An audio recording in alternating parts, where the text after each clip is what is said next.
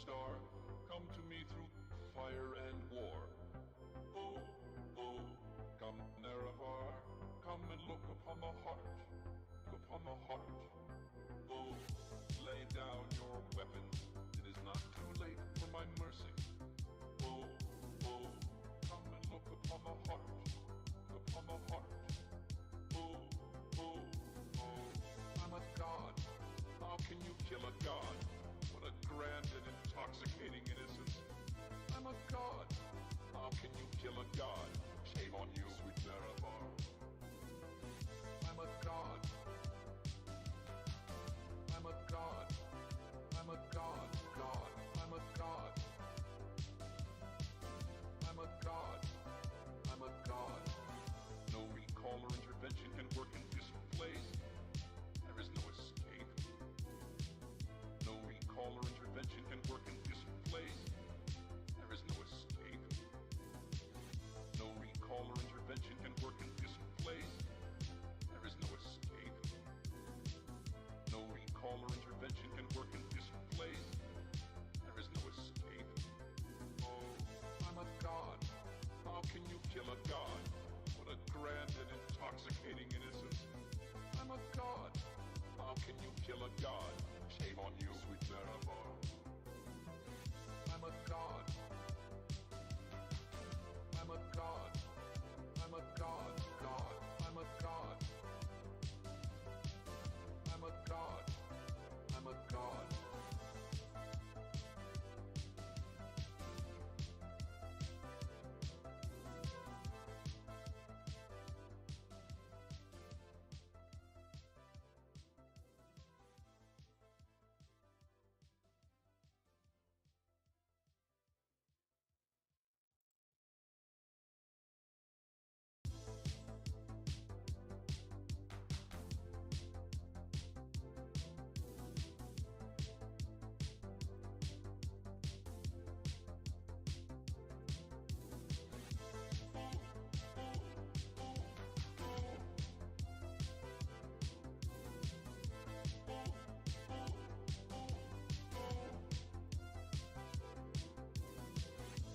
The moon and star, come to me through fire and war. Oh, oh, come Nerevar, come and look upon the heart, look upon the heart. Oh, lay down your weapons, it is not too late for my mercy. Oh, oh, come and look upon the heart, look upon the heart. Oh, oh, oh, I'm a god. How can you kill a god? What a grand and intoxicating innocence. I'm a god. How can you kill a god?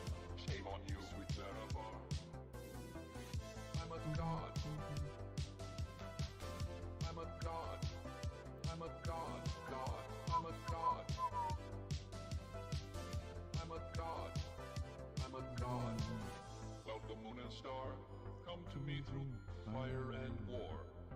Oh, oh, come Nerevar, come and look upon the heart, look upon the heart. Oh, lay down your weapons, it is not too late for my mercy. Oh, oh, come and look upon the heart, look upon the heart.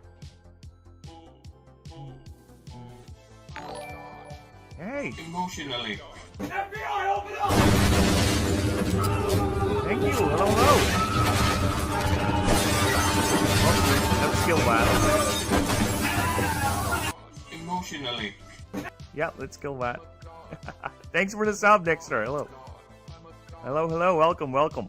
How we do? How we do today? How we do? I'm just cleaning things up.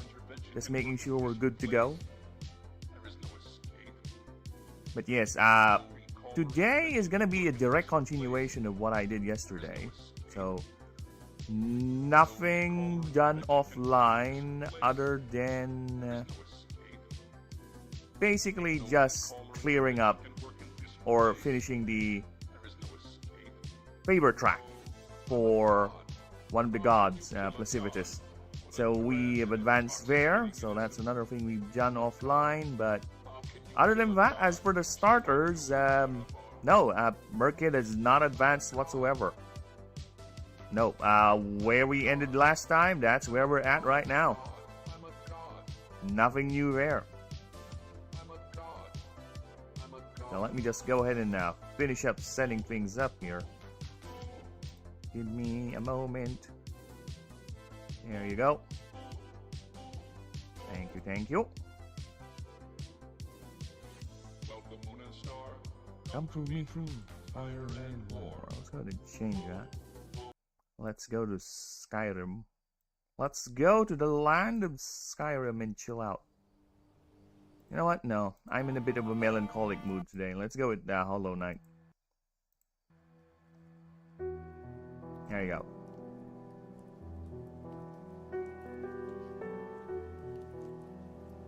Okay, now we are at Hollow Knight.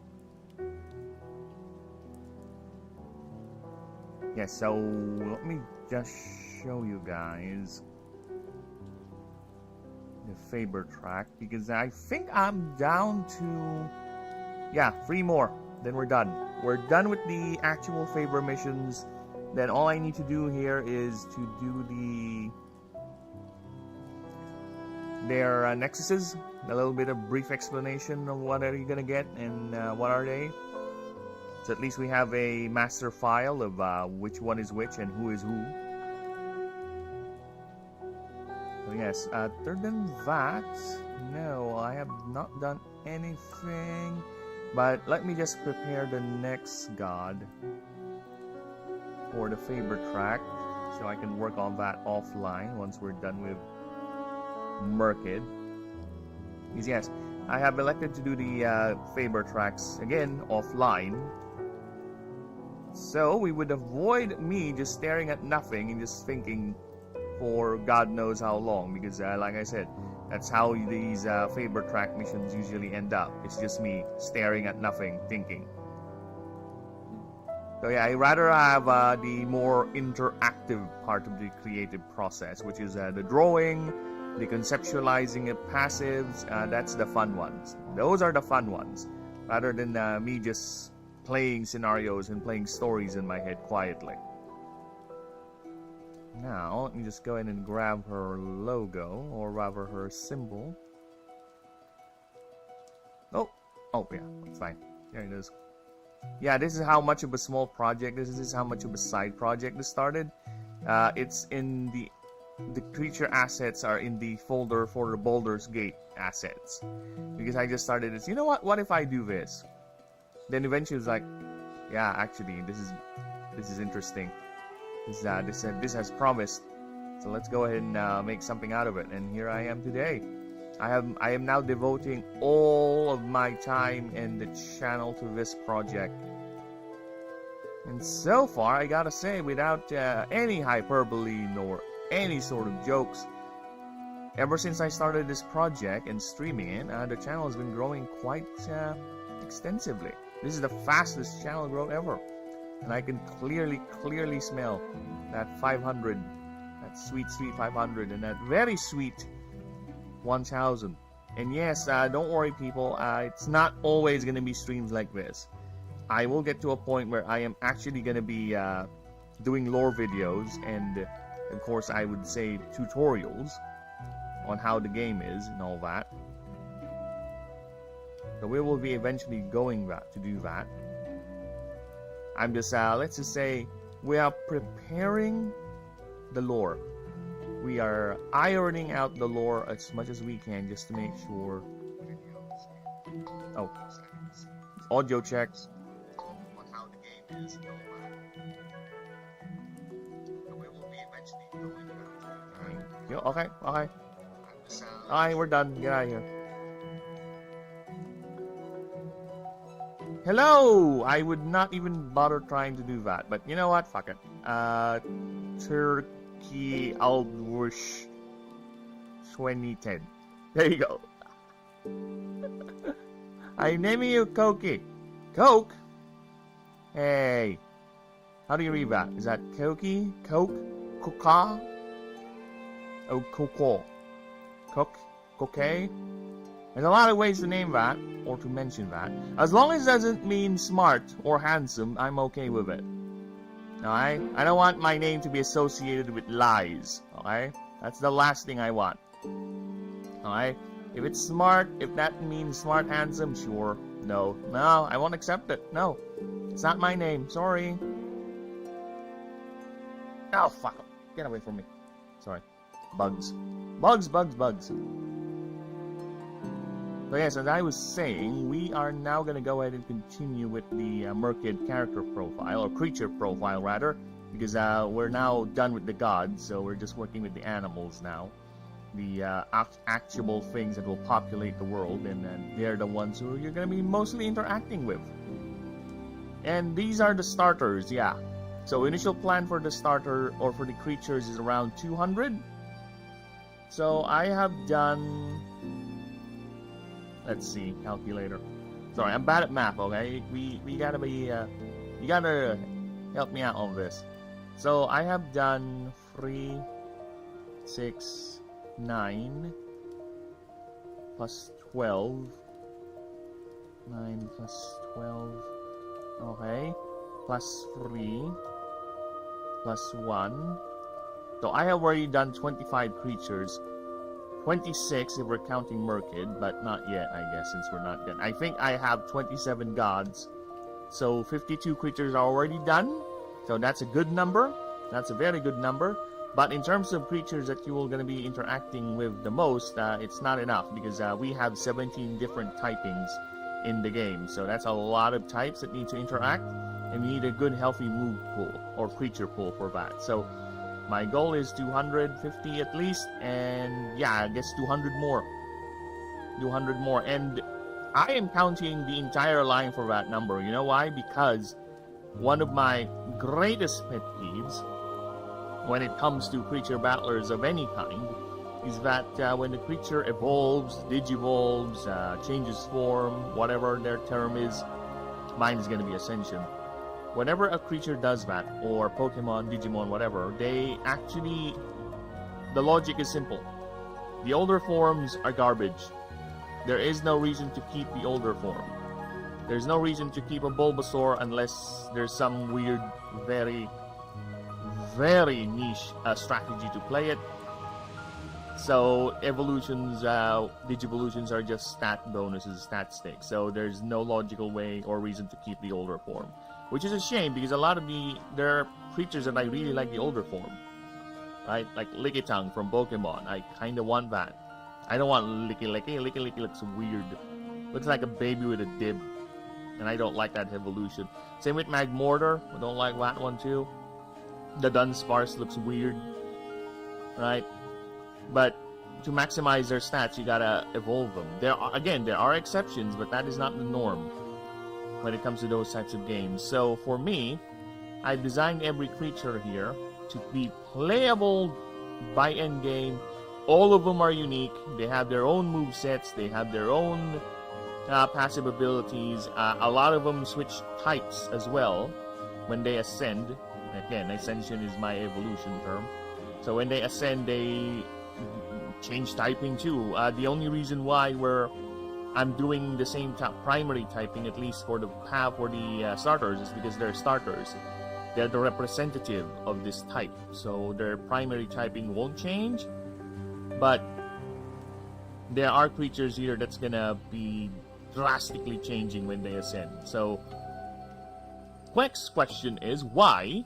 Why on God's Earth is that a good idea? Because if you're telling me if I want to Almagosi, I have to painstakingly travel the Jolteal line until I get it. No, not really. I'm not going to do what other games do when it comes to capturing, where you can only either get the base forms or there's no other way to get the other creatures. It's only one copy, whatever. Well, unless they're the gods, of course. That's a different category.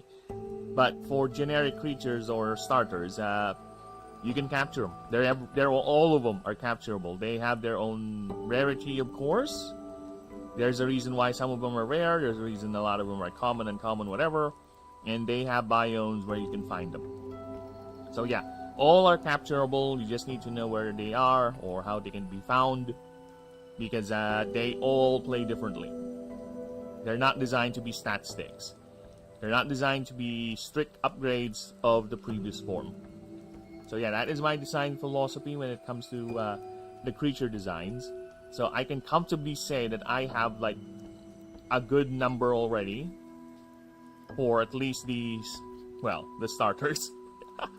I think I need to do like 5 more, so 5 times 3, 15 more, then I'm done with the starters.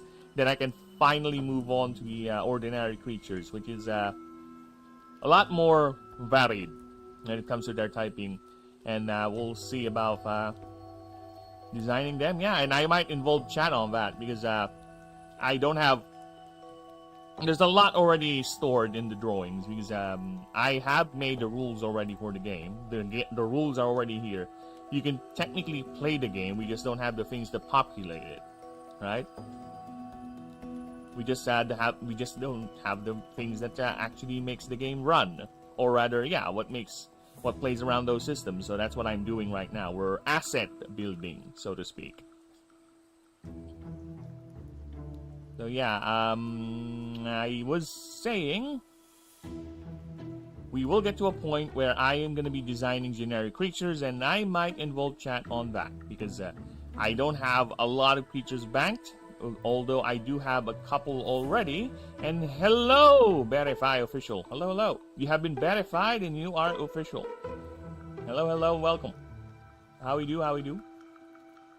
So yeah, I already have a couple of creatures here drawn. A lot of them are not yet, or don't have stats yet.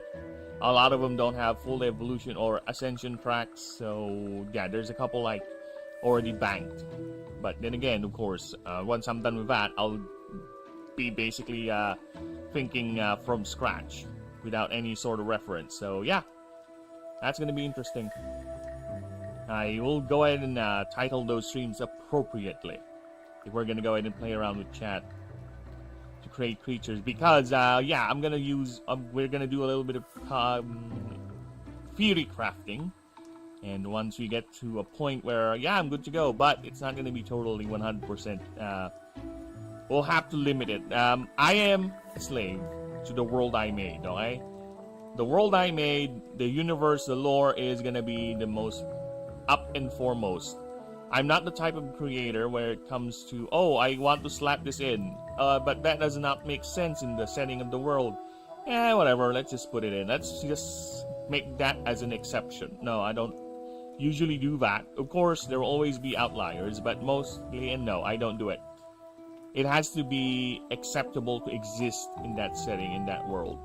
So, yeah, chat will be helping me make some creature designs eventually, yes. But we'll have to modify them so they don't really stand out.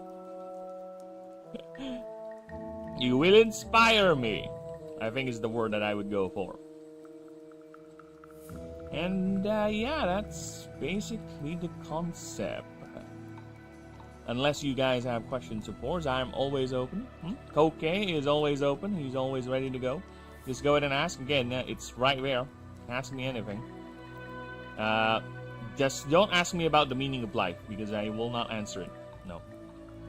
The meaning of life is up to you, people. You are the ones who make that happen. It's not me, it's not some magical voice in the sky. No, it's you. Alright? It's you. You give meaning to your life. And that's all I'll say. And that's all there'll be. Nothing else. And where are we? Let's go down, down, down so we can continue with the creature profile for Merkid. And yeah, I know those creature profile texts are quite long, because let's just say, me and world building, we have a relationship, alright? We have a extensive relationship, me and world building. I tend to have be very, very intimate with world building. That's why that's why the creature profile stats or descriptions are so long. But they also do serve a mechanical purpose, because they also help me eventually when it comes to formulating scenarios and options for each of the biomes. I can reference some creatures and, oh, this is going to be the check for that. Oh, you encountered this because this creature normally behaves like this in the wild.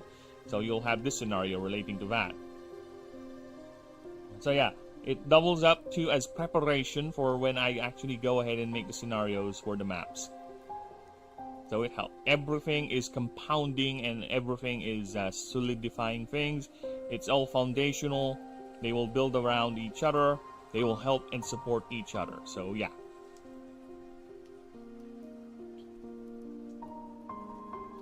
Now, let's go ahead and get this goat demon thing.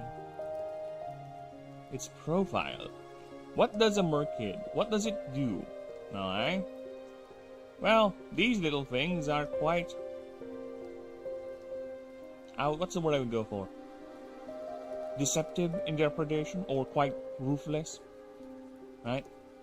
They would hide in darkness, the little corners of the darkness, in the deepest, darkest places of the world.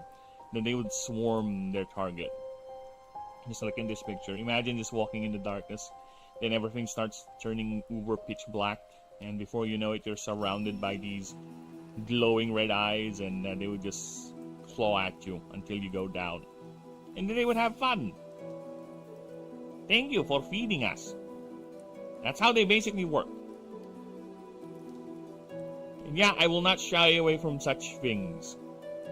But I'm not too talented to draw gore, and I don't really see drawing gore as would add more or anything to the message that I will not shy away from predation anyway. So I think it's a bit too excessive at that point. But again, if someone wants to do that, sure, I won't stop them. You do you, man.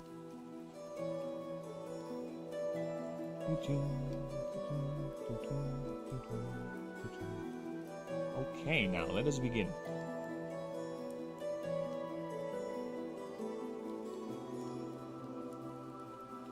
So how are we gonna start this? What's our opening paragraph? Is it a saying? Is it a scenario?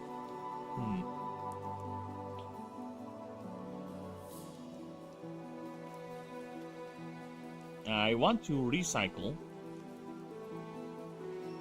something. The introduction for the next type in the creature profile.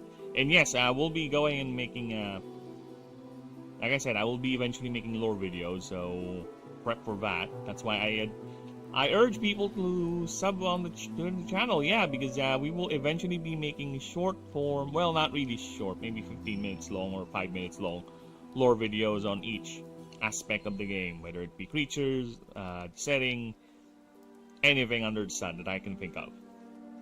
So we'll be making that, and I'll be very, very happy for people to help me out. Support indie projects, because a lot of our mainstream media is disappointing us lately. So let's go ahead and support people who actually put effort and imagination into their creations. People who are really passionate. All right. There's a lot of those people out there. There's a lot of them, and I wish I can help me out too. But if I ever do find someone, I'll give him a shout as much as I can, with my very little reach, you know. And there are people out there. Not just me, there's a lot of us. Because the world is quite big and quite apathetic. And all we can do is just roll with it and deal with it. And never succumb, people. Don't be like the victims of the merkid. Never succumb to the darkness. Alright, speaking of darkness, let's type. What's that?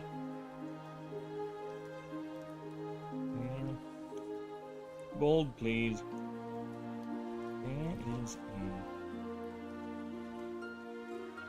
a... No, I wanted to just start flat.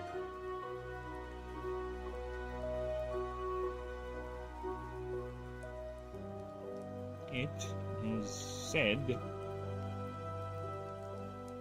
that when describing what a next creature is,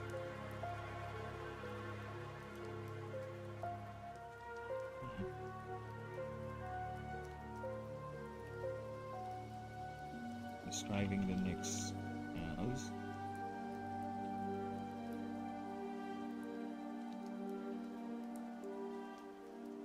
when When you stare at the abyss, they are the ones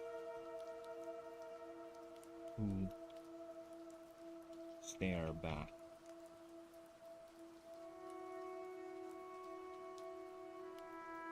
It's italicized that. There we go. Yes, kid? Sorry, my cat is, I don't know what they're called in English, but there's a lot of those, ants with wings, and those wings are attracted to light, because it's the rainy season. Well, whatever little rain season we get here. They're entering the house, being attracted to light, so they're just making my cat go. It's stimulating, it's activating his hunt mode, so he's running around the house chasing these things. And they're quite annoying because they get everywhere. They would go inside things you don't really want insects to be inside of, if you will.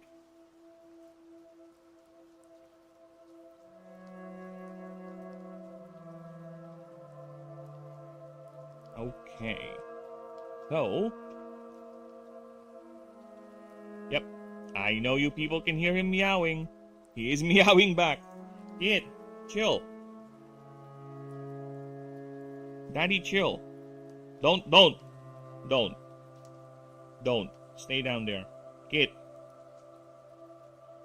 Don't you. I know what you're gonna do, kid.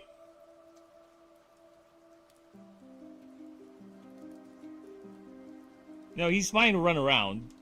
I just don't like him jumping on the tables with the computers and everything, because last time he did that, well, not really last time, there was an incident where he keeps on jumping from my CPU down on my table, and it's shaking my table so much it actually destroyed one of my hard drives. Because he's that heavy. He's an orange ginger cat, so yeah, he is quite rambunctious. And yeah, I just did the thing where he's not allowed to do. Get out of here.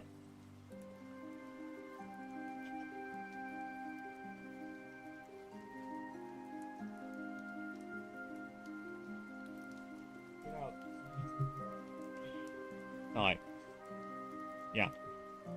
That's how fast he's running. I can feel the wind. It's like he has a sonic boom trailing behind him.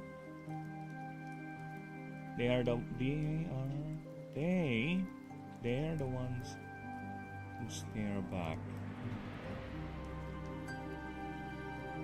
Okay, so let's continue that.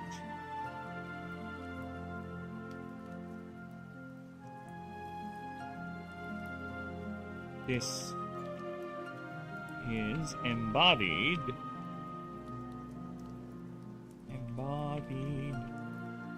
by the Murkid as much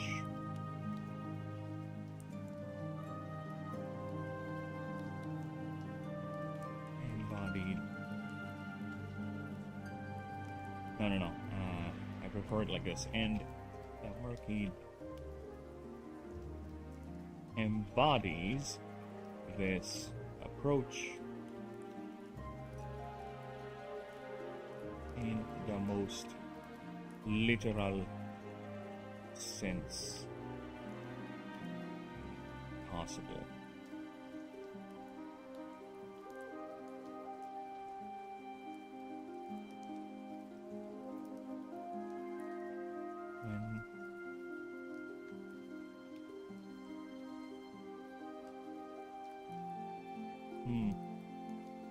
Or in the country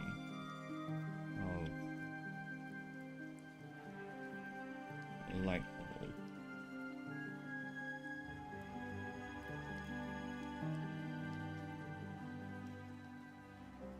many citizens are advised to avoid walking in or traversing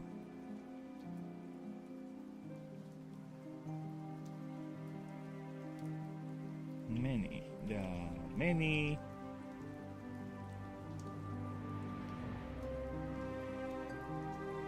Quick. Okay, I need words. Where's my thesaurus? No, thesaurus, help me out here. What words or what do you call very, very dark forest?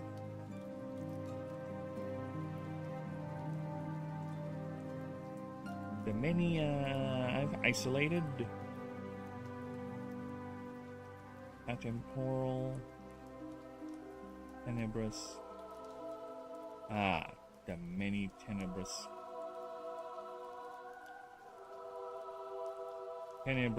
corners.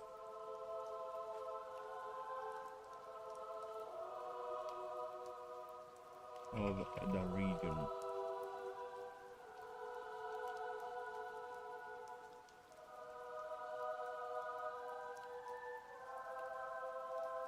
For they are home to many dangers.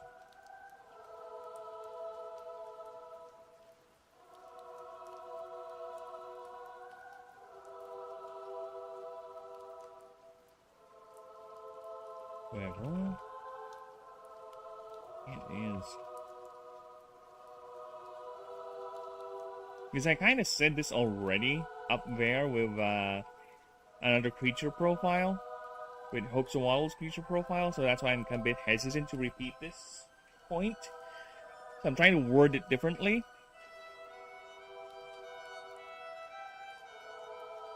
However,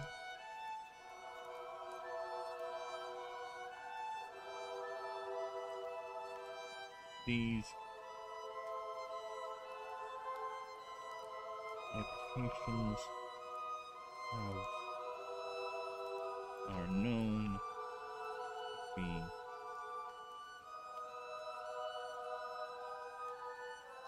safe harbors.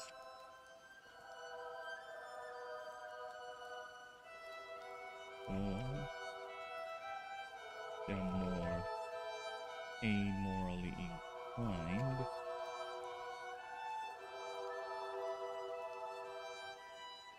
and creatures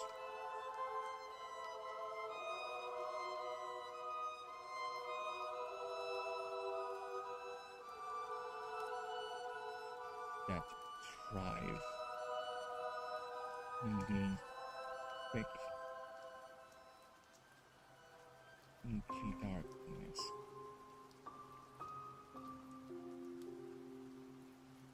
These locations of these places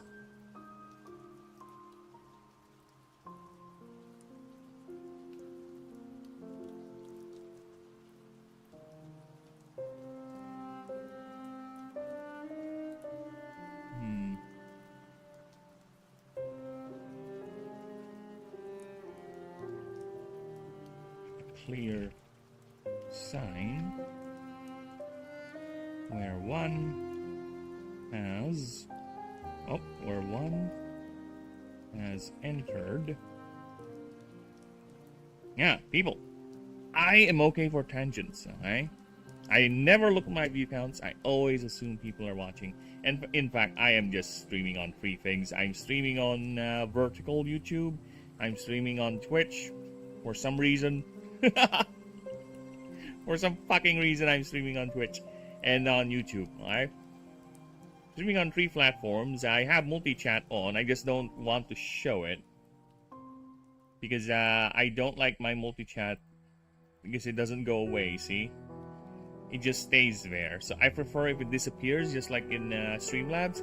And yeah, I said it a few streams ago, I should take care of it. But you know what? I rather focus on doing this and doing IRL things. Because president, and all that. I'll get to it. Eventually. We'll get to that. Eventuality. Clear sign where one has entered a... You just hold it back. Entered these. Entered. They are hunting grounds.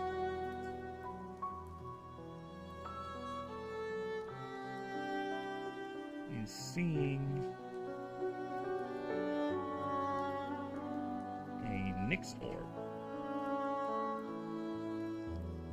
Seeing what biologists calls a Nyx orb. These are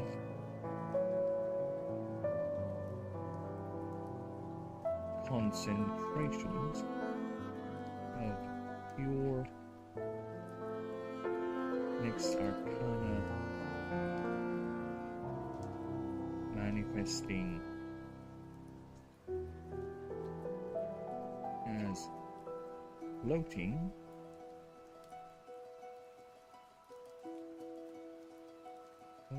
or spears, yeah, to avoid redundancy. Floating spears of glistening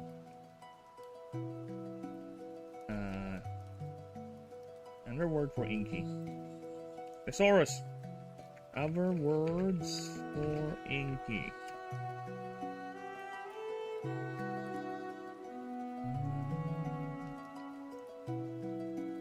Give me other words, please.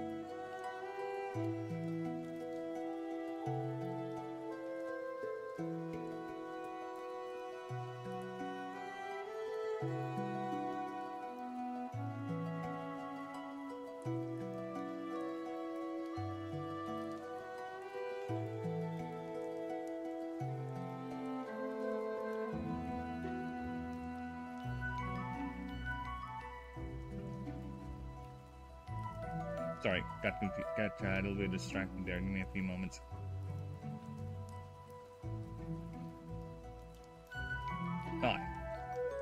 Thesaurus.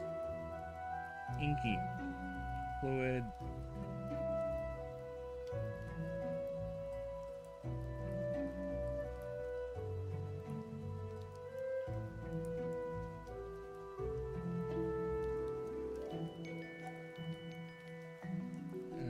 Oh yeah, okay, got it.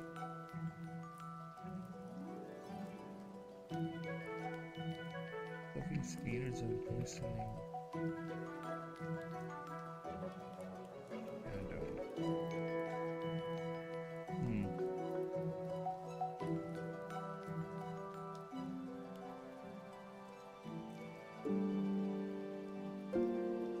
Orchids in particular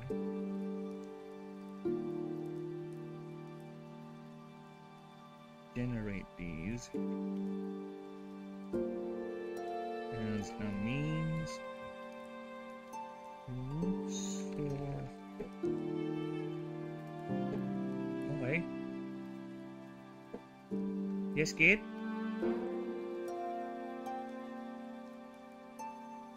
To store arcane energy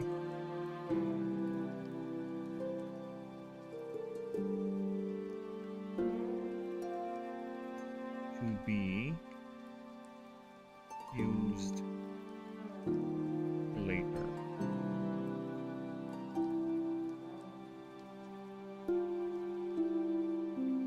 With increasing volumes means one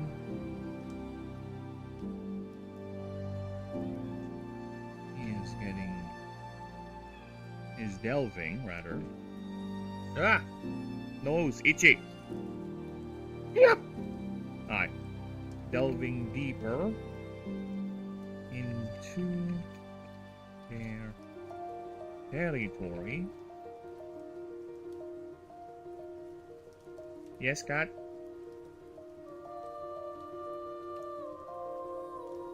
Yeah, he's having fun, that one.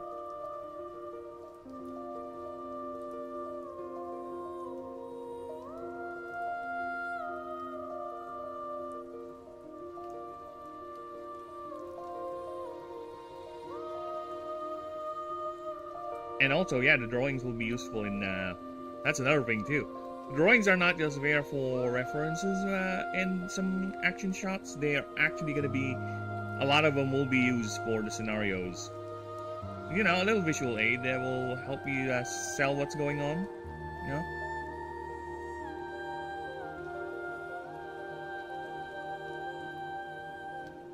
And a good indicator how large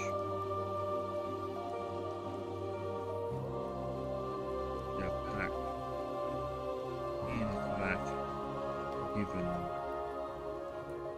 area.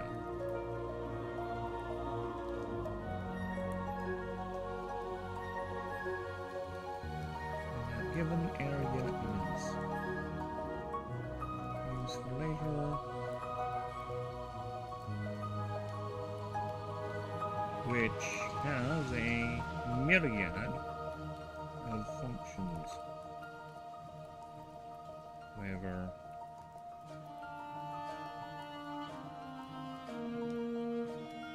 either for immediate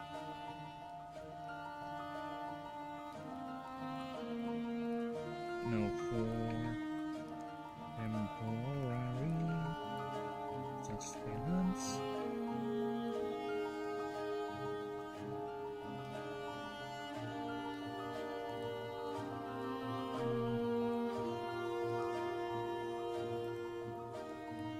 What's the word I'm looking for? Something that empowers him. Empowering their own arcana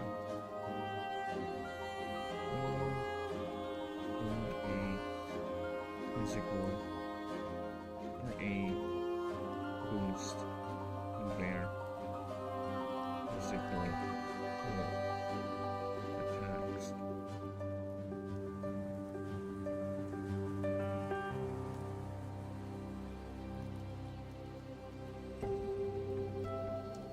Their reaction speed.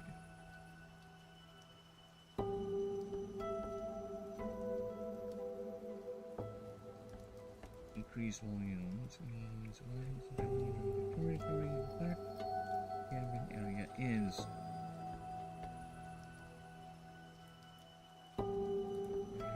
it has been recorded.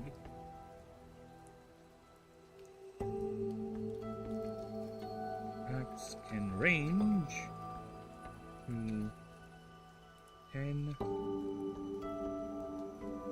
Range to 10 up to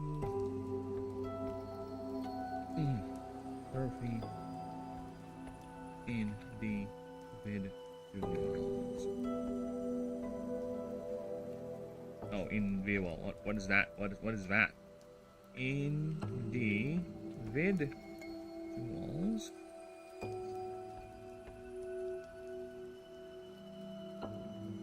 All led by a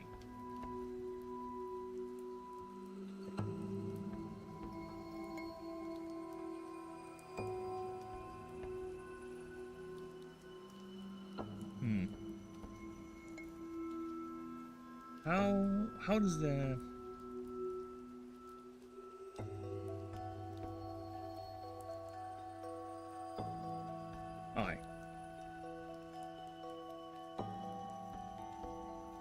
that is actually something I could do. Because IRL goats would actually have a harem. Like there's a ram, right? So the ram would actually collect, or rather find a herd of females, and he will be their alpha, where all the breeding rights will be exclusively to him. And other males would just come in and challenge him, just butt heads. Who wins, he gets the females, something like that. I can do it with merkids as well, because they are technically satyr-like. That's their initial idea. They are satyrs or goat-like. But as you can see later on, Obstrodon is far from goat-like at this point. The nearest thing to that idea is Billy Jack. Even the name, right? More like a shadow rabbit at this point. So I'm thinking it's either going to be a breeding pair or a single alpha.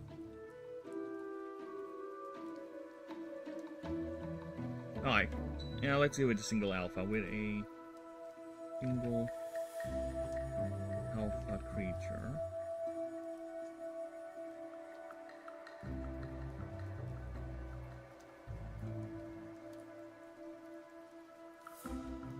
This alpha.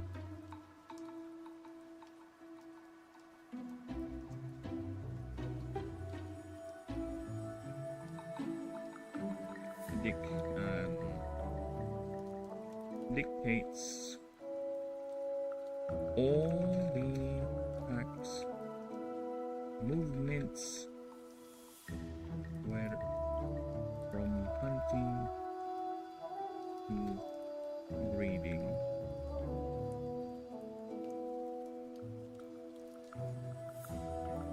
Alright. These alpha? This alpha.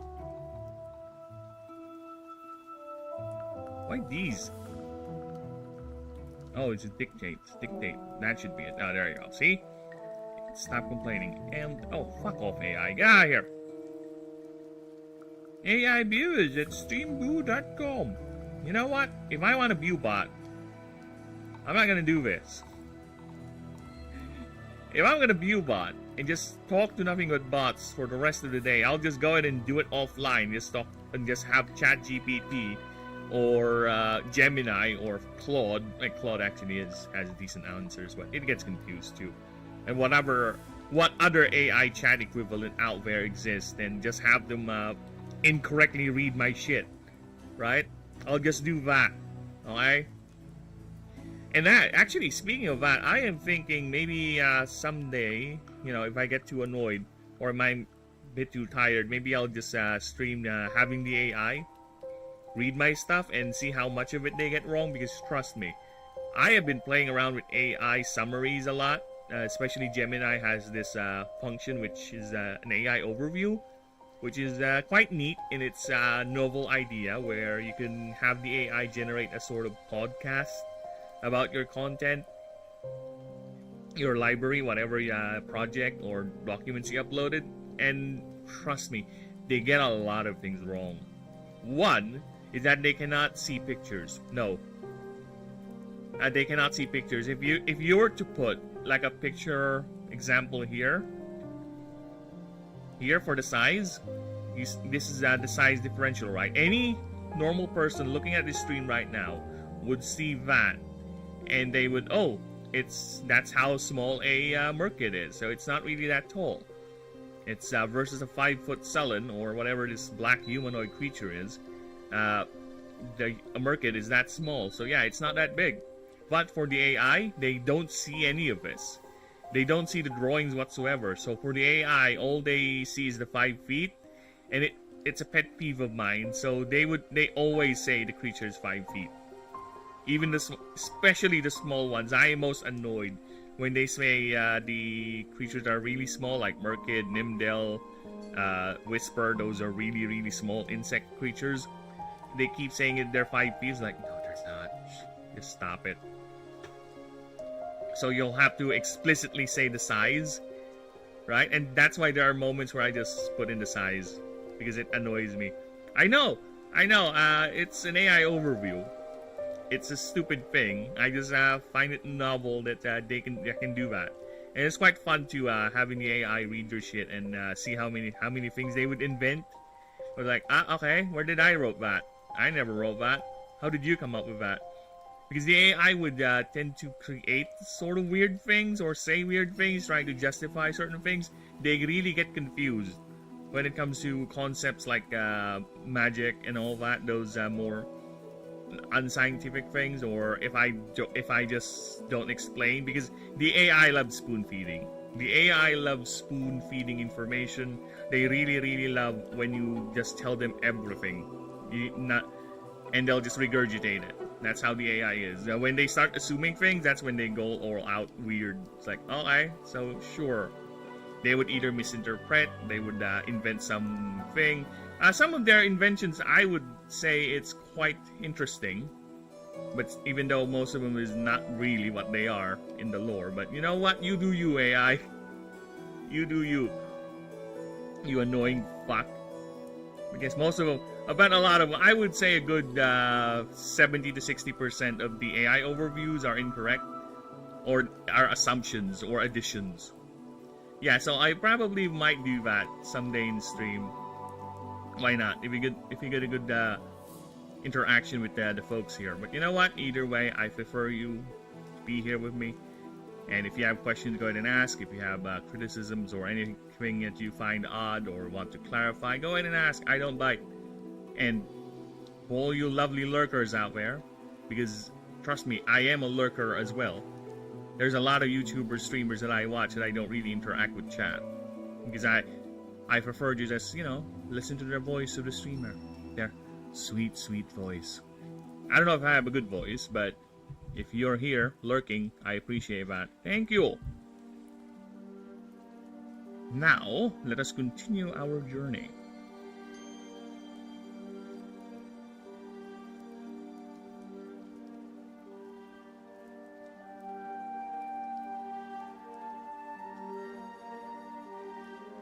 I'm gonna do this.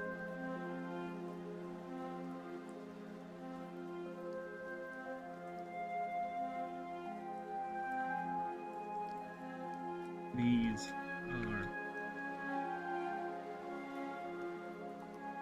It has been highly advised for any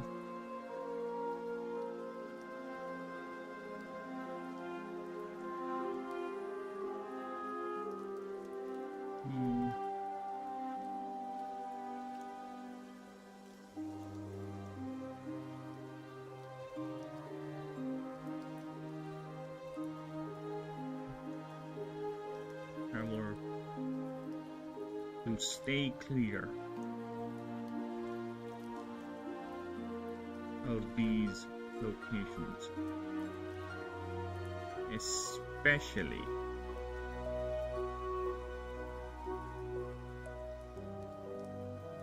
I already placed the E, but my brain was like, no, remove the E. No. These locations, especially at night. At night.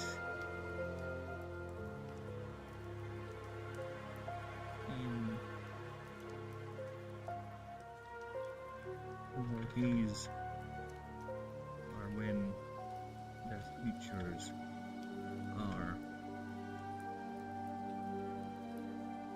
most active.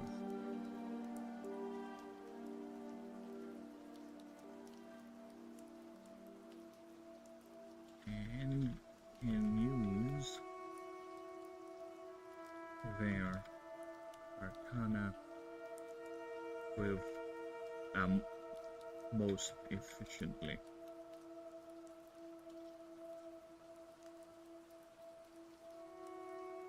Due to the natural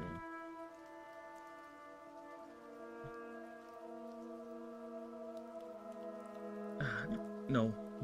I think it's already understood. Yeah, it's dark. And they rely on darkness to attack. So I think it's understandable, unless you want to be spoon-fed, that they are very much nocturnal and they are very, very okay and very efficient in using their magic at the darkness, because they don't really need to project that much magic or arcana to create the darkness or to meld with the shadows. I think it is understandable already without actually spoon feeding you the information, because I really don't like, as much as I can, spoon feeding information, right? And I really find it funny that the AI would sometimes, hey, do you mind spoon feeding this information? Because that's how, again, I love making fun of the AI, making them see how much they can twist and turn with my words, with my story and all that. I really, really love having the AI do that. So yeah, I would do that and see how much they would get wrong. And fuck, my brain is all woompy. I forgot what I was gonna say. What was I talking about? I forgot. Oh yeah, the wordings. Yeah, so they would always complain about me not explaining things too much, but I think I've explained enough. You know, I would only believe that if an actual person would tell me. And so far, because I do get people every now and then, and I appreciate all of them, right? Telling me that what you're saying doesn't make sense, you need to change the wording on that, you know, stuff like that. And I do appreciate that. I would believe people more than fucking AI. If a person actually tells me that, then I would start considering it. I'll ask them why, and we'll talk about it, right? If an AI tells me that, I was like, no, fuck off. I don't need you to tell me whatever I need to add. No, it's fine, sure. But of course, sometimes it will make me consider, but it's really, really a small percentage when that happens. The only thing I would trust AI with when it comes to my writing is when it comes to grammar correction, spelling correction, or anything precise. But when it comes to subjective things like the artistry of it, the flow, I don't know. I don't really trust AI for that. Nah, I rather have actual people do that. But if it's just, exact things that can be quantified, yeah, sure. You're a calculator. Go ahead and compute. Beep boop bop. Have fun.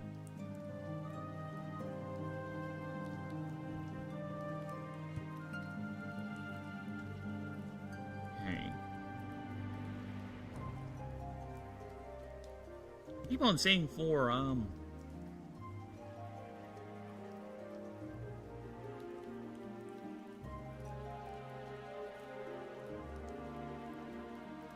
these telltale signs.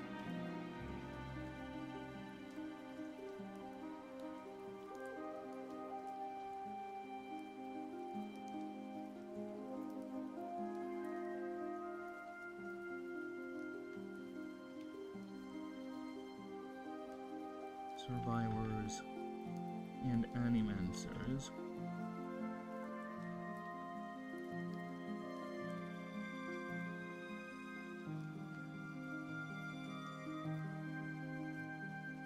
Confirm.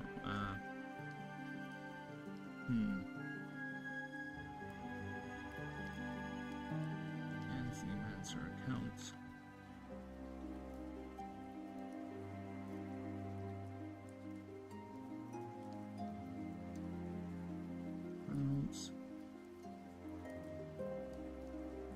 Both confirm an attack is underway.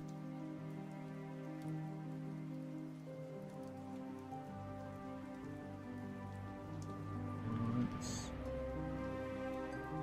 the subject, the targets? I would use the word victim. The victim's vision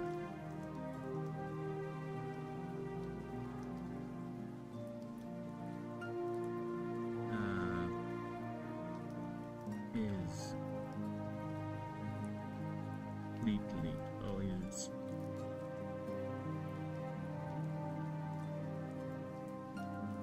is it the vision? The victim line of sight? Right, Thesaurus, I need your help. Let's thesauruside this. Other words for line of sight.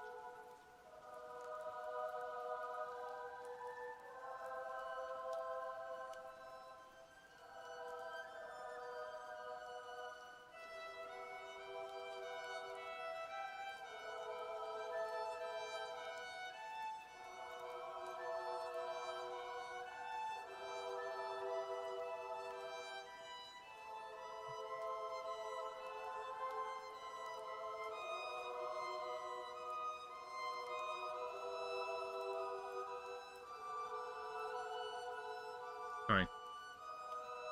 Okay. I'm thinking of a word.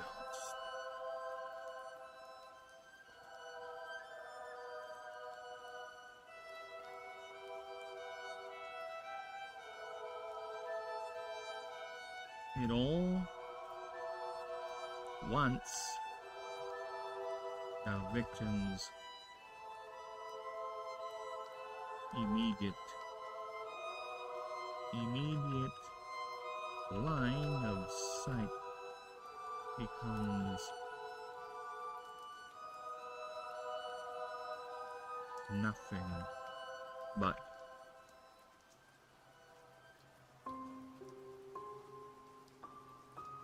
becomes almost nothing.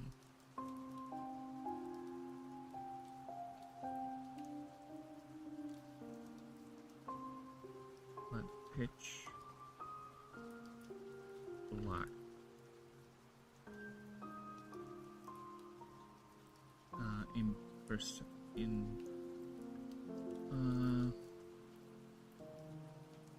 What's the word? Something vision cannot pierce.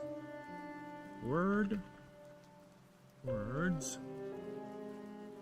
something vision cannot pierce. Alright, give me a moment, I'll be right back too. I am gonna page. Alright, I'll be back.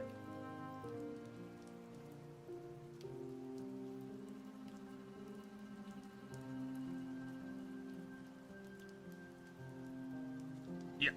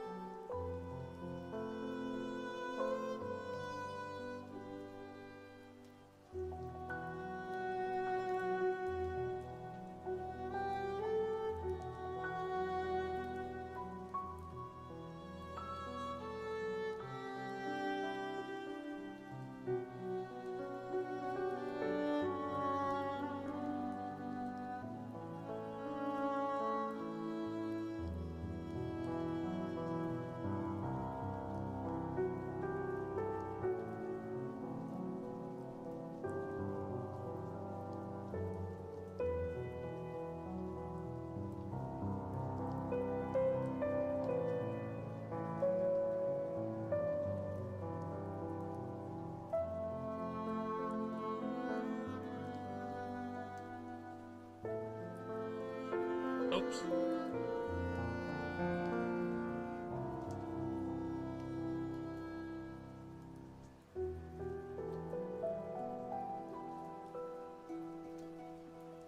Yeah.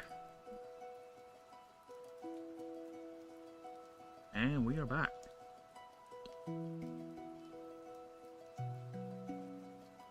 There you go. Aha!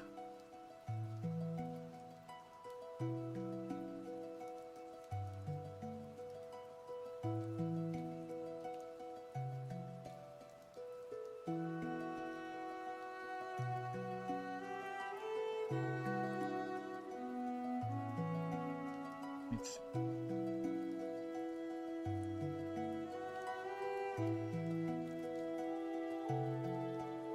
okay, Obs. Alright, Obs. Thank you, Obs. Alright. There's one thing I want to add that I actually forgot.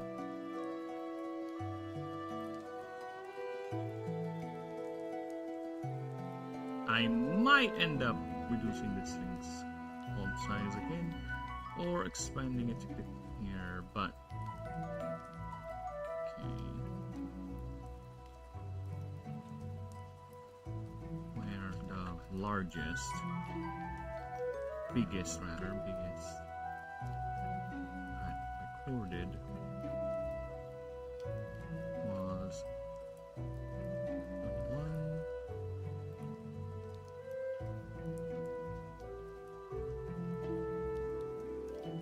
Was around, or is at 50 to 75.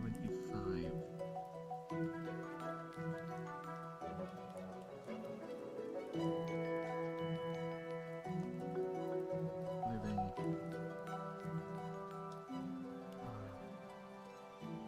locals dubbed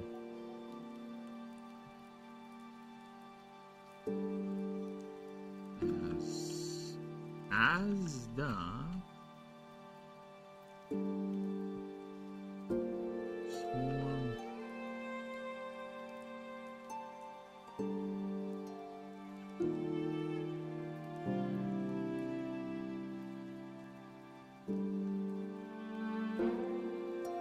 pandemonium.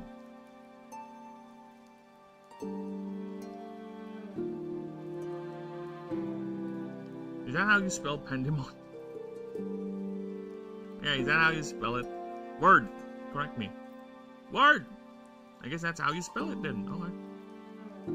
Word's not correcting me. Word is not yelling at my face.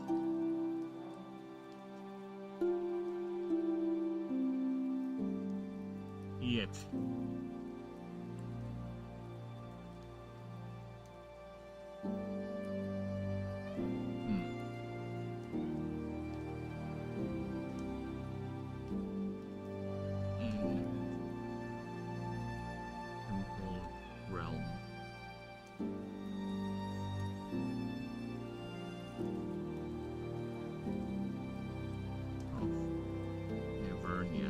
Is the first time that region was mentioned. Nice. And I think for... let's go ahead and remove this then. For efficient... oh, fuck off. There you go. For efficiency's sake. Gotta add a little bit of world building flavor there.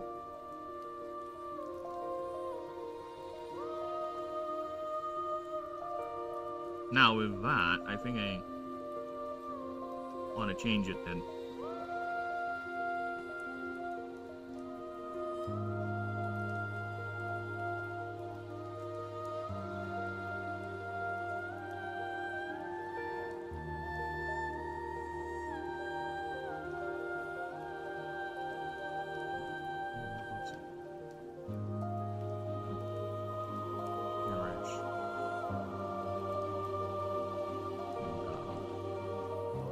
There you go.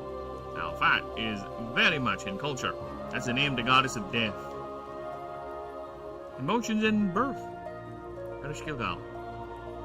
Alright.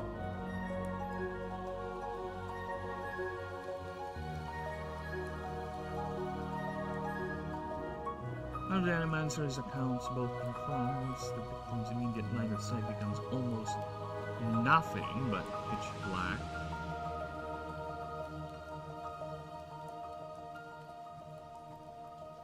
The attack is well underway.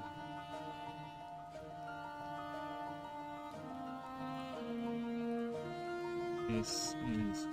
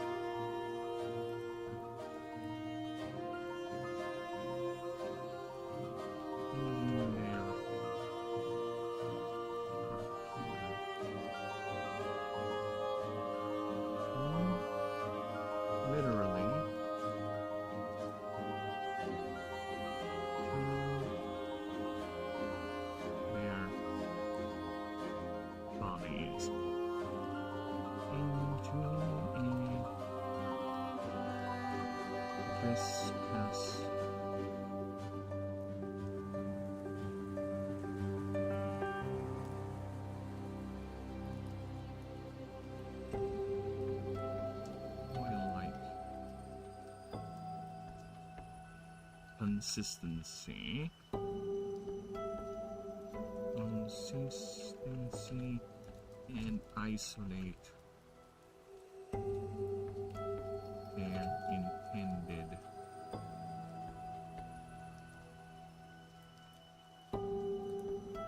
target.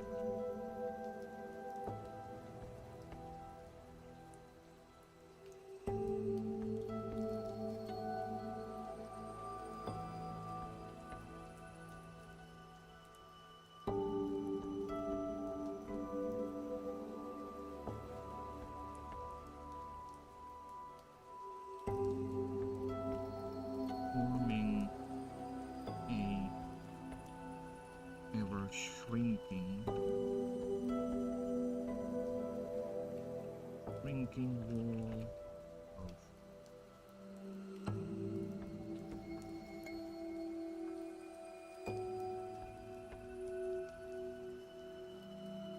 how would you describe that?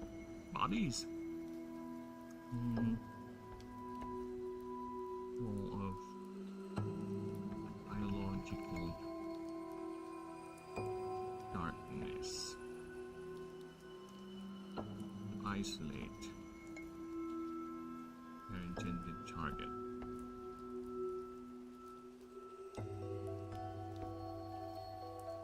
You're a victim.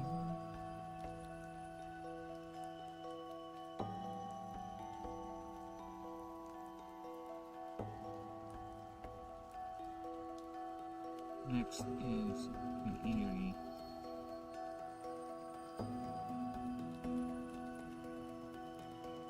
Yeah, I'm gonna describe this in detail, okay? Is that how you spell eerie? Oh, I need to double check. Eerie. Alright, that's how you spell it. Alright. Eerie. Eerie. Eerie.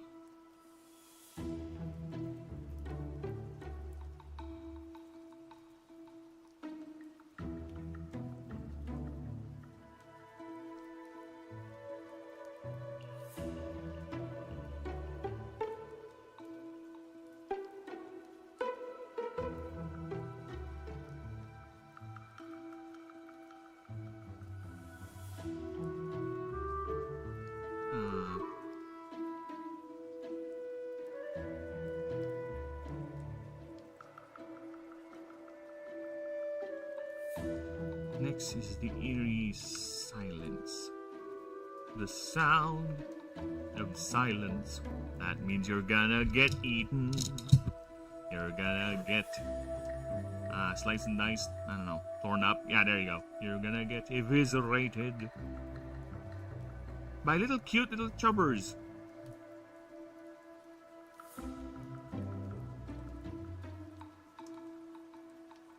Followed by what is described as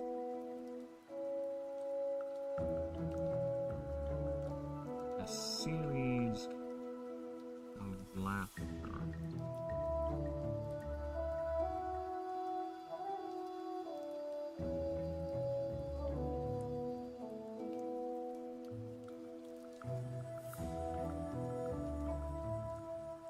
These vocalizations continue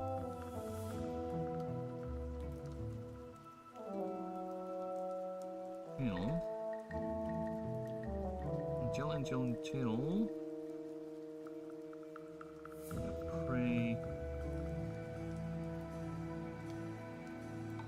is within striking range. Hello, Alice. Hello, welcome. Hello, welcome. And yes, I'm just typing my creature profile here for the Merkid. This little chubby chubster of darkness, this little cute thing, is my starter for the Nyx type. And I have like 17 starter creatures. So this is, I think, either the 11th or the 12th. So yeah, I have a long way to go.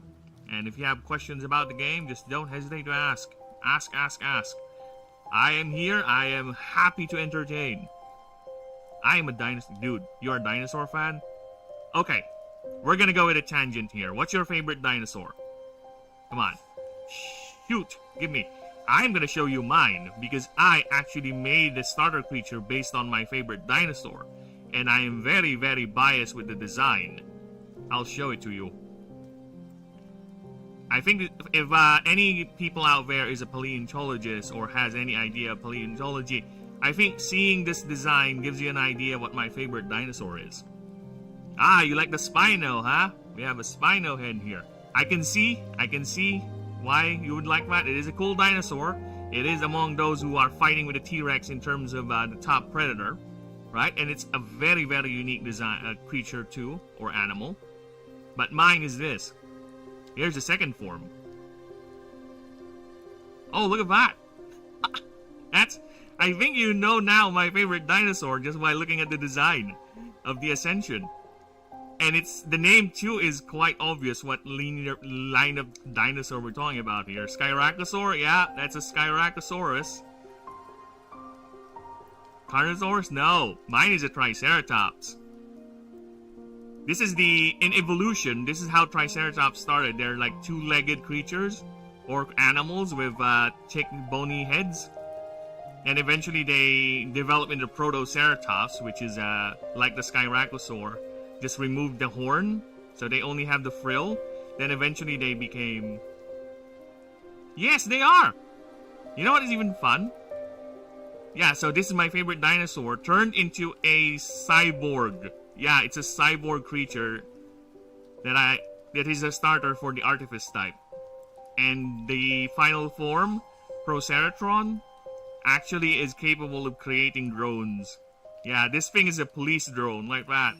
It can create laser drones from its chassis, using its frill as a solar collector for mana and energy, and it levitates up using anti-grav. So yeah, this is among my favorite designs in this setting I'm making. I'm very, very biased with it too. Just look at that bastard. Look at that. Yes, chickens are dinosaurs. And actually, we have a lot of chickens here from where I live. And whenever me and the wife would go outside and would see birds running around, whether they're the water birds, the herons, or the chickens, we just call them dinosaurs. There's like a lot of dinosaurs outside. Yes, we all call birds dinosaurs. Because they are technically dinosaurs. And when people say, you know, dinosaurs are extinct, not really. They're birds. They're flying up there. They're still alive. My boys are still alive.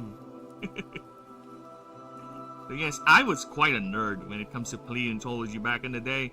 When I was a youngin', I would used to buy a lot of toys, like dinosaur toys, and I would just create, what do you call that in English? When you would display them around, right? Little dioramas, yeah, dioramas of dinosaurs. I would even mold dinosaurs, Triceratops, T-Rexes, sauropods from clay, because that's how much. I even have a massive book, like a lot of books with dinosaurs in them. Like the Hamley Book of Dinosaurs is the very first book I remember having, and it is outdated, of course, with current standing, with the paleontology science and everything. But it's the very first book I have. It has good art too. Let's see if I can find it. The Hamley Book of Dinosaurs. My grandfather bought me this, and there you go. Yeah, this is it. That is it. Where's that? Where's that? I found it.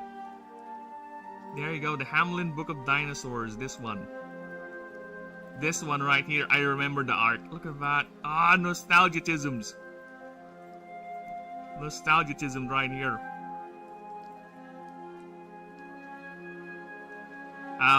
What's the franchise they were weapon? Oh, Jurassic Park. I don't want to be negative on my stream, but I am the type of guy who would call things out for what they are. Okay. The current Jurassic Park franchise is shit. The premise, the writing, everything about it is shit. Alright. So yes, that was the Jurassic Park they're talking about. The mystery of the past and the relevance of the present. Mm-hmm. Back when dinosaurs dragged their tails on the ground. Yeah. True. Back when T-Rex actually stood on. Oh my god, look at that. Oh, look at that! Look at this. This is the drawing for the Megalosaurus right here. And this is the Ceratosaurus right here. Ah, look at that. Ah, nostalgia. Such a powerful thing. Yeah, I remember this. This is the Baryonyx. Yeah, this is the Baryonyx art right here. I think this is an Iguanodon over here. And this is a Hypsilophodon, I think. And this is, I don't remember this one, this sauropod. I'm trying to see here. Maybe I can remember it from here. I don't know what the sauropod. But yes. Yes. Nostalgicisms. I might just grab a PDF of this book and just have it be on my wallpaper or something. Assume the internet will manipulate people into believing this is how they are. Well, unfortunately, whatever's popular is gonna be overtaking a lot of things. It took a while. It took a while before people actually accepted the fact that dinosaurs have feathers. Right? It took a while. I remember back in the day there were people who were still resisting the idea of dinosaurs having feathers, and dinosaurs were actually birds and everything, all that. Because they just can't hardly believe it. Their brains cannot process the fact that a dinosaur who's normally depicted as this is actually something that's feathered, because that's what they saw in Jurassic Park. And the fact, even to this day, the fact that recent discoveries with the T-Rex actually contradict the idea of a T-Rex having its teeth be visible. They actually have lips. Is something that's quite controversial, because a T-Rex is not like this. Apparently a T-Rex is like this IRL. So yeah, it is confused. It is a point of contention, especially for the common belief, right? And it will take a while, because I saw people reacting to the dinosaur documentary. I forgot what it's called. I think it's a BBC something. It's an Amazon production where they featured the T-Rex with lips, and I can see I saw the comment sections like, that's a weird T-Rex. T-Rex with lips. Yeah, they really find the idea odd. But you know what? What can we say? That is how it is. A lot of our interpretations of dinosaurs are from skeletons. And skeletons don't really produce or keep skin or muscle. It's very rare we get mummies or muscle indentation in skeletons, and we can only work around with that. So we got lucky with some specimens and other analogs with IRL animals that exist right now to support the idea that T-Rex actually does look like this. And unfortunately, people still need to get around with that. It's like, imagine a few thousand years from now, and you're gonna find an elephant skull, right? Elephant skull. How are you gonna translate this skull into an actual living animal without knowing how it actually looks like, right? There's no way you would know the animal has a trunk, unless there's clear evidence of the animal having a trunk, right? So yeah, I can see this skull is going to confuse a lot of scientists when it gets discovered in the past, or rather in the future. It's the same with dinosaurs, man. Eventually, new evidence will support other things, and that's why Spinosaurus, your favorite dinosaur, actually has a lot of forms, and it's highly contested what it actually looks like. It is an interesting, that's why I really find the Spinosaurs to be quite interesting, because to this day, they cannot really make up how it really looks like. The prevailing theory is that it looks like a fat crocodile, like this.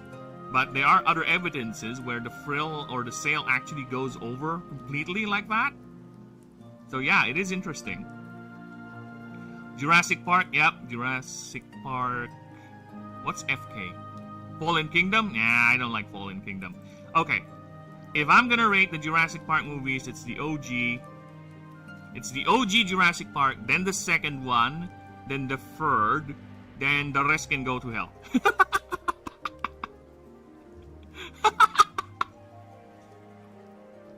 The rest can go to hell. I don't care about the new ones, unfortunately. But I do see why people would like Fallen Kingdom, because there's a lot of neat dinosaurs in that. There is a lot of dinosaurs in... Fallen Kingdom is when they really push the envelope for how many dinosaurs they can fit into a movie, right? And I think that is the movie where they actually try to put in the idea of Jurassic Park dinosaurs purposely have no feathers because they found that non-feathered dinosaurs are easier to clone. Something like that. They actually made a inward explanation, even though it's dumb, of why the Jurassic Park dinosaurs don't have feathers. So yeah, I'm okay. I can see why people like Fallen Kingdom, but for me, nah. I prefer my OG. Call me old, which I am actually. It's pretty hard to get people to accept something else. Yeah, that is true. That is true, unfortunately. People, when it comes to change or accepting new things or new ideas, it will take a while before they actually accept it. And especially if it's there are, I don't want to say there are people, right, who are a bit anti-intellectual, who, when you start talking about new things, they would start to not believe you and just outright disregard it because it's challenging the convention, it's challenging the comfort zone, which is unfortunate. It's true. It will take a while, and those people will change their minds once they see everybody saying it, or once they actually do respect is actually saying it. And it will take a while before they actually start to accept that. That is the same with everything. Every new idea, every new concept, especially if it's challenging a prevailing concept like how a dinosaur would look like, or how a certain approach is feasible, right? It will take a while. That's with anything. For me, it's like Jurassic World movies, like the original Jurassic World trilogy. It's okay. It's just overstuffed with too many. That's the thing. I agree with that. That is not just the issue with Jurassic Park overall. A lot of movies nowadays, be it Star Wars, be it Marvel, be it the DC Comics movies, the Star Trek movies, the main problem with these franchises, especially the big ones, they are too bloated, man.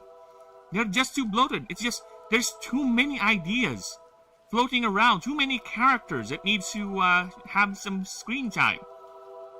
Can we focus on one character, one story, and just refine it to a point where actually people can remember the story and actually appreciate the craft of making the story, rather than just trying to go as broad as possible by appealing to as many nostalgia triggers as you can with your franchise? Can we not do that? That's why I really find it sad that that is the current trend for movie making, for at least the major franchises I really like. I used to like a lot of the Marvel movies. I used to watch everything until it went to shite after Endgame. Actually, arguably, Endgame is also shite, but you know what? It's fine. I like the second Spider-Man movie, Spider-Man No Way Home. I really like that. I just don't like the fact that they have to dumb down Doctor Strange for the rest of the good stuff to happen. It's the same with the Jurassic Park series, where it's fine. Can we just focus with the dinosaurs, please? Why do we have to always put this weird thing? Like, I forgot what movie it was. I think it was Extinction or something, where the plot didn't revolve around the dinosaurs. The plot revolved around some world-ending catastrophe involving genetically modified locusts. What is going on here? Why is my Jurassic Park movie all of a sudden with a plot line about locusts eating the world? Where did that come from? It's like, can we focus on the dinosaurs, okay? Can we... You know, I would even watch a Jurassic Park franchise movie if it's just a movie following a story of a dinosaur. Just one dinosaur living in Jurassic Park. Use the IP of Jurassic Park, use the likeness of the dinosaurs there. Let's follow a baby Triceratops, or let's follow a growth of a sauropod, or maybe a T-Rex, the little T-Rex. Sue, I think, is the name of the T-Rex in the original movies. Let's follow her story. Let's see how she survived after the events of the first movie. You know, I'm going with that. I don't need to have grand plots of dinosaurs are getting boring now. Let's go and make a genetically modified one. Or let's put laser beams on our raptors and turn them into projected dog attack dogs. What? It's like the original Jurassic Park has such. Yes, it does. It's a basic. Well, not really. You know what? It's a basic story, well executed. Okay. It's a basic story, well executed plot with good characters you can rely on, right? That's the original Jurassic Park. The second one still revolves around that, right? It's just working with the consequences of what happens. The third one is also a simple plot. The only thing I don't like about it is how weird the... Sorry, I don't like the Spino beating the T-Rex, okay? I don't like the Spino beating the T-Rex. But yeah, it's still a simple plot. And then all of a sudden we jump to the newer movies. Like, now we have a genetically modified dinosaur that can actually turn invisible and communicate with raptors all of a sudden. What? What? A zoo movie? Yeah, let's have that. I prefer that. Dude, I'm okay with that. Let's go ahead and have one of that. I'll watch it. Just the adventures of Sue the T-Rex. I'm down with that. I prefer that over some overarching stupid plot that does not make sense. People who say dinosaurs are boring, actually, I don't know what. Yeah, it speaks for itself. There's this one respected YouTuber that I like. That I really, really like.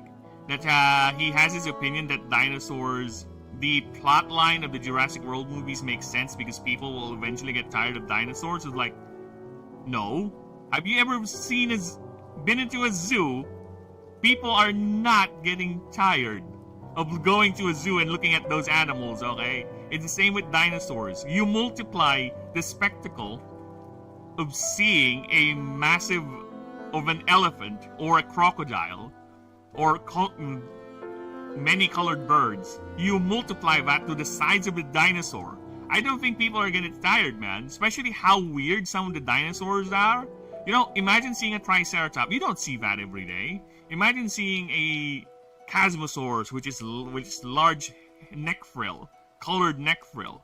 Imagine seeing a raptor, right? It's not something you would get tired of, not really. Because they themselves are already quite unique and quite interesting with the way they look like. You don't need to actually genetically modify them or change them. The animal on its own is already interesting enough. A Spinosaur is a very oddly designed creature. You don't see a creature like that anymore. Right? I don't think people are gonna get ever tired of that. It's a very dumb idea. It's a very dumb notion. Man, where can I find a Reddit? Anime Response Theory, you and me, we share the same problem. Redheads nowadays, they are rare. Especially in modern media, man. They're very rare. They're very, very rare. They're being replaced. There's a redhead aside going on. They are quite a rare breed nowadays. You know I have an idea for a dinosaur movie inspired by The Rear Window. Is that the scene in Jurassic Park where the T-Rex is roaring and they can see it in the rear window? Because yeah, you can make a horror movie about that, like a short. If you're really talented, you can make an entire movie about it. Why not? I am a man who is go for all sorts of ideas. Go ahead and have fun. For me, nothing is a bad idea. It's just the execution of it. Because there's a lot of bad ideas out there that is just failing because it's not being handled by people with talent. Come on. If you tell me you want to make a movie about someone going to the market and that's it, I'm gonna be like, okay, then go.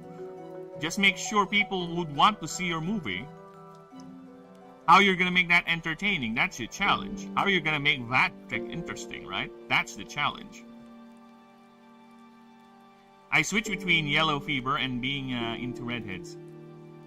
Dude, you go here in the Philippines and you'll never get tired of yellow fever. You won't switch, I promise you. There's a lot to fill that niche of yours. As for redheads, you can just have them dye their heads red, their hair red. It's fine. It's fine. They can be as crazy as actual redheads too. Don't worry about that.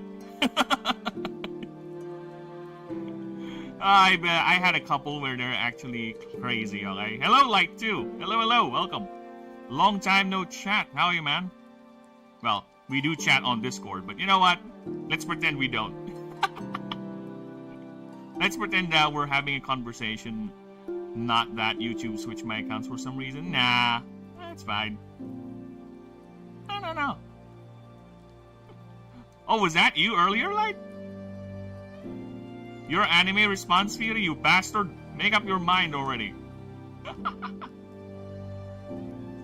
No, it's a movie with Alfred Hitchcock. Then I am not familiar with that. I'm not familiar with that. I know Alfred Hitchcock, but I have not seen much of his movies. Actually, I think I remember seeing... I don't even remember the title. The one with the hotel. The one with the girls screaming. Like, ding, ding, ding, ding, ding, ding. The one with the shower scene. I forgot the title of it. Sharks or tornadoes. There is actually a Sharknado movie. There is a Sharknado movie. If you really want to get inspired. But yeah, again, it's okay. You do you, okay? As long as you're talented enough. And the Sharknado movie was actually fun the first time. It became boring when it became self-aware, when it's actually just existing to cash in on the meme of the Sharknado franchise. But when it came out the first time, it was actually sincere. I kind of found it novel and fun. There are no Asians in my city. Well, that is why you're suffering from yellow fever, my friend. I told you, if you go here, you'll finally be cured of it. Okay? You'll be cured of it. You'll say, yep, I'm satisfied. I'm satisfied. Give me all the yellows. I'm done. I don't need anyone else. Actually, if I do need anyone else, there's a lot of yellows here that actually color their hairs too, so you're fine. Like I said, you're fine. Yeah, it was the name of a podcast I had with my friend. Oh! Well, I'm guessing the content of the podcast is about deep-seated philosophical questions, like. I think that's what it's called, right? It's the name. That's the title. That's the content of the podcast. It's talking about deep psychological concepts, like what is limit hunger? Dude, brain is not working. Whatever. Brain is not working. I was thinking of a philosophical term and nothing came into my head, damn it. And he's lacking in this prehistoric equivalent of a wheelchair. Oh, but my movie concept is about this in the elder form, who is like paralyzed due to poisonous plagiate, and there's a dinosaur and some... Dude, that movie's wild, man. If you can somehow pull that off, Alice, I will be the first one watching that. Don't ask how, but I will find a way to watch it.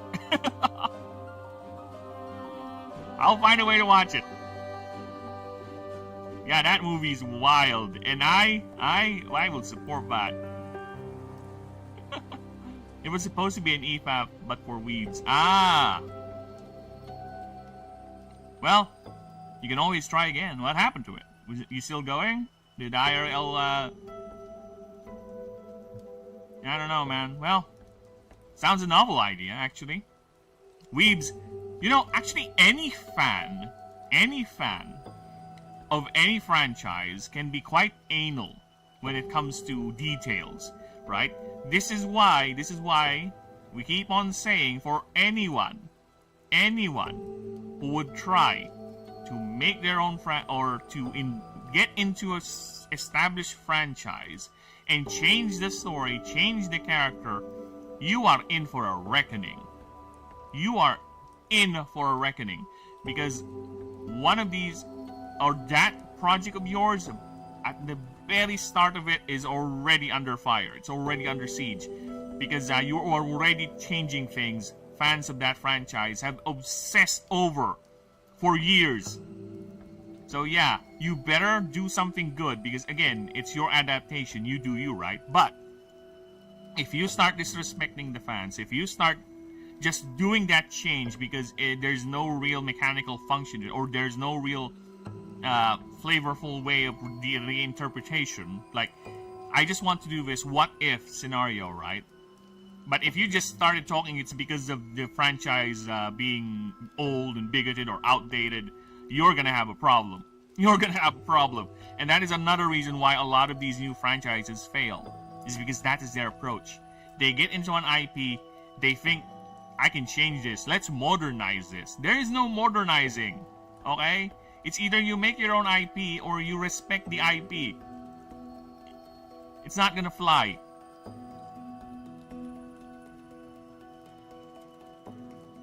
I know through art was fun. I thought art was fun. Oh, that's art! Yeah! Let me go back to it. Anime response to... Yeah, that is a good abbreviation. Yeah, I didn't caught that. Yeah, you're right. That is a fun abbreviation. You can also say ass appreciation. Ass rhetoric theory. Right?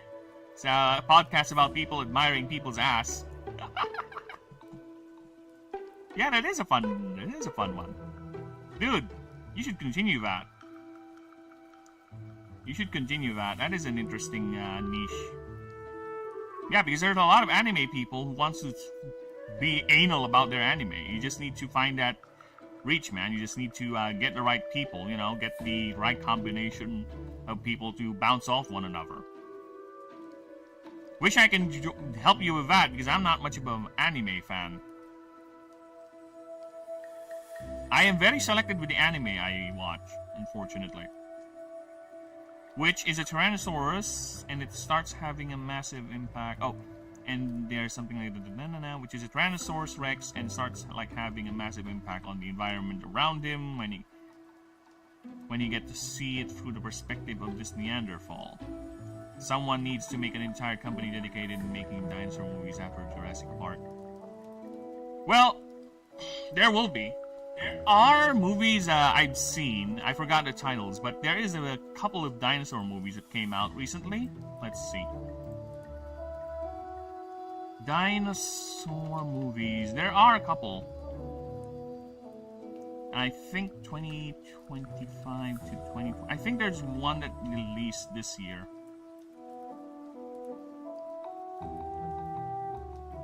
Yeah, Jurassic Park Reader. Primitive War, this is one. This is a dinosaur movie that just came out. It's basically what if Vietnam had dinosaurs in it. I don't know if it's good, Joe. I've only seen the trailer, and yeah, there are a couple of dinosaur movies out there. There's also a resurgence in dinosaur-related documentary-style media as well. And I think Jurassic Park franchise fizzled out after the second movie, after Fallen Kingdom. I think that's when it died. The other movies are just a last hurrah. I think the latest one, the one with ScarJo, didn't even make a dent. It just came and went. Just poof, vanished. Nothing. They know it's done. They know it's done. They have to change something with the formula. They have to actually have a reason for people to go into the movies. Because again, if I just want to see dinosaurs moving, I don't need to go anywhere. What I mean is I don't need to go to your movie. If I want to see a Titanosaurus moving, there's a lot of media out there that actually gives me good representation of a Titanosaurus. I don't need to go and watch your movie. I'm sorry. Because I will only go there to see the dinosaurs. Actually, I don't really care about much of the human characters. It's like watching a Godzilla movie. I don't really care about Godzilla. Show me Ghidorah. Show me fucking King Ghidorah killing people, destroying shit, fighting Godzilla or something, whatever. The only reason why I would start caring for your human characters is they're actually good. If they're actually well-written human characters. But if they're not, you know, I'll just watch the dinosaurs and I'll just watch it. I'll just wait for it to be uploaded on YouTube. Or I'll just watch someone else's dinosaur content because actually they're much more better. And much more research in whatever you're doing, right? So fuck that. If I find a way for me not to sound ass, I might return. The problem was me and my friend had like different times act. Well, yeah, that is a problem. And yeah, I don't want to be mean, Light, but yeah, I know what you mean. I know what you mean with that. The voice, the diction is very, very key, especially for podcast format. Very, very key. That's why I'm a stickler. Unfortunately, I have a very bad ear when it comes to audio, right? I tend to not hear well sometimes. Like, I skip things. Maybe it's a lack of focus, or maybe it's because I'm actually focused on something else. I don't know. But yeah, but it is key, because if people are gonna listen to you, no matter how well your graphics is, unless you have some sort of a voice synthesizer, actually, like, maybe you could learn how to do a pirate software. You know, use deepen your voice like this. Yeah, use some sort of a synthesizer to make you sound more professional. Something like that. Yeah, you can do it. You can do that. Or, some people, actually I've seen people use AI. I know someone, he makes Final Fantasy content, and I have a suspicion he's using AI for his voiceovers, where he actually has an AI program to copy his voice, and he would just write the script and have the AI read it for him. Something like that. That's something that has been done and can be done. I mean, when it stops making... It already stopped making money, man. It already stopped making money. Yeah, there's a big year for paleontology media. Yeah, it is. And I'm quite happy for it. Because there's a lot of new discoveries, too. There's a lot of channels with my private account, because this is my public account, my streamer account. There are a couple of dinosaur media channels that I'm subbed on that I usually watch every now and then, like Edge, I think, Dino Talk or something like that. Yeah, there's a couple of them. I watch every now and then when I get into the paleontology binge. Right, trying to see what news out there, what's new. Take me to your leader. No, I will not take you to my leader. You know why? Because you are already standing before my leader. I am my leader, Light. Bow before me. Bow before me, Light. You can do something where you just have this character. Just someone is supposed to watch the action through. Yeah, you could do that where it's a point of view thing, right? The character exists as a point of view reference for what's going on. That could work. Again, it all falls into execution. It all falls into execution. It's just that a lot of these stories tend to focus on the character drama over characters we don't really care, or they're poorly written, or they're actually unlikable. That's the thing. That's the main challenge, is that a lot of writers nowadays don't really know how to write people, because their idea of writing characters is very much caricature, and it's fueled by their belief system. Like, a girl character can be saved by a man. A girl character needs to have this. A white man cannot be like this. It has to be this type of race to be this thing. That is how they write mostly nowadays with these big franchises, which is sad. Which is sad because it kills creativity. It kills a lot of story beats, right? It's like the idea of why did Doctor Strange didn't appear during the entirety of the series, when Doctor Strange's job is to make sure nothing magical or is to control magic output or magical things happening in the world. Where was he? And you know what's their justification? Because they don't want a man getting into the story of Wanda Maximoff and telling her what she's doing is wrong.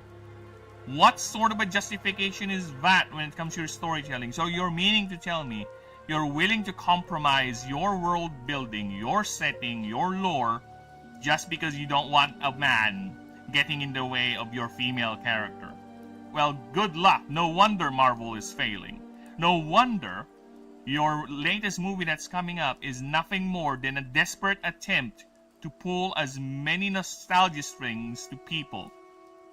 Yeah, they're done. They're done. That's how they think, and it's unfortunate.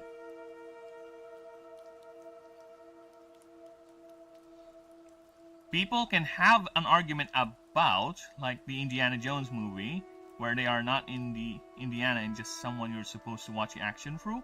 Again, you can do that. Yeah, why does it always have to be the main character? If you want to use that franchise, that setting, go right ahead. Go right ahead, you can do that. You can set a story in that setting without actually compromising the main story or the main characters.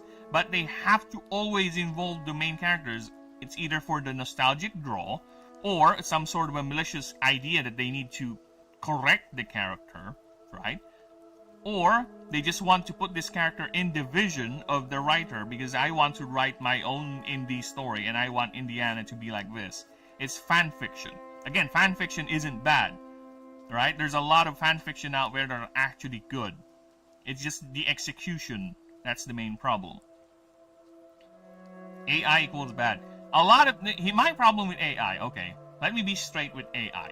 AI is a very tricky subject. AI is a tool. It's not real AI. It is nothing more than an advanced language model, right? That is basically a fancy search engine that just gets everything that is on the internet that's popular, just scrounge it up and regurgitate it to you. That is AI.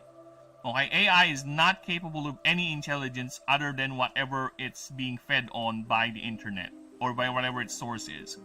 Okay? It's not real AI. It's just a fancy tool for organizing and seeing what's the most popular thing out there. Okay? I use AI not to create. No, I have AI right here. I have Gemini. And you know what I use AI for? A thesaurus. Look at that. Words, vision, cannot fears. Yeah, it's a thesaurus. That is the main function of AI for me. And also an organization tool, like this one. It's a notebook where I have all my sources. And I would just have the AI like this. I ask the AI, can you give me all the biomes for my game? And here they are. That is the only thing I use AI for. If it's something exact, and if it's something they can parse without much interpretation, like calculations, like basic data for my sheets, I will use it because that's what it's good at. But I will never rely on this fucking thing to help me create my world. No. Fuck off. No. Dude. Like I was mentioning earlier, I am gonna go ahead and make an episode where I will have the AI read my notes and try to interpret my thing. And I'm gonna be fuming because I have been listening to some of this already and they get a lot of things wrong. I'm getting a lot of things wrong, like, with AI. So, yeah, that's gonna be a fun little content. Each person representation the entire group of people so they can't have bad features.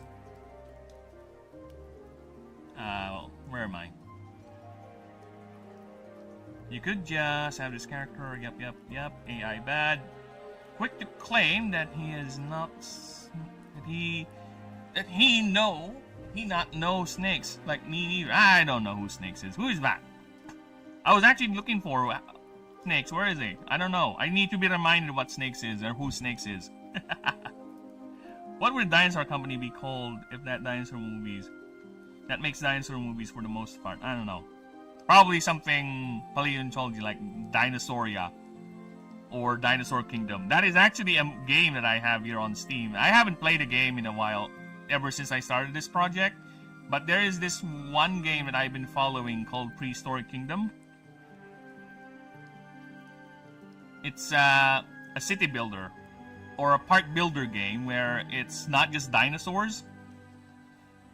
It's not just dinosaurs, but it has a lot of prehistoric creatures involved in it. So yeah, I'm waiting for the actual release of the game, or maybe if I have free time to once again play games. Yeah, but they have a lot of many types of dinosaurs, from ceratopsids to mammoths to other extinct small critters, and I prefer this over the stylized city or park builder game, the official Jurassic Park builder game. Yeah. Each person is a representation of an entire group of people, so they can't have bad features. What if that representative is just nothing but bad features? Assuming that's how I interpreted what you said there, like, what is world building if not bullshit? Yeah, it's all bullshit, man. Let's not even mention fanfiction. Well, there are good fanfictions out there. There are bad fanfictions. It's just that fanfiction has gotten a very, very, very bad reputation nowadays. Unfortunately.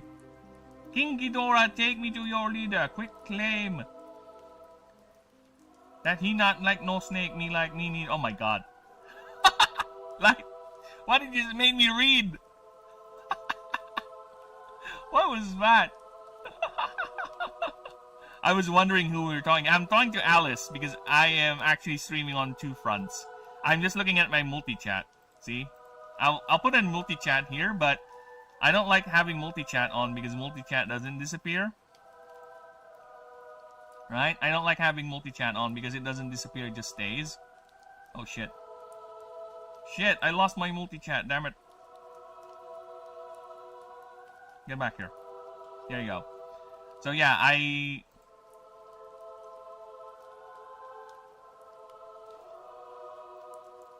yeah, that's why I don't like having multi-chat on, because, oh, fuck off. It doesn't go away, and I don't like multi-chat staying there.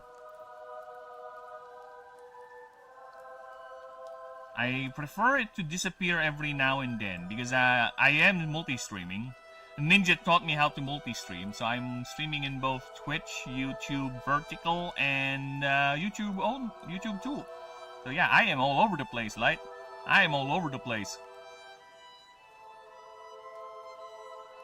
You know, recently there was a guy named Snake, the Bigfoot hunter, who said he found a body. Nah, bullshit. He found a body of not a Bigfoot, that's for sure.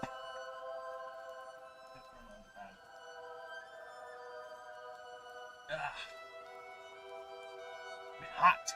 The sun is rising and temperature is rising as well. Yeah, no. Bigfoot is an urban myth, okay? There might be a time in America, probably it's some tribal memory from the Native Americans of a time where they lived alongside a humanoid ape-like creature. That is a possibility. And the same is true with other tribes. And it just so happens that genetic memory, that story carried over, and that's why they have the myth of Bigfoot. Okay? The same thing with the flood myth. A lot of the flood, that's why we have a lot of flood myths when it comes to creation stories with a lot of cultures, is because during the Ice Ages, when we were still cave-dwelling nomadic Neanderthals or adjacent humanoid creatures, there were a lot of times where flooding would happen, where entire coastal areas would disappear, and it became the basic foundation of the flood myths. Again, we don't have writing back in the day. We pass these stories by verbal. And of course, there is a little bit of artistic license now when it comes to passing your story, because a lot of these stories are told to an audience in the camplight, in the fire, to entertain. So some of them will get twisted, some of them will add more details. They basically will invent new things. That's how we have a lot of myths about gods, about these stories passed on. And that's why a lot of them are common. Unfortunately, for the conspiracy theories out there, it's not because there was an alien race who did this. It's not because Atlantis, whatever. It's just basic genetic memory. Okay? I don't need to overcomplicate things, but it is as simple as we just happen to have experienced collectively this type of thing. It just got passed down. It just got even more. Basically it's fan fiction being transferred over and over again, and we just started writing. Even though even today that happens. We get stories that get passed over Just look at the stories right now with the new generation making these stories. They're changing things. They're adding their own flair. Even though it's shit, they're adding their own twist to the stories. It's an ongoing thing. It's the same thing with all those creation myths. Well, have fun. I'm finished. No problem, Light. You have fun, brother. Thanks for stopping by. Which I'm also a big cryptozoology person. I am interested in cryptozoology, yes. I am interested in it. There are a couple channels I watched primarily back in the day was Trade the Explainer when he still worked. When he still worked on paleontology stuff and cryptozoology, I used to watch him a lot. So yeah, I am interested in it, but I am the type of guy who's not easily swayed by flimsy evidence of some raving person who's clearly obsessed and is clearly twisting facts so it can fit their worldview, right? I am a skeptic, but I am willing to accept things that are out there. Dude.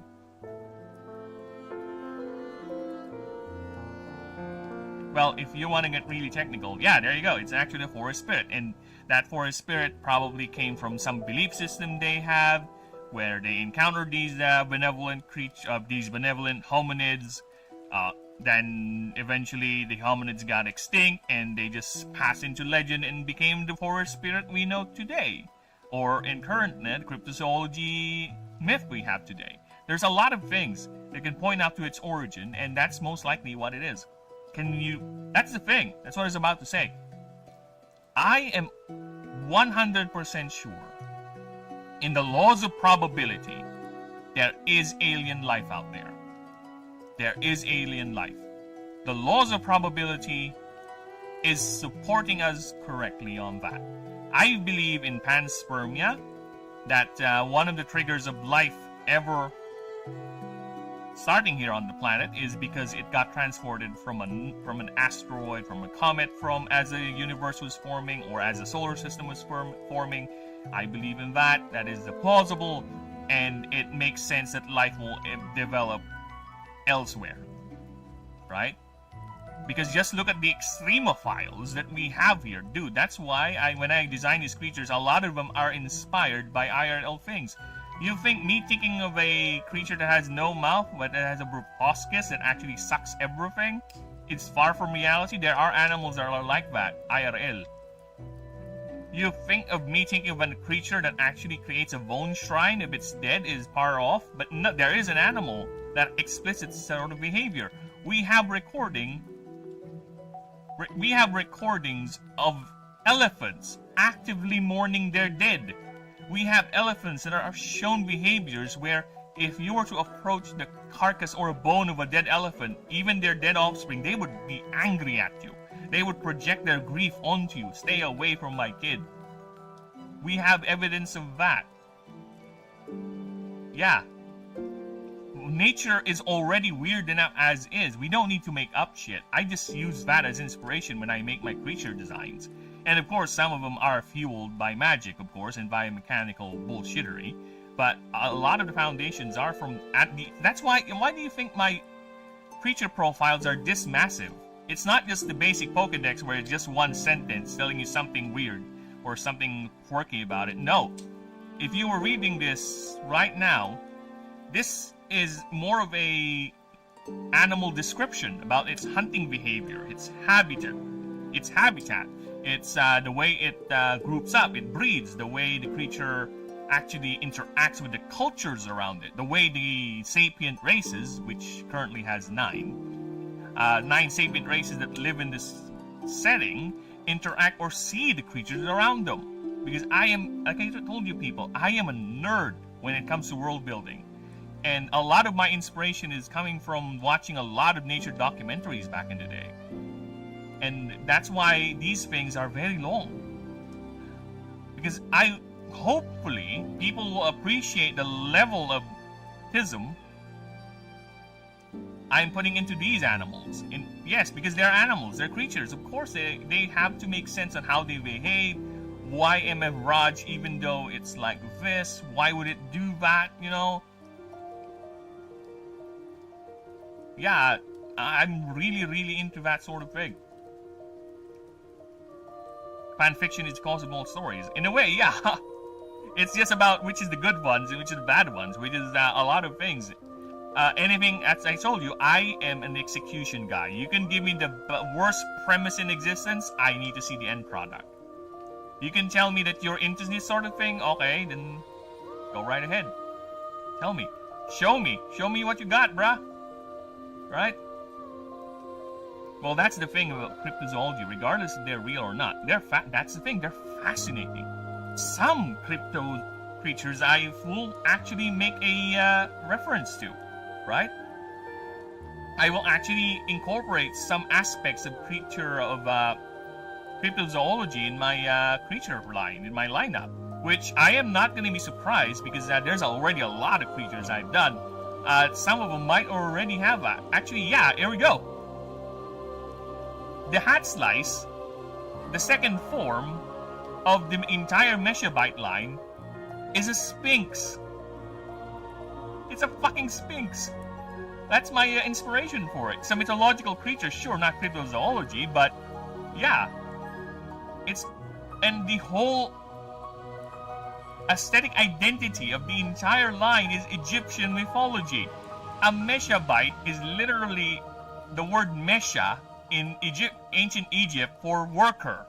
And bite is just a new bite, something like that. Hatya, hat slice, is basically the word slice, and Hatya, which means soldier or guardian in ancient mythology. Mehraj is Raj, as in for leader or king. Then Mej that's basically the word Mejai. I just took the first part of it, which is that elite guardian or protector of the pharaoh. And that's why it has the head crest of a pharaoh, because these things are like god kings. Right?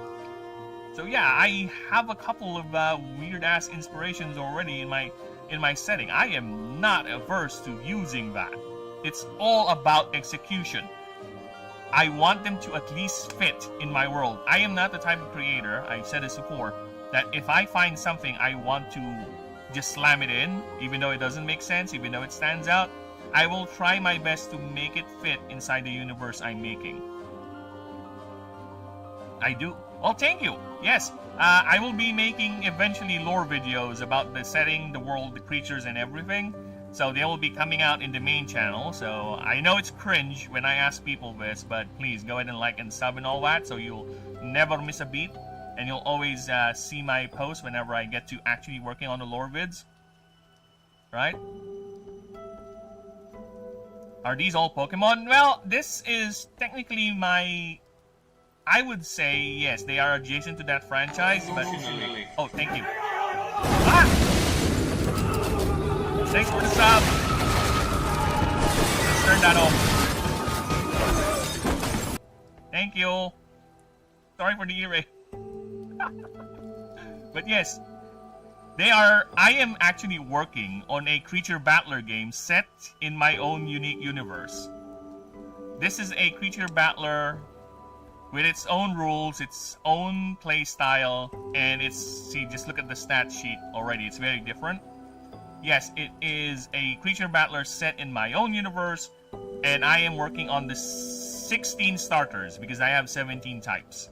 So there are 16 starters for you to choose from as the player, to which type you want to start and focus on. I didn't mean to bust in your house like that. You know what? I appreciate that. Thank you. Thank you for waking me up. So yeah, this is it. That is what I'm doing here. I'm basically cataloging my devlog for the creature battler, which I will eventually run test. I have an open invitation for anyone who wants to play the game with me, so we can DM it, we can test it. Because I designed the game first and foremost as a tabletop RPG. Tabletop. Then eventually, if I get enough backing or support, I'm gonna explore making it into an actual PC game. My dream one day is to have my game, this setting that I worked on, this creature designs I worked on, to be on the front page of Steam. That is my goal. That is my dream, to one day see video creators making videos about the lore, the creatures, explaining their own twist, their own ideas into the setting I made. That is my dream. I wish one day, hopefully, people will do that.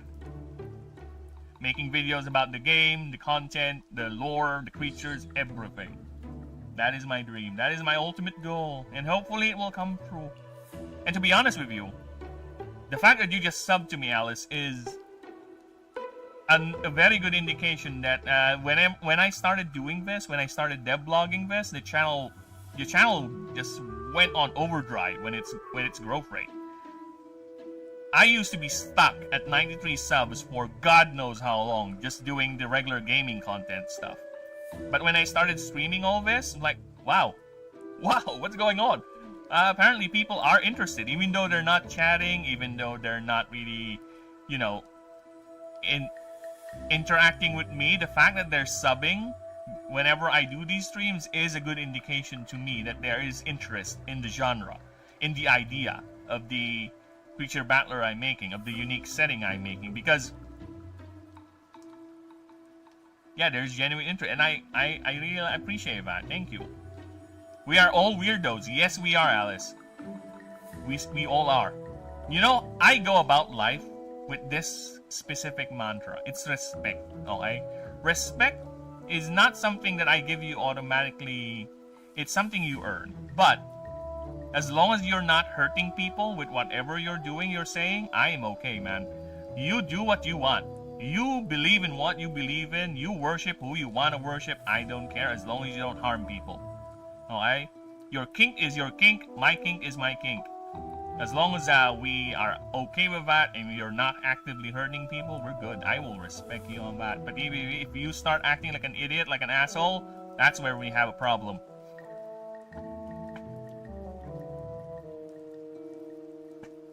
Yeah.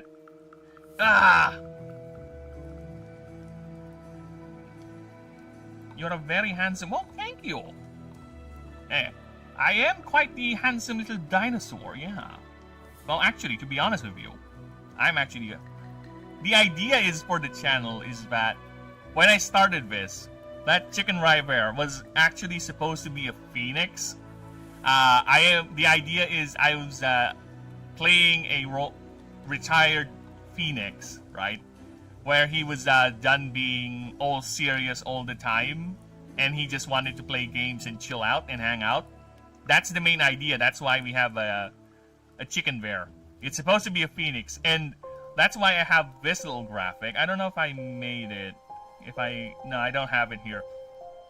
But I have this graphic. Whenever I get angry in games, I would play this. Now let's see if I can find that. Oh, I think it's here. So yeah, whenever I would die in a game, this thing would appear. This thing would appear.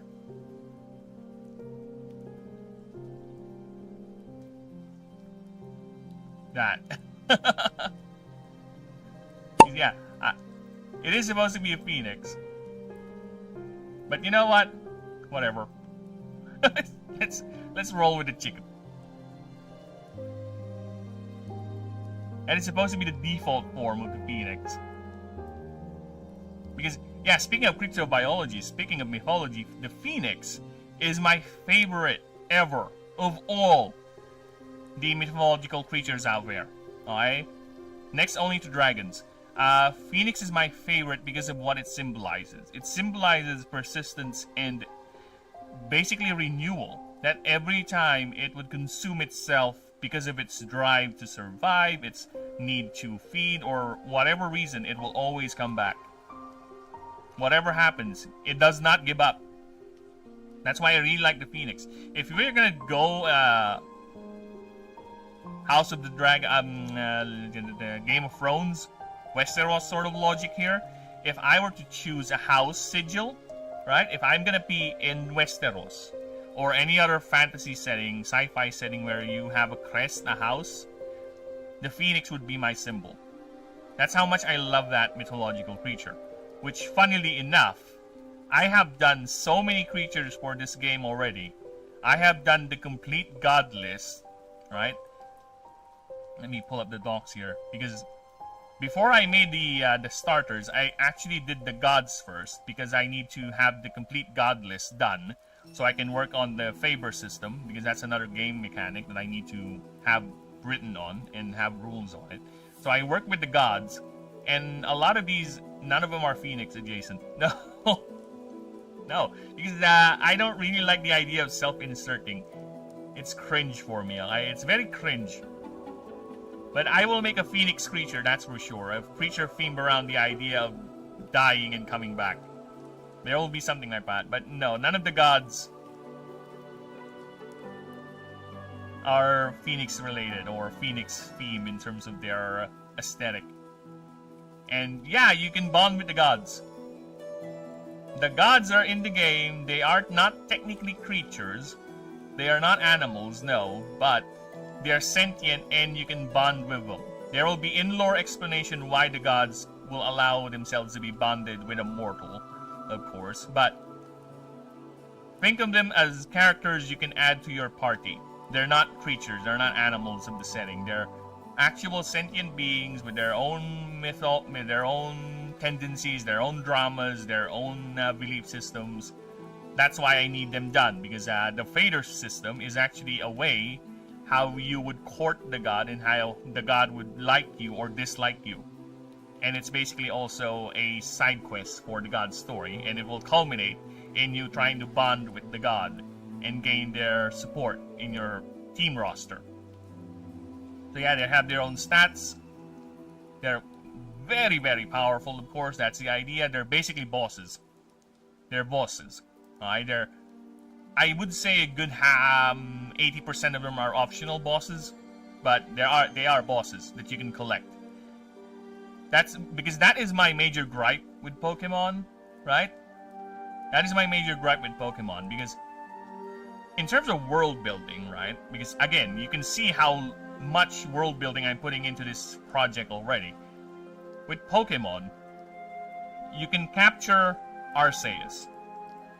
He's the god of gods. Basically, he's the creator god of the universe. You can capture him, just throw a ball at him and he's done. That's it. Sure, there's a storyline following that beat, but once you capture him, he's done. He's trapped in your ball forever, and that's it. No interaction with him, he doesn't talk to you. He's no different to a Pikachu or a Bulbasaur. Functionally. It's just that. It's basically, you're telling me the god of the world is just there inside the ball and he's trapped there as long as the trainer wishes it to. Okay. Yeah, that does not make sense to me. So that's why in my system, I'm not saying this is better than Pokemon, it's just more of a preference sort of thing. I prefer to have the gods have some sort of an agency where you don't just go to them and capture them. No, you have to work to earn their favor, make them like you, then you have a chance to bond with them, to fight them, and if you win, they will be bonded to you. You can call them whenever you like to help you with fights. Now, I am also thinking of a system too, but this is more of a player choice sort of thing, where if the god doesn't like what you want it to do, like if he doesn't want to fight this little bug thing, it's gonna say no, fuck off. You have to convince me to do that, something like that. I'm thinking, but I think I'd just leave it to the player if they want it to be like that or not. But yes, the gods, and you can tell from the designs. Okay, the designs are very otherworldly, very biopunk, very eldritch. I think is some people would use the word to describe the god designs. And they're all basically the same species. They're either an Astari or a Draconid. Dragons and Astari are two different species, but there is a reason why, even though they're the same species, they all look different, the gods. Because, in the world of Ashen, just to give you a short story, think of it as like a genetic carnival, where the ruling species, the Astari, these bastards right here, have turned genetic modification to a fashion sense. They turn it into their clothing, where one's genetic form, one's physical form is as interchangeable as the needs of that person or society is. So basically, if you're a worker caste built or tasked to mine minerals, your body will be that of a miner.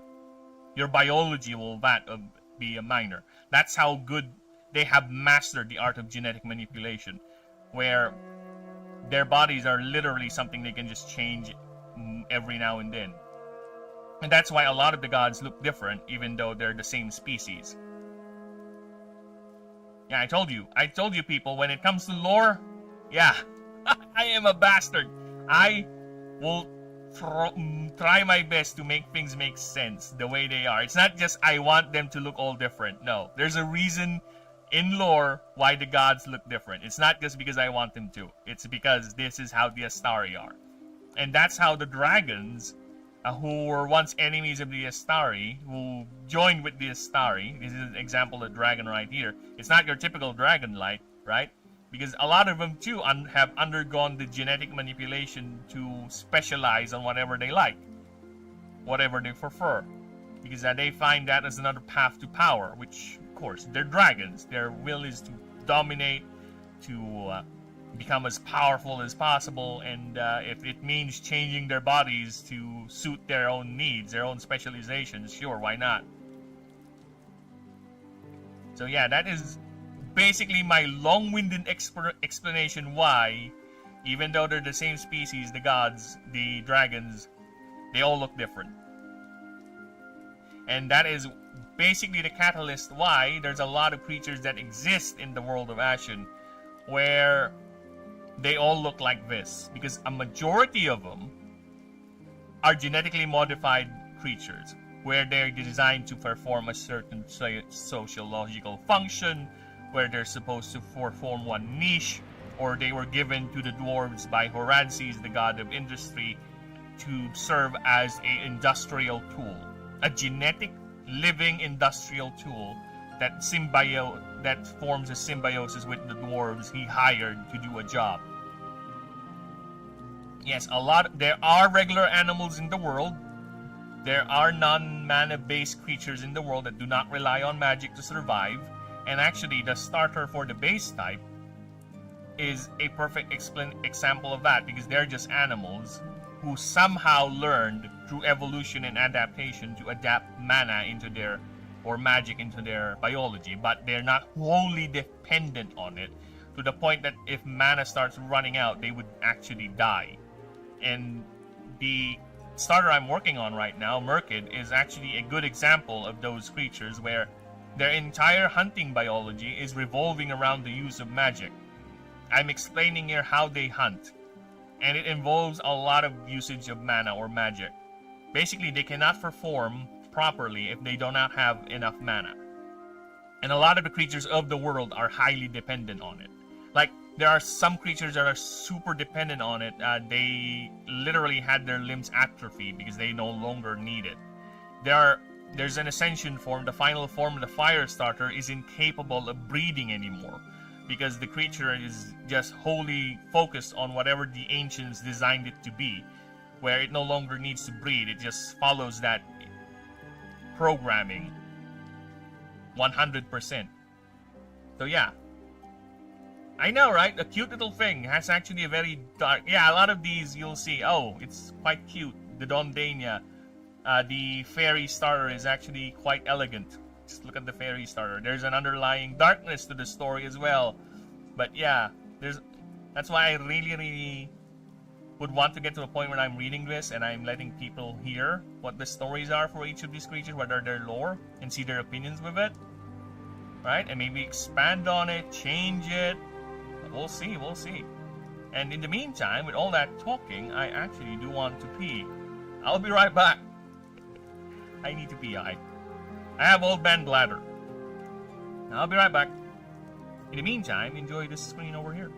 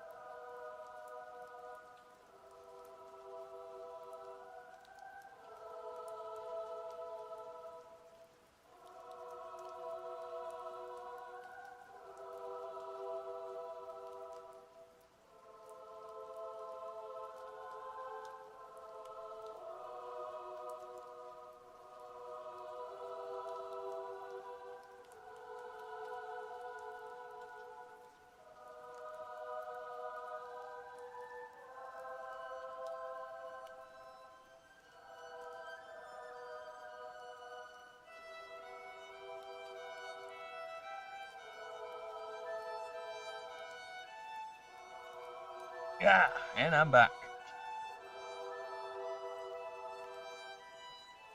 Yeah, we are back. So let's go ahead and continue here our little journey. So where was I? Feasible conversation will continue until the prey was in striking distance.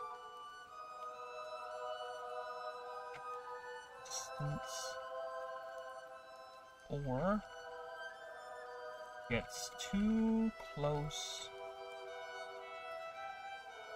to the wall, to the encroaching wall of merkids.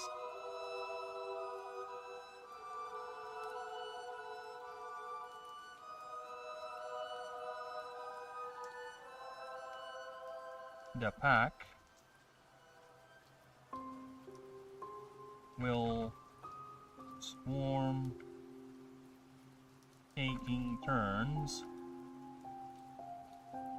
striking, clawing, and laugh, and emitting, let's just say laughing, quote unquote, laughing at the victim till it has succumbed.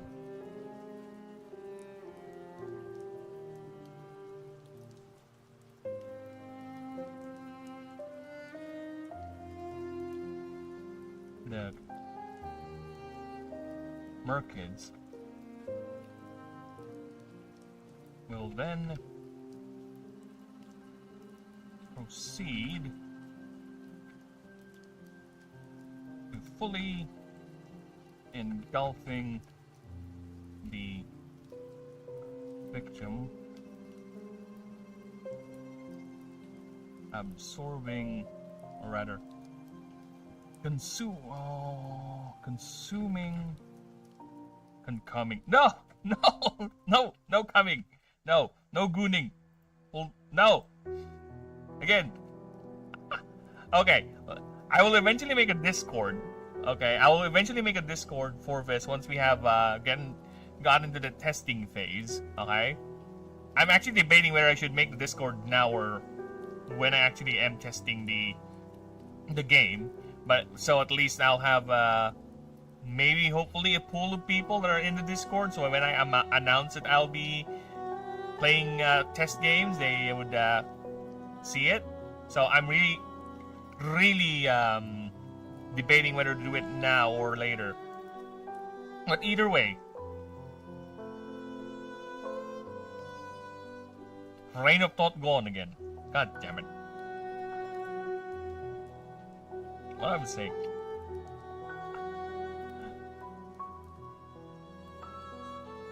Consuming. You know what? Whatever I was trying to say, I said it.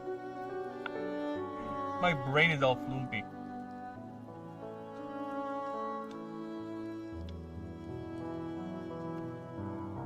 Now I can't stop. I can't stop thinking about what was I trying to say? What was I trying to say again? God damn it.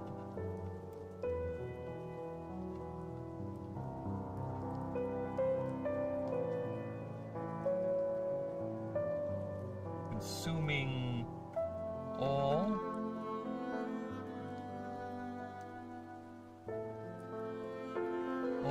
biological and arcane properties of the victim, leaving only non-biological traces like clothing or equipment. Yeah. Unfortunately, the Nyx types are quite evil. Well, not really evil. They're very harsh. and some of them are actually reveling in the fact that they torture sentient beings. It's a part of their chosen, because the way you should see the 17 types in the game, it's not types like in Pokemon where I don't even know how it makes sense. How a fire type is a fire type, how they're able to make all that fire, whatever. Again, it's their world, their rules. They do what they want to do. But for me, the way I go about it is that every type, I consider them as a magical discipline, right? So there are 17 types in the game.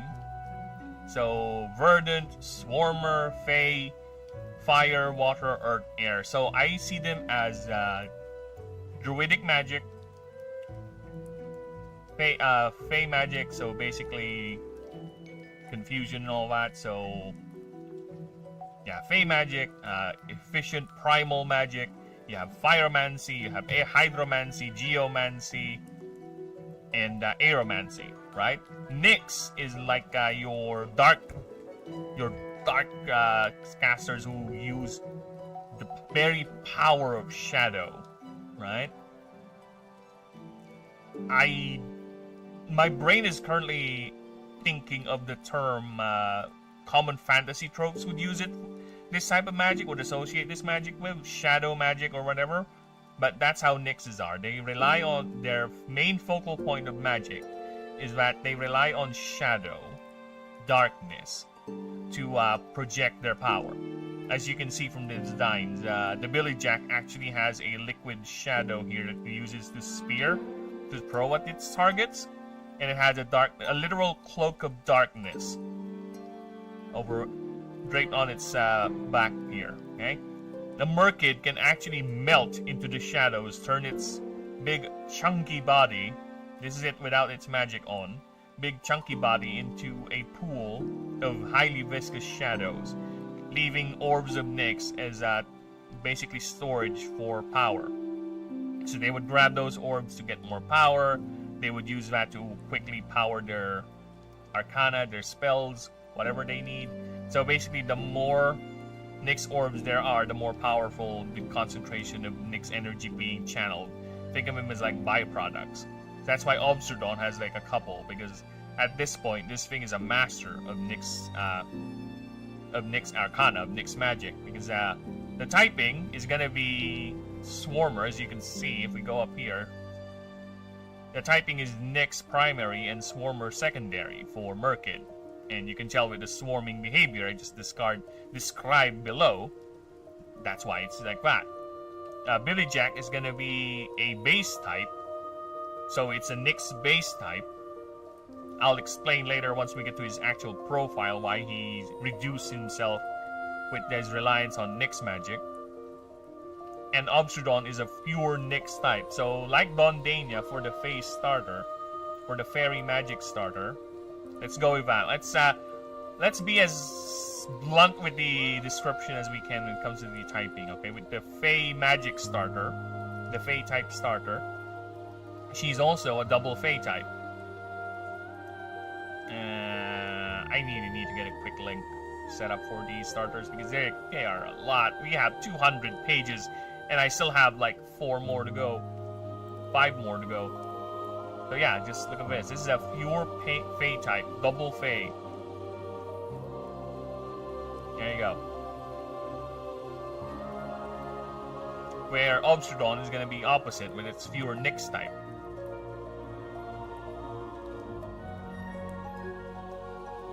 And yes, there's also a resistance table. I did make a resistance table as well. Don't worry about this timeline now. We don't need this yet. Let me just insert more blank pages. Blank, blank, blank, blank. Alright. Go back up.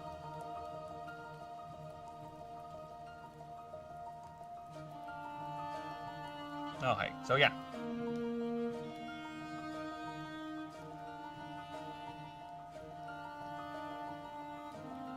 Schools of Magic. That's how I see it. And let's pick up where we left off. I need to reduce the font a bit.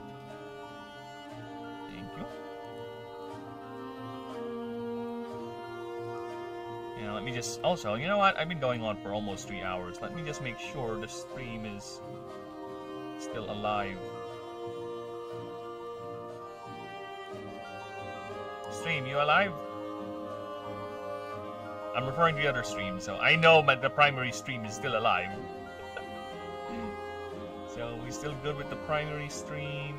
Vertical. Yeah, vertical is still good. Vertical. Yep. Thank you. Hello, vertical. Twitch. Well, still Twitch. No changes there. Why do I stream on Twitch? I don't know. Only the gods know. Because I used to stream on Twitch a lot. Twitch was my primary streaming platform. Then I moved to YouTube. Then I moved... The funny thing is, the only thing I miss on Twitch is that I was monetized. I think I still am monetized on Twitch. But I found it quite hard to grow on Twitch. In terms of getting a following, getting people watching your stuff. It is quite hard to get noticed on Twitch. It's so... I think the term they use is top-heavy. Right? And that's why view botting is such a big thing there. Unfortunately, the Twitch economy is that their algorithm works kind of the same with YouTube, but at least with YouTube, the algorithm sometimes would actually bump up a stream like mine up on the recommended because, for example, if you're really looking for this type of stuff, YouTube would sometimes take a small streamer and just bump it up, so you might check me out or something, or you might check them out, which is neat. Twitch doesn't have that. Twitch, when you go at their main page, you would see everyone has 1,000 viewers, 10,000. You need to scroll down before you get to the lower viewer counts, which, okay, sure. So that incentivizes people view botting so they can bump up their numbers, and when you go to the Twitch main page, you would see, oh, this guy has 500 people watching. Wonder what's going on there, right? Which is understandable, because who would want to watch someone who has no one watching and there's barely interaction going on, right? Understand that. It's fine. I get the logic. It's just that I try to be as what's the word? Entertaining? I don't know. Maybe I am, maybe I'm not. To be as accommodating as I can. And genuinely, I do love talking. I do love interacting with people. I do love testing my ideas with people. I just don't like arguing. I like talking about my ideas. I just don't like arguing. Arguing for me has become cringe. The older you got, it's not that you're running out of patience. You have come to a point in your life where like, yeah, whatever. I understand. It's fine. Not really a big deal. But there was a point where I do really like to argue with people. Not anymore. Not anymore. It's done. I've grown out of that. If you still like it to this day, sure, why not? Again, it's each to their own. Alright? You do you. But for me, yeah, sure. I'll say my point, and if you can't accept it, then let's just agree to disagree. I don't exist in this world just so you could, I could force myself into convince, because there are people who are like that. Again, to each their own. There are people who cannot let someone have their own opinion without it being gutted to the point that I agree with you. They just really want to hear that. And some of them would not actually accept that. They think you're just being disingenuous. Then what do you want me to say?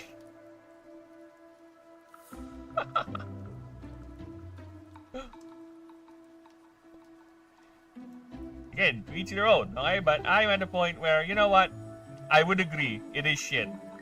Would I change it? Probably, maybe, because I still think this is valid enough for me.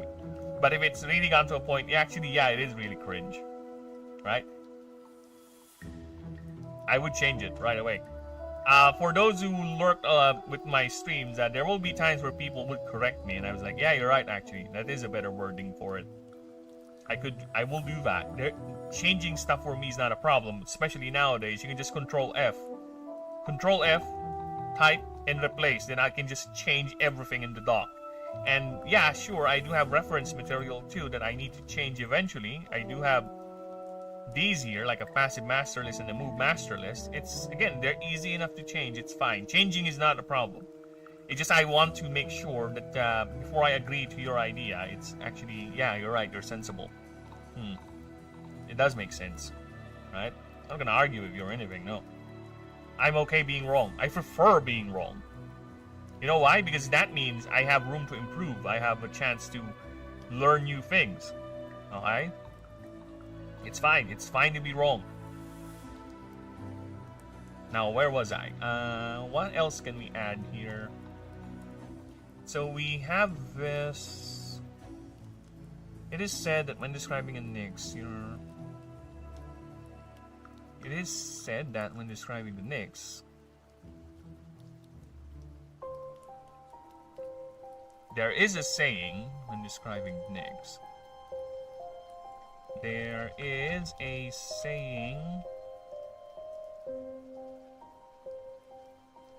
Prevalent, actually, is the word I would add there. Prevalent saying when describing the Nyx. When you stare at the abyss, they are the ones who stare back. And the Merkid embodies this approach in the most literal sense possible. In the country of Lightfall, many citizens are advised to avoid traversing the many tenebrous corners of the region.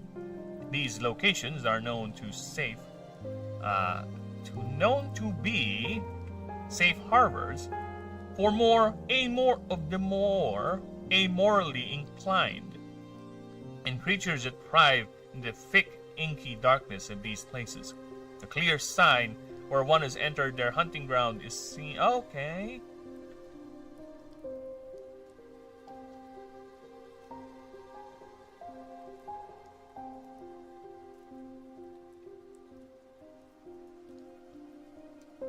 As the Merkid,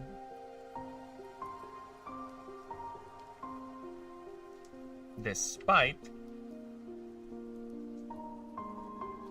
its somewhat disarming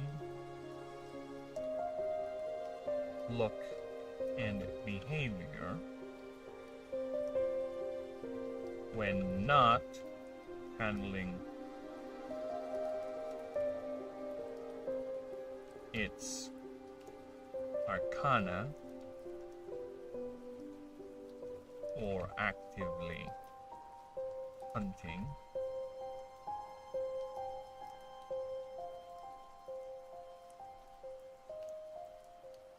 is among these many dangers.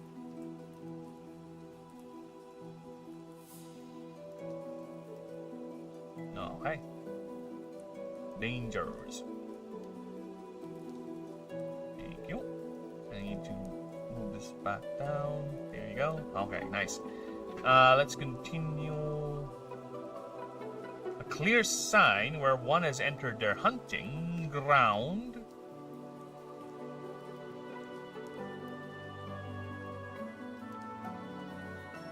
I'm already proofreading. Is seeing what biologists call a Nyx orb. These are concentrations of pure Nyx arcana, manifesting as floating spheres of glistening shadow. Merkids, in particular, generate these as a means to store arcane energy to be used later, which has a myriad of functions, either for temporary sustenance, empowering their arcana, or for a boost to their reaction speeds, which with increased volumes means one is delving deeper into their territory, and a good indicator of how large the pack in that given area is. Where it has been recorded, packs can range from 10 to 30 individuals, where the biggest pack recorded is at 50 to 75. The locals dubbed as the Claws of Pereshkigal. Pereshkigal is again the goddess of death in the temple realm of Nevernia. Yet all these are always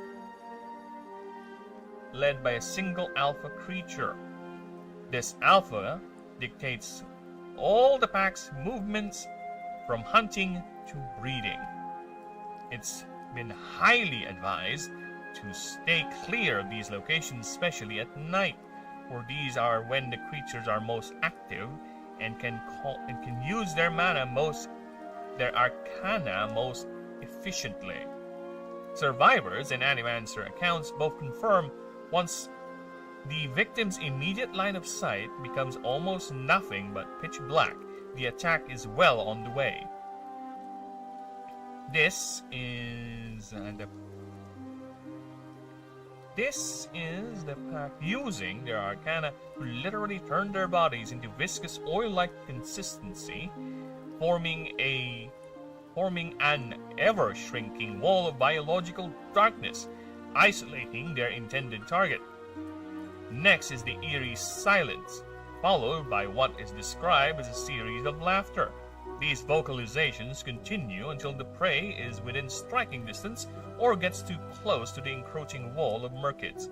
The pack will swarm, taking turns striking, clawing, and laughing at the victim till it has succumbed. Then,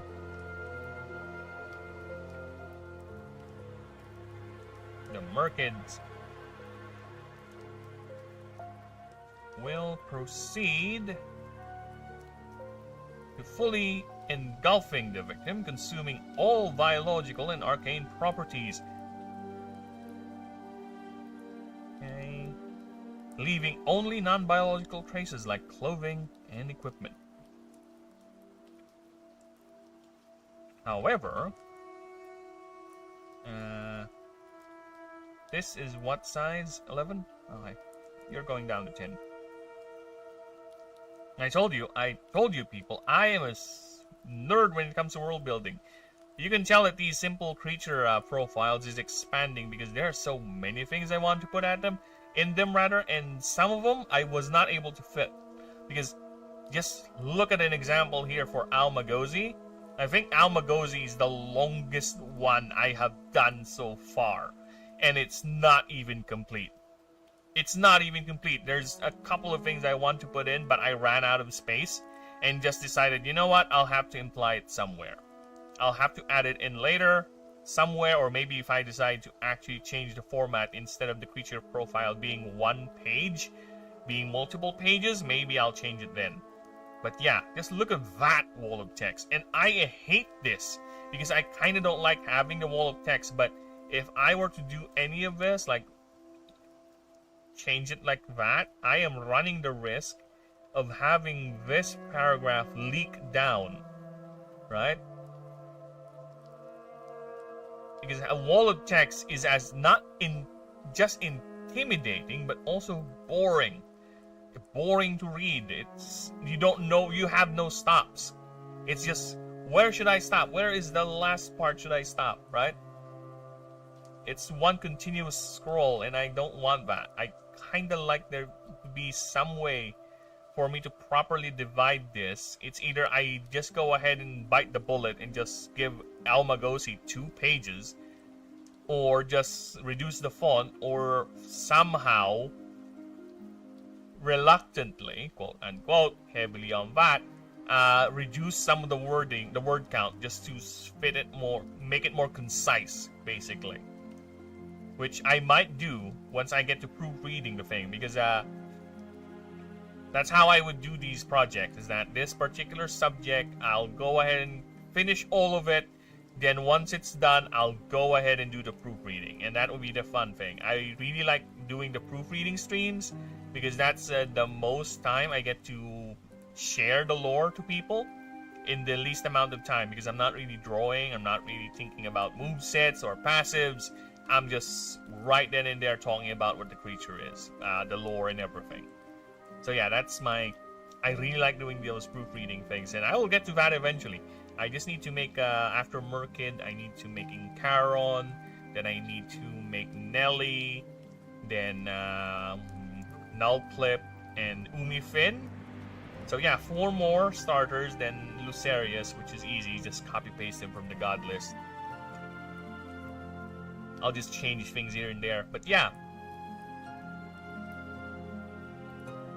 And I might do another creature profile for Lucerius actually, because his lore page for his god description is quite thin, which I purposely did that for the gods, because they're not creatures, they're not animals, they're actual characters in the story.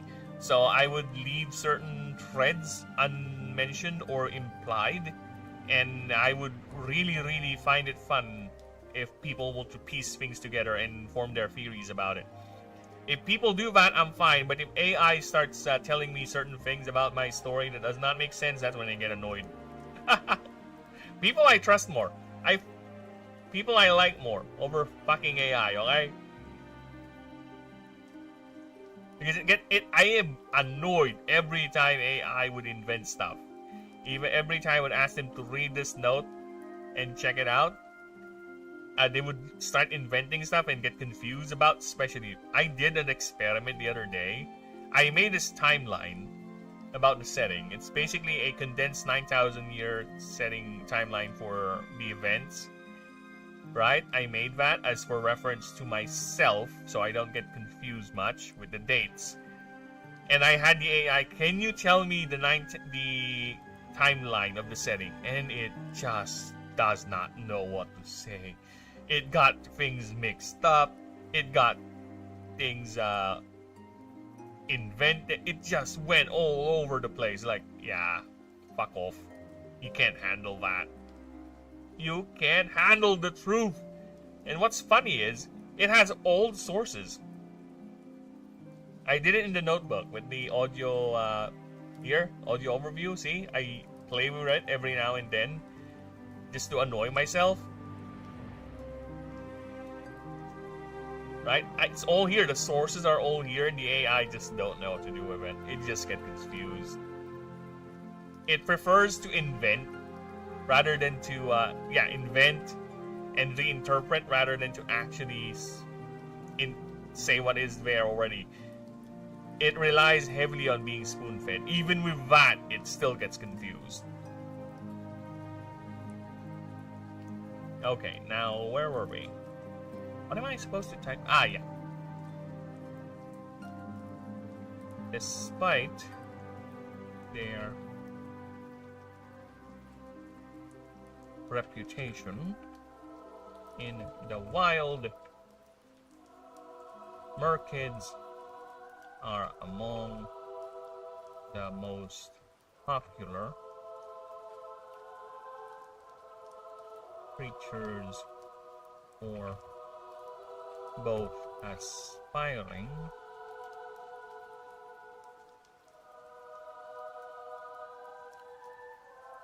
animancers and pet owners and households due to their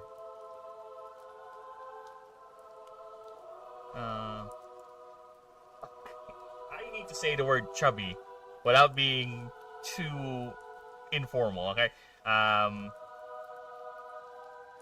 Okay, I need AI for this. Thesaurus, help me out here. Thesaurisize me. Way to describe... Yeah, none of these drawings, fuck that. None of my designs ever came from AI. Don't you ever tell me I source my shit from AI, because all of this came from my brain. Because I can easily have the AI, can you make me a creature that looks like and just have it there, and be done with the art right then and there. No, I refuse. I will learn how to draw, okay? If you were to follow my old streams, you would see how much I've progressed. Quote unquote progressed and quote unquote improved, because the earlier drawings are either rushed, don't have shadows, have weird angle little tiny details that either ruin some of the drawings line art, weird colorations, not even shadows or effects like this. Look at that. if you were to see some of my old drawings, let me pull up the Pantheon doc again so I can show you. Right? That's why I really want to redo some of the drawings in the Pantheon doc, which is actually easy. I have them all saved here, so I can just pull them up and redo them. Right? Just look at Aurelian right here. This guy is supposed to be the god of light, yet no shadowing whatsoever. The tendrils of golden light, his golden crowns do nothing. His crackling energy orb has no effect on his look. There's no shadowing, no effects. And funnily enough, because Aurelian is among those I made an additional drawing when I proofread the thing, he actually has a drawing right here. Look at that. You can see the improvement, right? I have the mooding effect, the lighting effect. I have the... Yeah, look at the arcane candles actually having a little bit of light source glowing around. The perspective is even more ambitious. The shadows. There are shadows in Aurelian. Yeah, because this is among the later drawings. And if you're gonna go down, especially look, if I'm gonna redraw, or rather, remake Lunaneth, you would see her tendrils glow. Her hair would be glowing. Her biomechanical parts, these crystals right here, would be glowing. And the moon here, this manifestation of Aurelian's light, would be glowing as well. So is this. So yeah, there's a lot of things I can do. So that's why I'm very, very tempted, especially in action scenes like this, where she's actively fighting. You see the lasers firing from her wings, right? Her eyes are glowing red. So yeah, there's a lot of things I really, really am tempted to redo. Especially with drawings where there's actual energy blast being shown. An example here is with not Perish Gilgal, with Ebersage. Let me pull up Eversage before we go back to the main thing. Hey, look at that. This thing should be glowing. Her eyes should be glowing like that, but I managed to make a little effect. If I'm going to redo this, or rather update this, I'm going to put a little bit of a smudge here for a glowing effect. And the lighting should be a bit more sharper. But you can tell I am already experimenting with effects and how they would look like by the time I got to Perish Gilgal's art. So yeah, see?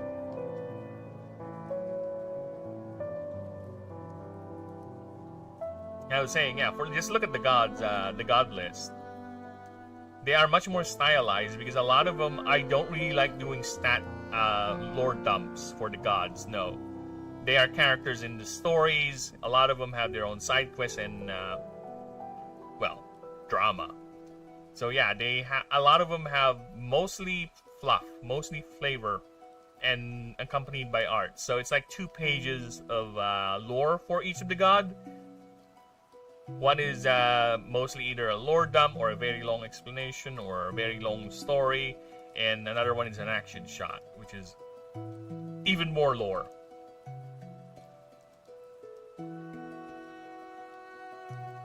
Yeah, it's only then when I started doing the ordinary creatures when I just did this format, where it's a massive lore dump, because I think of them as more of a biological report, right?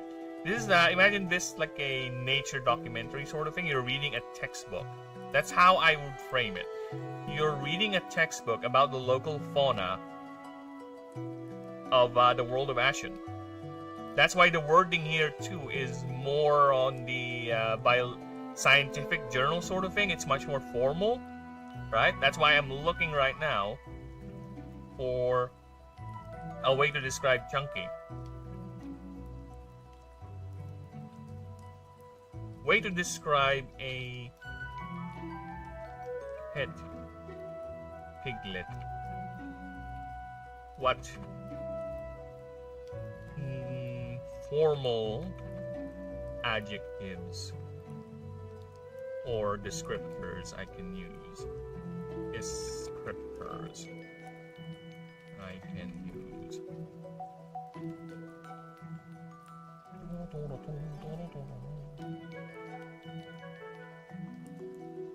Porcine, swine, juvenile, neonatal? No. Weaning, diminutive. Yeah, I've been using a lot of diminutive with this document. I want to use something else. Give me something else. Partly colored piebald? I think that's have spots. They do not have spots. They're a big spot, I guess, but they're not spots. Bristled compact. Oh, yeah, compact, and I think I would go for porcine. Yeah. Yeah, due to there. Porcine.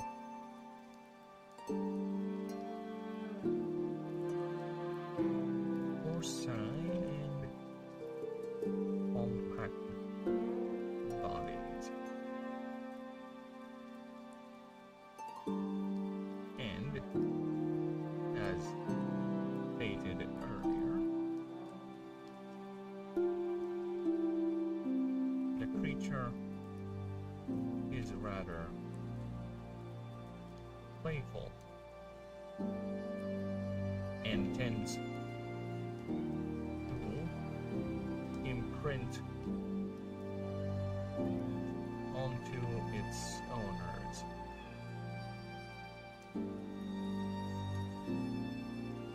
To the point it loses all its violent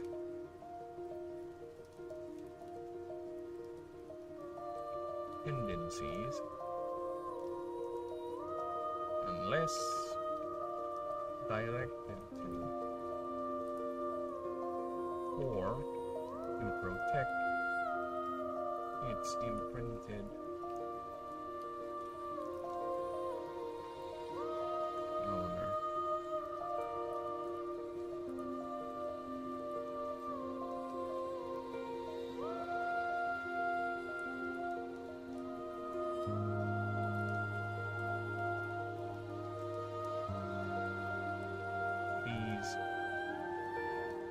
Yeah.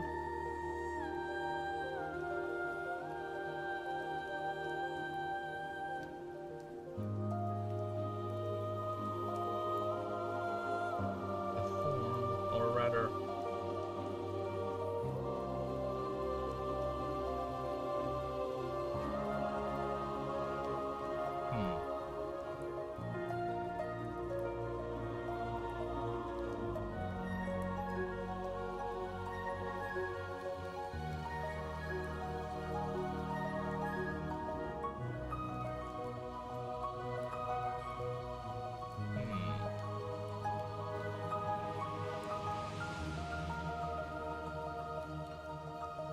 Yet as soon as the creature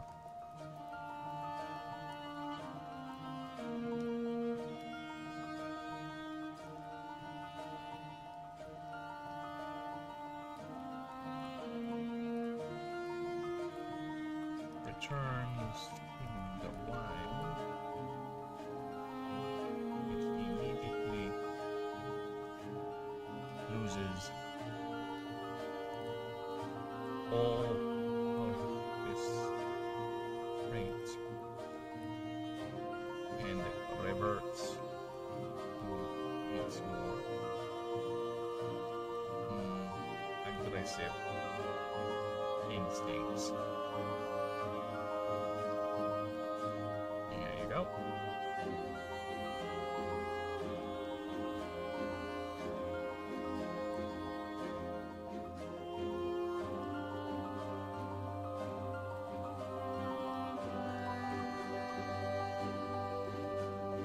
Which is why they are quite popular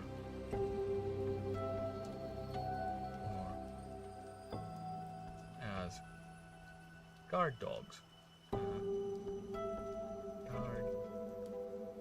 guardian animals, guardian creatures.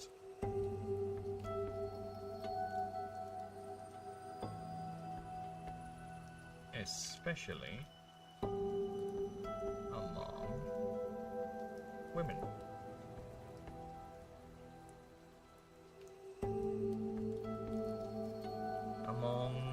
Well, there's which women are you talking about? Humans? Elves? Dwarves? Among women of how can I word that? Oh my god, there's a lot of women in this world. Like, female espers, female sullen. This is what you get when you're writing in a universe where there's more than one type of women. Which women are you talking about? Should I exclude? Should I focus on one type of women, like human females? Should I use human females or human women? That sounds weird, right? Among the more feminine members of sapient races, of the sapient races. Especially. Okay, I need synonyms. Synonyms for especially, please. I've been using especially quite a lot. Synonyms for especially. Help me out here. Synopticisms.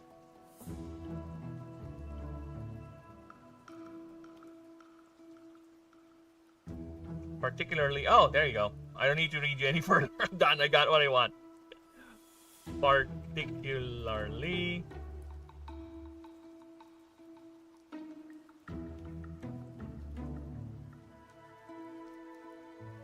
Humans, elves, and humans oprix. And sullens. And sullen. Yeah, okay, nice.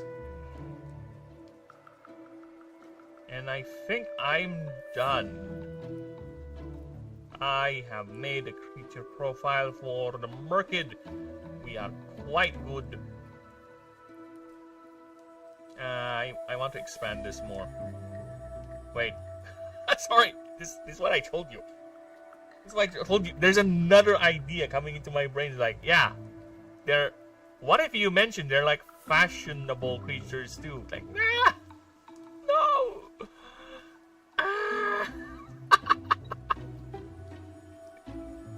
Fuck it, we're doing it.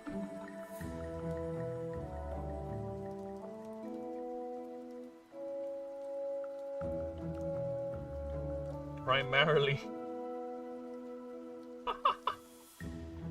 in the fashion and culture and artist circles.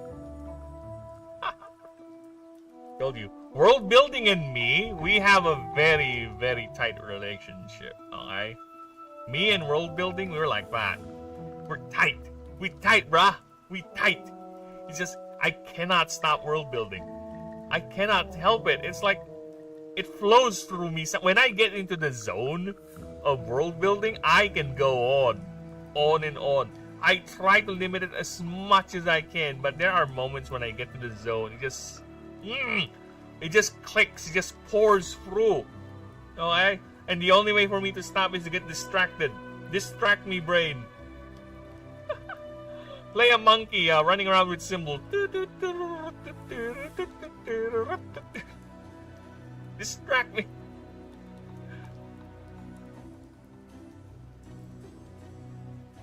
Where they train the creature to use its viscous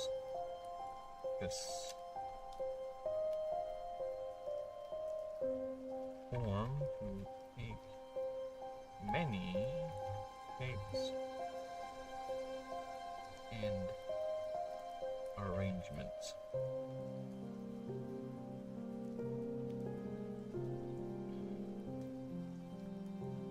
Okay, so this is the problem. We're out of space. I don't want to reduce this font even more. It's already 10. I'm gonna look weird when I reduce it to 9, so I might end up moving the picture a bit here and just expanding this fucking thing.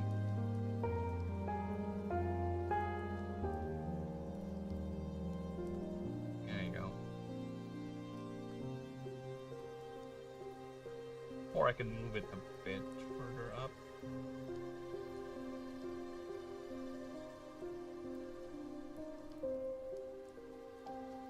Reduce it a bit.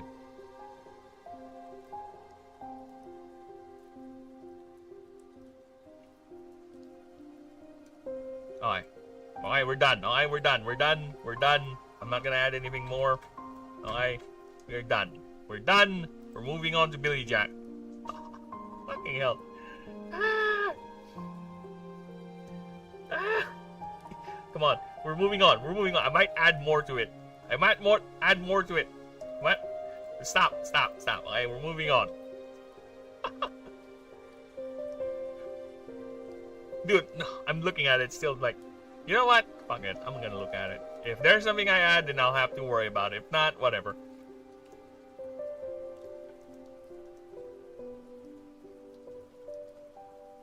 Okay, chubby chungers. Should be at or around, right? This should be up. It should be down. You know, it's fine.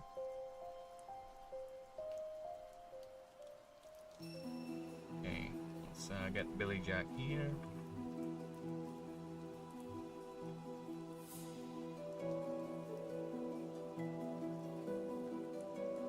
Members.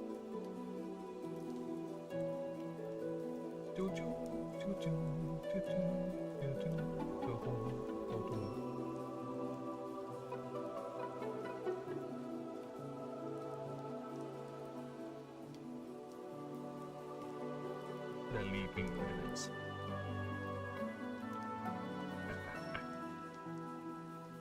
This is my take on Spring Hill Jack. Alright, there you go. That's another cryptozoology thing.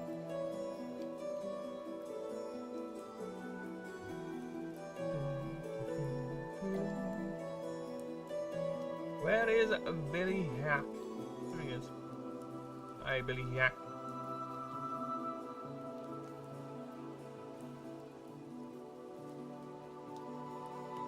We jumping.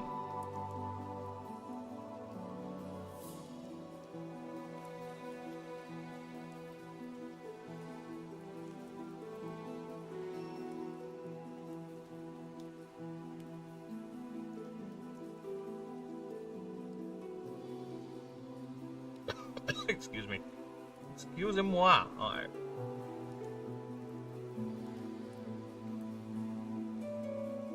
Sure.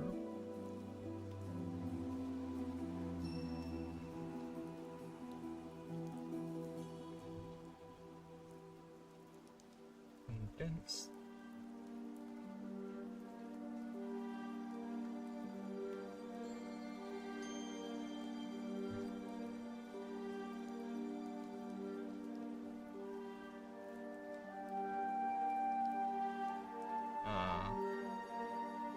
Apes.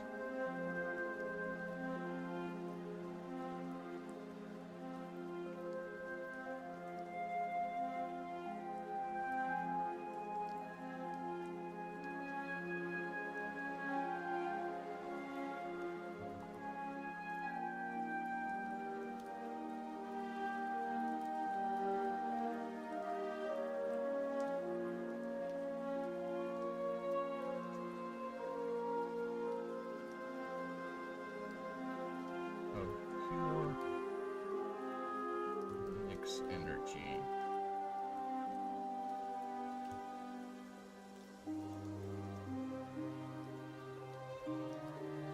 Which acts as both arcane.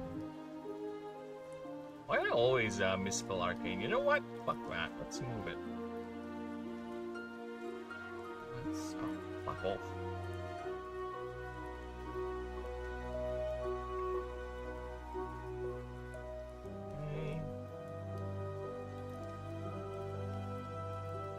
I hate it when it capitalizes it.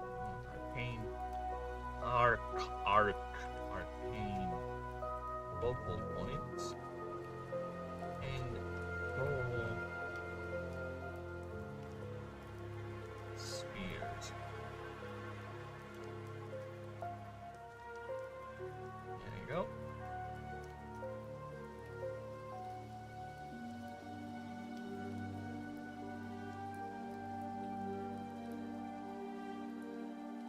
And the most annoying thing, let me just go back to the subject of AI, because I reminded myself how annoyed I am. Whenever I have the AI play around with my idea, making a audio summary, it just cannot see pictures. Which is annoying, because a lot of the things I have made visual references for it. It's just that it doesn't see it. And it's okay, whatever. And it gets things wrong a lot. That's where the fun of it is, but it also gets annoying, and that's why I really appreciate it when people talk about the project more, because I know people will actually see the pictures. And I really, really prefer people over fucking AI. Fuck that. Get away from me, you cringe.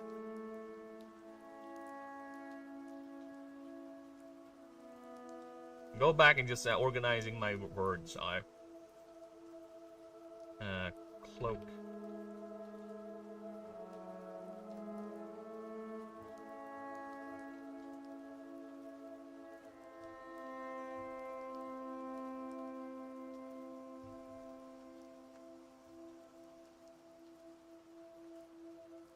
Picture uses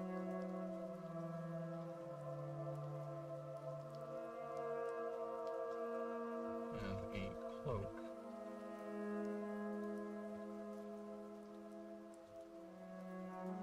Cloak. How do you spell cloak? Cloak of pure shadows.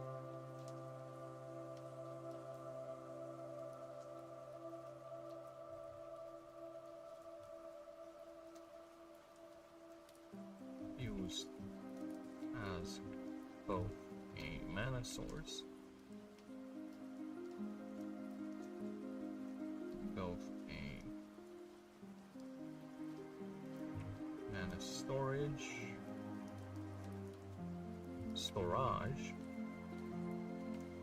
mana storage, and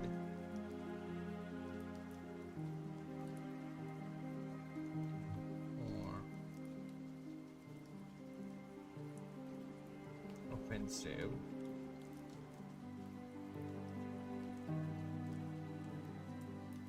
and defensive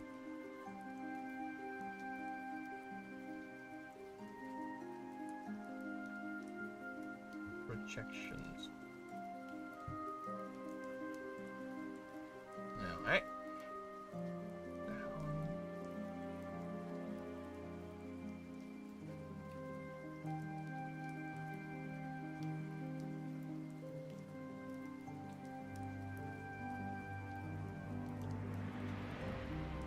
Now fuck off. That would work. That being cringe.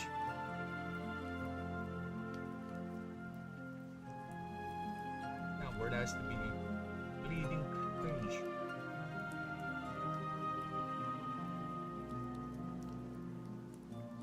One more. Oh, hi. As a light. Okay, it's one more. Creature.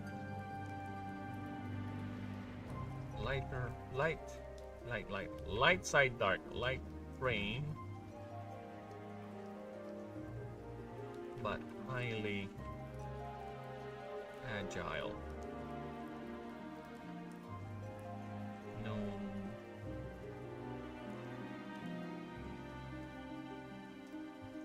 Deep.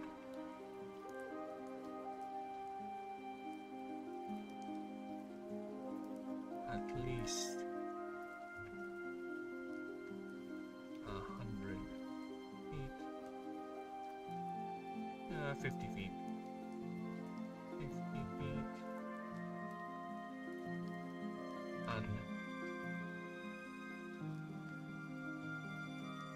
with just its pure physicality. Physicality.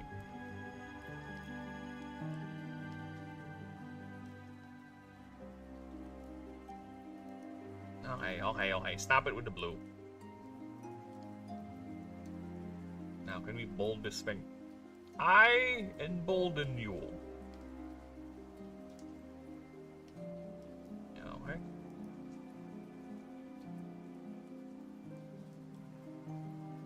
Okay, so let's go ahead and grab Mr. Reflection. So this is for the people who can actually see pictures. Not for the blind, stupid AI. Yes, I'm so peeved with that. It's annoying. You go through this effort to put in this visual reference, and the AI doesn't really... It's supposed to be helpful. That is not helpful. Fuck you.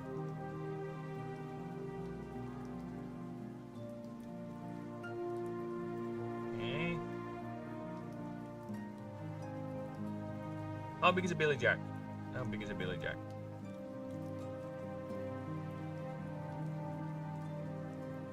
Not that big, actually. There you go, that's how big it is. Market is up to here. Oh, sorry. Can't see my finger. It's up to here. And Billy Jack is that big. Standing up? Yeah, I think we need to... Because standing up, it's actually quite big. It's that size. We need to reduce it a bit more. Okay, there you go. I think that's enough. It's roughly the size of a young kid. And I will take that.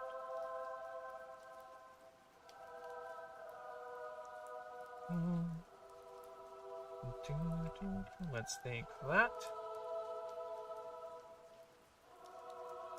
Put it over here. Okay, so you are a Billy Jack. Billy Jack. Class Mammalia Arcanae. You are a base type. No longer a swarmer, no. And let's go ahead and grab the base symbol from my amazingly awesome design creature. Sorry, I really am a sucker for Raj's design. What can I say? There you go.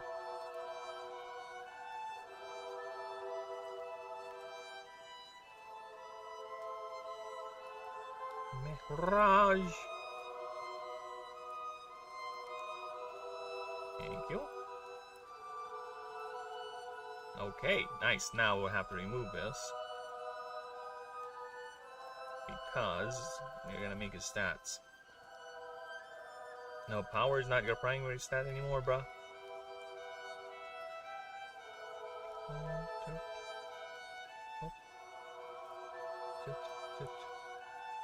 Okay, so you are at... I really don't like things ending in 13. Yeah, 12. You have 16. Okay, and I'll be right back. Give me a moment. I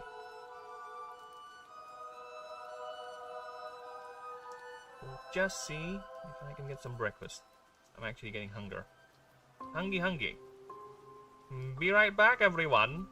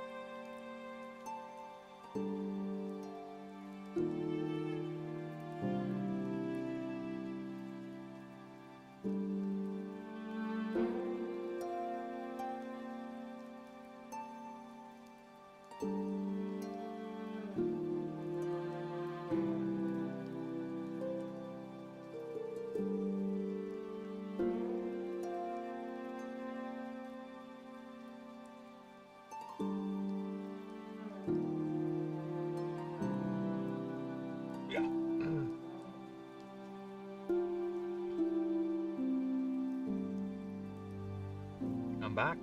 Aha! Alright. Now, passives. Passives. I already have one name.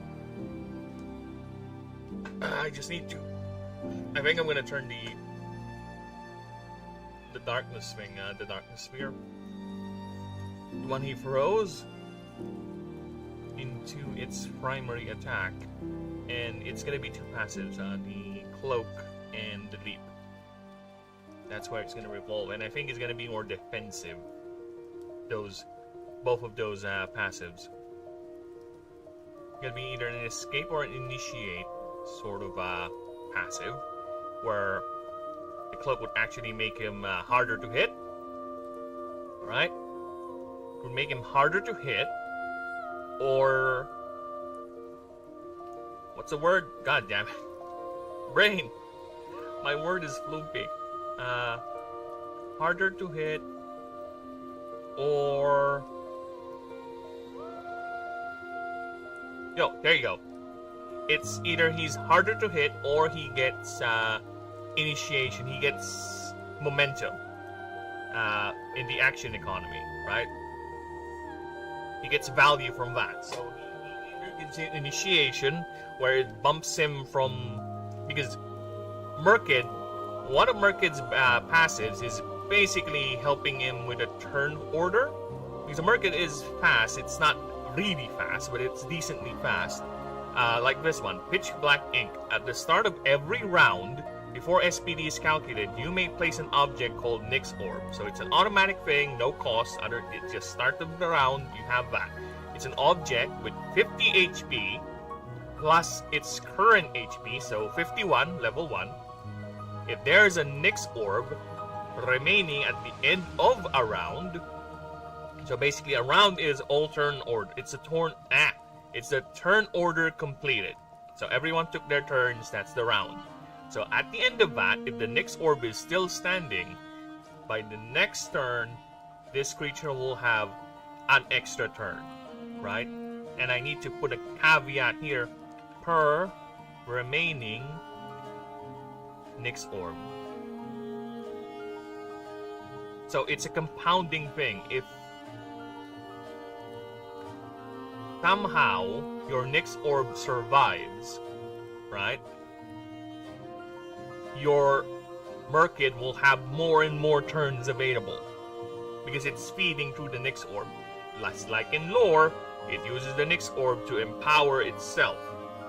So it will not consume it, but it will, as long as the orb is there, it's helping your Merkid move faster and faster. Right? So that's the idea. I think it's balanced enough because the enemy will indeed hit you or attempt to destroy it, or hit you instead, try to take you out that way. And to be fair, a Merkid does not have high HP. So that's why I have this passive, Pitch Black, as more of a means to defend itself, right? Because it will redirect some of the enemy's attacks, especially early game when there's not much wide tag moves available. So it would redirect some of the attacks. Viscous Stains, it's the one passive I'm thinking of changing, because it's just basically anyone who uses a Nyx type move. I think I'm gonna increase its scope from Nyx and or I don't have to change that moving forward. So and or Swarmer types move. Okay, so now it has a greater scope. So it's much more what do you call that? Utility. It has more utility, yeah, because it has a broader scope rather than just locked into the next move. I think it's fine enough because Rupture for free. Well, not really free, but Rupture itself is a powerful debuff. It's a debuff where the more Rupture stacks the target has, it receives more damage, right? This is already a 10% damage multiplier on top of the hit that the target is going to receive. And it's not going to go away after the hit. No, only half of it is going to disappear after the hit. So after the hit, it will still have 3 more stacks remaining. And if you use this again, that target will have 8 stacks on top of the 5 more on top of the 3, so it will get 8. So yeah, it's a compounding thing. It's basic. It's not just helping Merkid, it's also helping the team, and it also aids other swarmers and other Nyxes where Pitch Black Ink is just solo just for your Merkid. Or I think no, I think it's fine because the wording here is quite explicit. It will affect all other Merkids regardless of me. I guess I should say it for clarity, right? I should put in a clause here that this... I don't think so, because it's gonna confuse it. It's already understood that if you get 2 Merkids with this same passive, they'll each generate a Nyx Orb, right? Each of them will generate 1, and both Nyx Orbs will affect each. So if somehow those Nyx Orbs survive, they would both get extra turns, 2 extra turns. So yeah, I think it's fine. I think the wording is fine. I think. But if it's really confusing, I'll just put in a clause, like a paragraph that says, this also affects other Merkids. Or this Nyx Orb also counts for other creatures with the same passive, something like that. So yeah, I think we're fine with that. And again, there's no real control. It will stay there at the beginning of the round. It will be generated and it will be destroyed. So when it gets destroyed, it does nothing, right?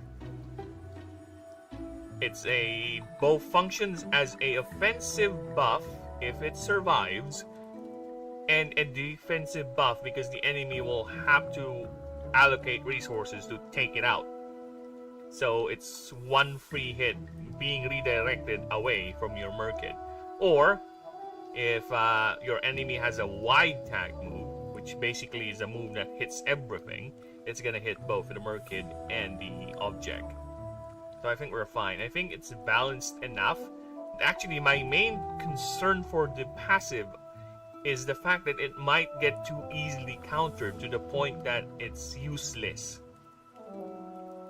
That's why I have it scale up with the more levels your Merkid has. Because later on, the more you progress through the game, wide tag moves will be quite prevalent. There will be a lot of creatures that will be running with wide tags, that's for sure. Because a lot of the moves I gave in the creatures actually has some moves that are wide. Because it's for utility, right? You gotta have that versatility. Unless the main gimmick of the creature is solo targeting. Like Mehraj over here. I think I didn't give Mehraj too much wide tag moves. Because one of his main gimmicks is just... Let me just read out the passive for you. Orate Dominance. Now this is a fun little passive. This creature gets plus 100 max HP. So on top of its default HP, once you get this level 1, if you get it level 1, it already bumps it to 220, so that's a lot of free HP. At the start of combat, choose an opposing creature. As long as that creature is not incapacitated, this creature, you mean your Mihraj, gets plus 40% to its power and speed stat. So basically it moves faster, it hits faster because it wants to assassinate that target. It's itching for that fight. Give me that fight. I challenge you, you bastard. Get over here. Let's fight. That's basically it. And the more I think about it, I think we should have pulled over.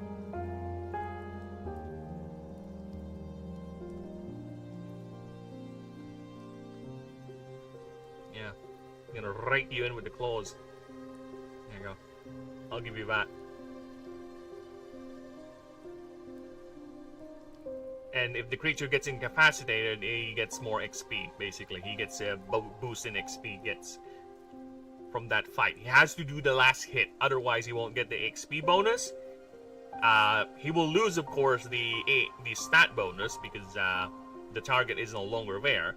But it's a very good way of dealing with other big creatures in the field. Where like, oh, you need to go down fast. Not really big creatures too, just creatures in general that are more acting as the enemy team's anchor or main support creature, like a healing creature, a defense creature, or a debuff creature, or something like that. Something that you really need out of the field fast. That's where this passive becomes useful. And a lot of his moves are actually, see, he has Cleave. This is the biggest AoE move I think he has. Dark Claw, Sunder, Channel, Fury. Yeah, these are all single target. I think Trample is also a wide tag move, but you can see he doesn't have much. Gloom Blast is a wide tag, so that's 1, 2. Yeah, he has 3. Out of all of that, he has 3 wide tag moves. So yeah, this is a creature not really designed to use massive, big-ass spells. So I imagine the other creatures further up. Yeah, wide tags are quite common. Because again, this game is playable for multiple creatures. You can run as many creatures as your character can carry. Because you have a creature limit with your link runes. So you start with 3, and you can upgrade that gradually by paying currency, or sometimes it's rewards from missions, you know, stuff like that. So you get that. You also have your character's arcane stat, which basically determines your max mana capacity. But its main use in game is, if you would see the creatures, they have an MD stat. It's not magic defense. No. It's mana draw. What it does is, if you look at the Billy Jack over here, it has a 12 MD cost. It's a cost. So if your character has 12 arcane or higher, you can use this creature. If your character has 11 below arcane, you cannot field this creature because you do not have the sufficient mana to channel to power this creature. That's how it works. So yeah, technically you can field as many creatures as you want. It's just that the question is, do you have mana to do it? Do you have the bandwidth, I guess, is the term that I would go for. The bandwidth, the magical bandwidth to power all these creatures. Because once the creature is bonded to you, the creature moving forward will be relying to you on your mana to power its abilities to survive. Okay? They have the energy stat, which is the amount of energy or mana they can channel inside their bodies, but the mana they're using to fill that energy stat is yours. It's just that some creatures are more efficient in how they channel or how they process mana. That's why some of them have high energy stats, some of them have low energy stats, because it's the biology of how well they process the mana they feed from you, they take from you. Okay? So that's another thing. If we're gonna go and look at the gods, okay, the gods are super powerful. They're boss tier, they're boss endgame, but their MD cost is astronomically high. Like, the highest MD cost in the game is currently Aurelion. He is the main god. He's the god of light and resilience and empire. He's the top G. He is the god. He's the first among equals. He is the emperor of Ashen. Was the emperor of Ashen. He led the Auric dynasty up until the civil war that crashed that dynasty, and the Great Schism happened and his son took over. Then we have the current timeline where his son was beaten and a new founding era. So, mind you, these gods are weaker now. They're like at 10% their power rating level. So they're reduced. So 150 MD is what you need to field the big guy, while the other gods would range around 50 MD. That's their default. 50 MD, some will be lower, but they will be reduced, and you have ways to make them more powerful, but it's going to cost even more MD. Or mana draw. Yes, that is my way of balancing players from hoarding or throwing the biggest in the room. You have to work for it.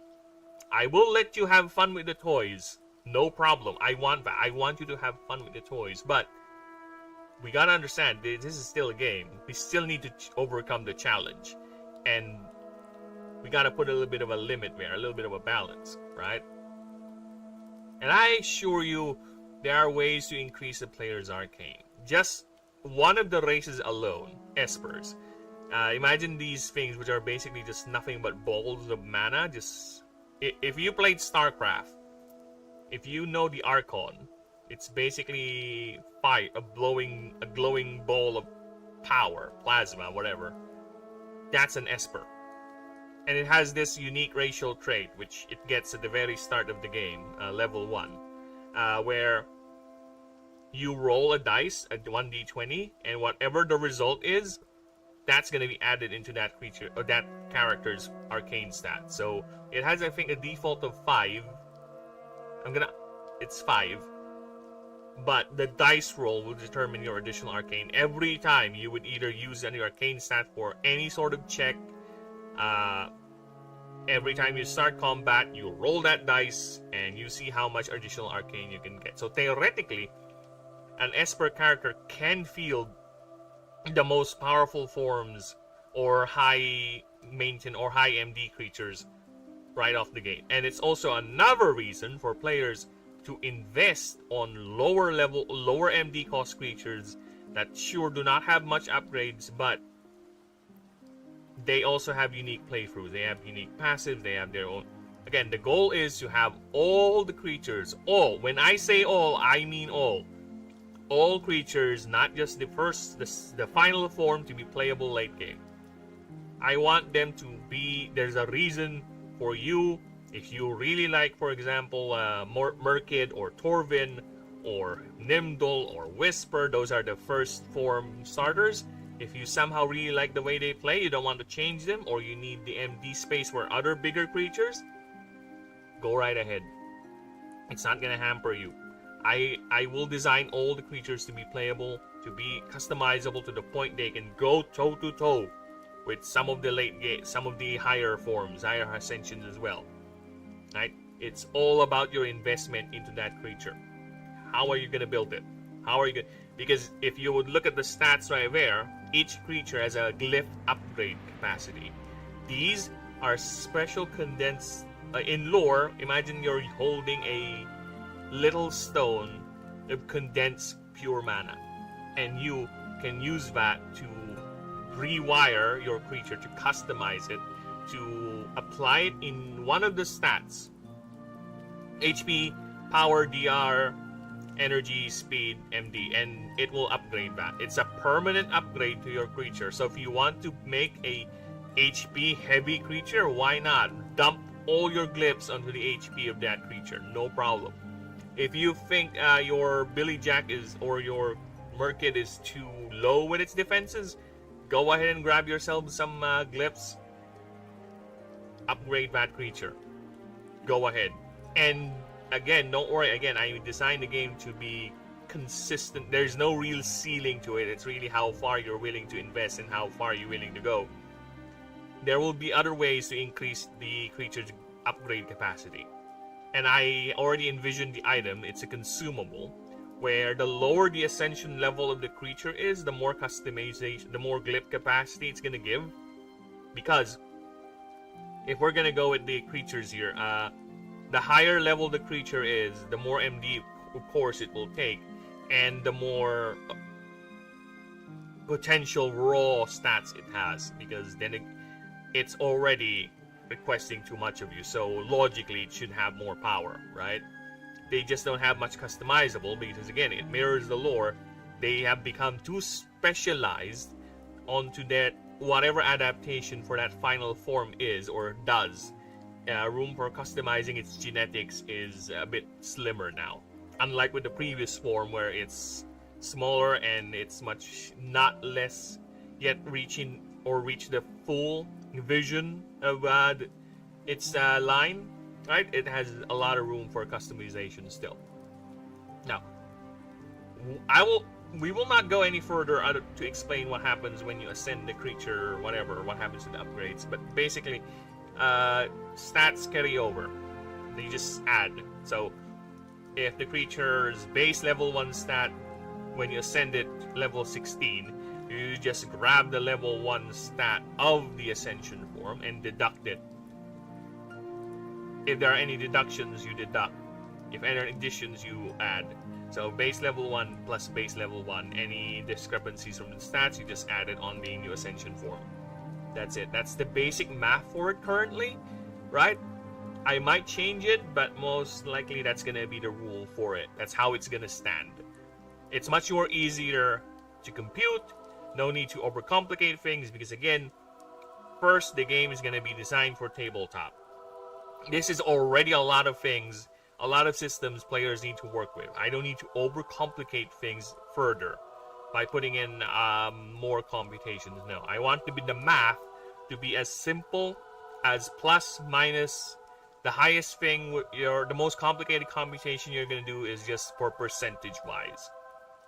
Right? But most of the time, it's just simple mathematical equations of plus this, plus that, and some minus here. Some multiplication there, and percentages. But other than that, no. I won't go with big numbers. The biggest number we will so far in the game is 9,999, and that is the HP of the top god, Aurelion. But other than that, no. I really would like to stay with the lower numbers because it's easier to read and much more easier to deal with in terms of computation. Because if you were to look, especially me, if I were to look at 10 and you ask me what is a 20% of 10, it's 2. Done. It's easy. But if you were to ask me what is a 20% of 945, it's like, fuck off. Let me grab my calculator, right?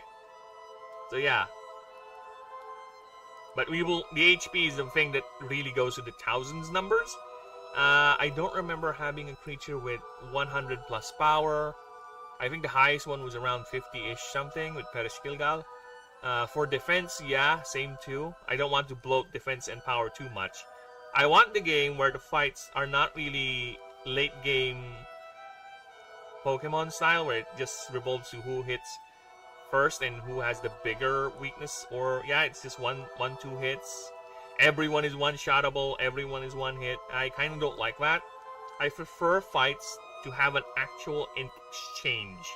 Like, it's not just basic rock, paper, scissors when it comes to the fights. There's an actual chance for you to beat bad matchups. It just depends on how you deal with it, right? That's my vision for the fights. And again, one way we'll see that how well it plays is that once we get to the experimentation, once we get to actual players doing the thing. Because sure, I can run simulations with the AI, but it's gonna be the AI. I really don't trust simulations that much. I prefer actual people who would do it, right? Because the AI would go for the most optimal thing, yeah, but it's not usually what people do.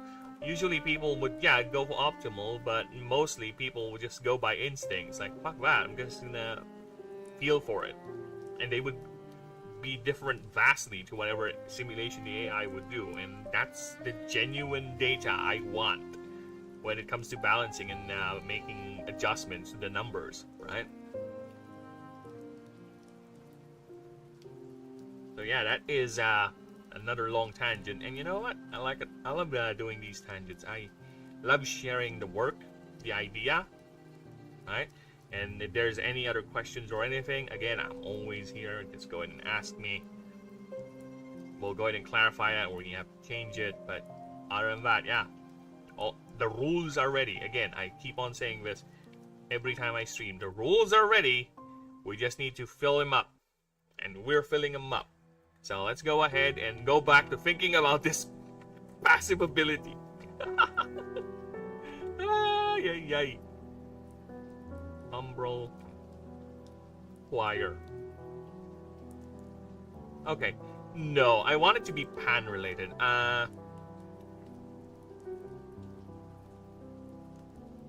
Colloquial pan is too much. An adjective describing pan. Pan-like? Pan-like. Sounds like panic. I kinda like pan, actually. Pan-like. Panic. Yeah, I kinda like that. Super cool. Hey, thank you! And hello, Games Made Gourmet. Oh my god, I read that one go. Nice. Actual people, right? That is the real test for actual people, right? That is the real test for me. So, as I was saying, pan... Cloak. There you go. That is my pun. That is my pun. It's close to pan, and it's kind of like a panic cloak. Yeah, it's gonna be both ways. It's gonna be a. My initial idea is gonna give it. The cloak is gonna give him Billy Jack initiative in the turn order, or you can use it to evade. So it's not a mode switch.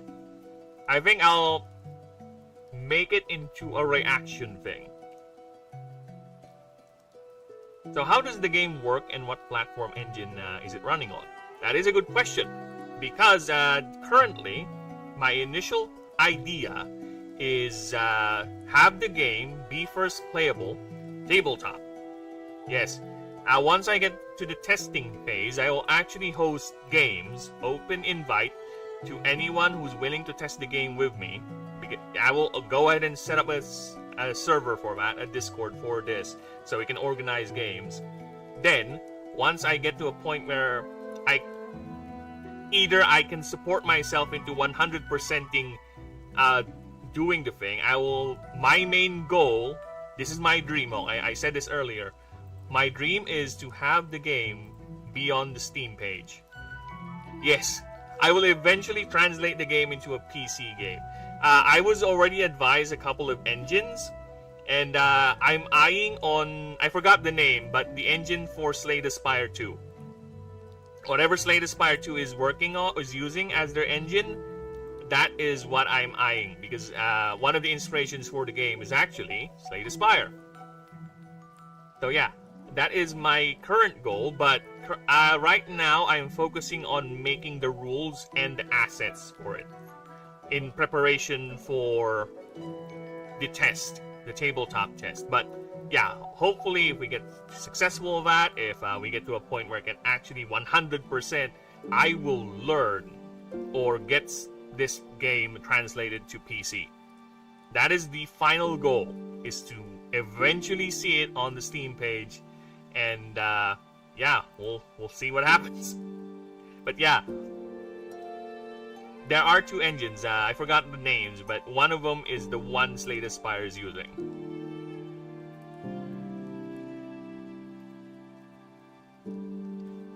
Yeah, so and that's another thing too. I'm thinking about doing the server right now, the Discord server right now, actually, because that way I can build up people, right?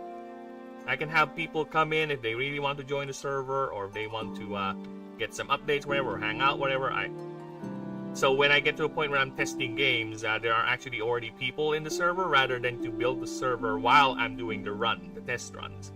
So yeah, Godot, I'm pretty sure. Yeah, you're right. That's it. That's it. Go dot and yeah, that's it. That's it. That's the engine. Thank you. And I think it's on Steam, actually. I remember checking that. Yeah, I think it's on Steam. There you go. See, it's already on Steam. And you know what? Fuck it. I'm gonna go ahead and add it to my library. There you go. So I won't forget it. I'm gonna add it so I don't forget it anymore. Yeah, this is the engine I'm gonna use it on. And that'll be a first time. All this, mind you, people, I have no prior experience in making a game. Anything. The closest thing I have experience when it comes to making a game is actually the primary foundation as to the game systems. Okay? Back in the day, when I was a teenager, Pokemon was a big thing, right? And I am a fan of Pokemon. To this day, I am updated on the latest generation, Gen 9. Okay? And the Mega Evolutions from Legend ZA. Okay? I used to host a homebrew Pokemon game using the cards as catalyst and some of the card game's rules as catalyst for the homebrew game, where I would copy the map from the game, from the Game Boy games and from the anime. I would copy them, translate them into pen and paper, and have my players run around in that map. And I would GM them for it. And I would develop my own systems, so the cards would be playable in that homebrew. That is my main inspiration for it.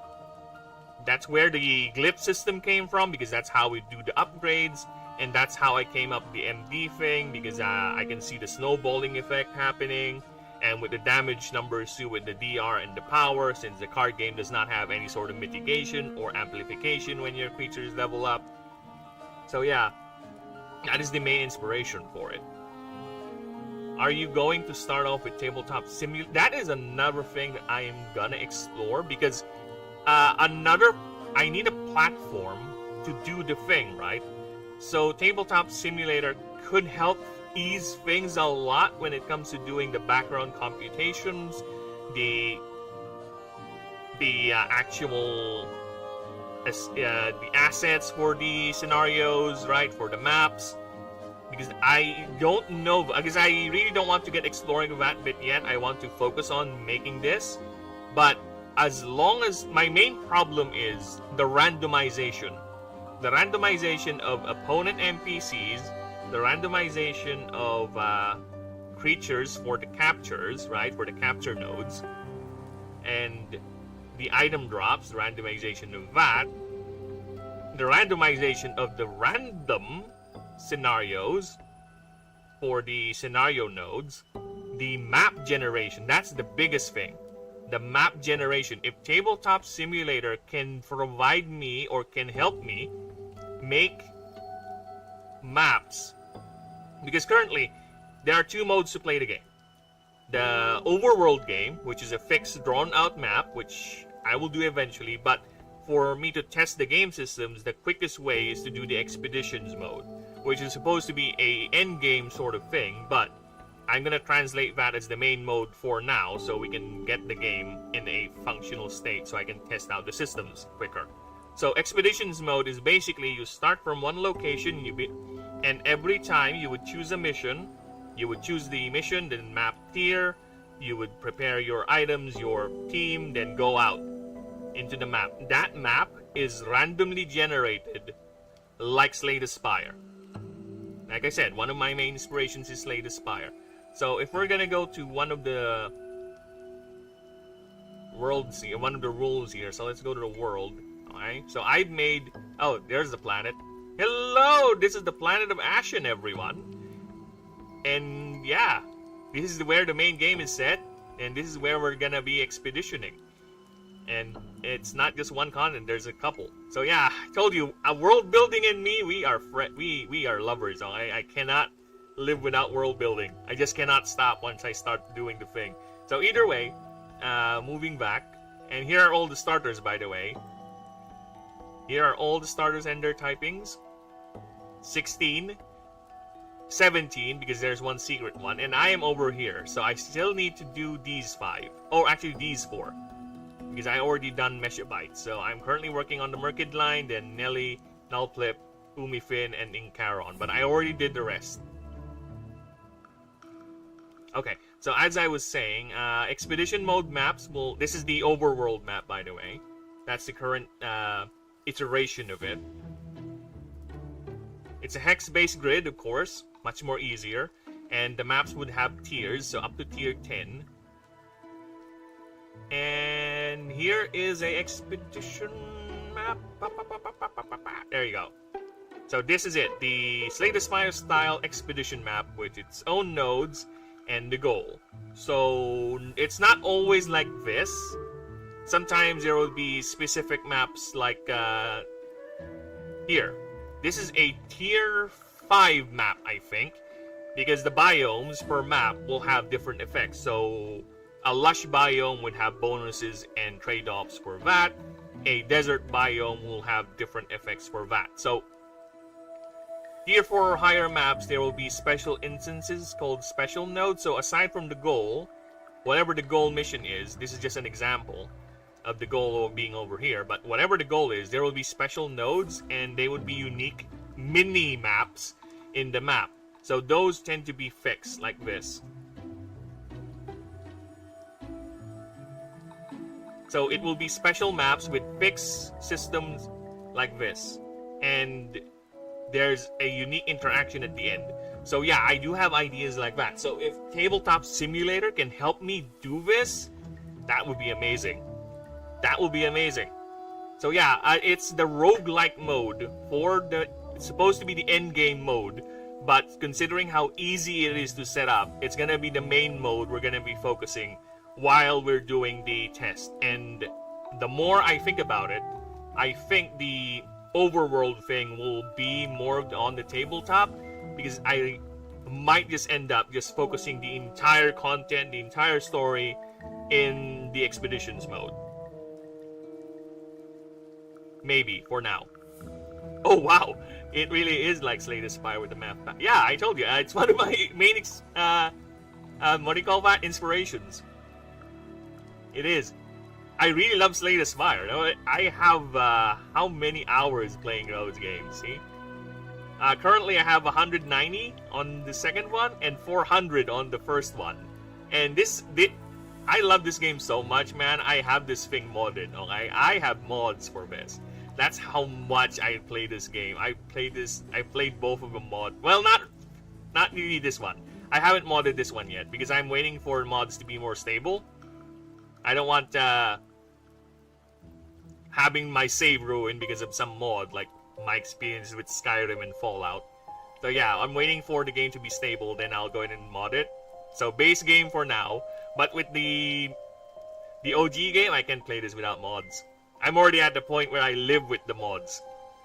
But I really love it. It's one of the few games where you can break it has sufficient challenge, right? It has sufficient challenge, and it also allows you to break the game. That's the thing. That is my main inspiration. Now, games like Diablo, Path of Exile, Baldur's Gate, games like Magic the Gathering, games like that, they have very simple yet deep interactions with the systems, and you, the player, is allowed to break them. Same with Slay the Spire. Monster Train is another game like that does the same thing. I like those games. It has sufficient challenge, but it allows me to break the game, right? That's why if you would read some of the passives of my creatures, you would be like, oh shit, that's a bit broken. Yeah, I know.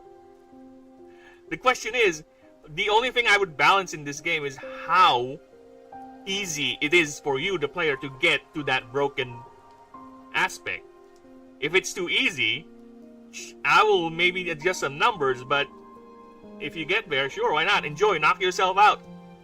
Alright? Especially with the gods. If we were gonna go with the god passives, you would see some of those gods would actually tell you what to do per your turn. they would have things where it literally breaks the rules, where you ignore this rule because this god is the god of sin and he thrives on excess. So the more you break that rule, the more powerful he becomes.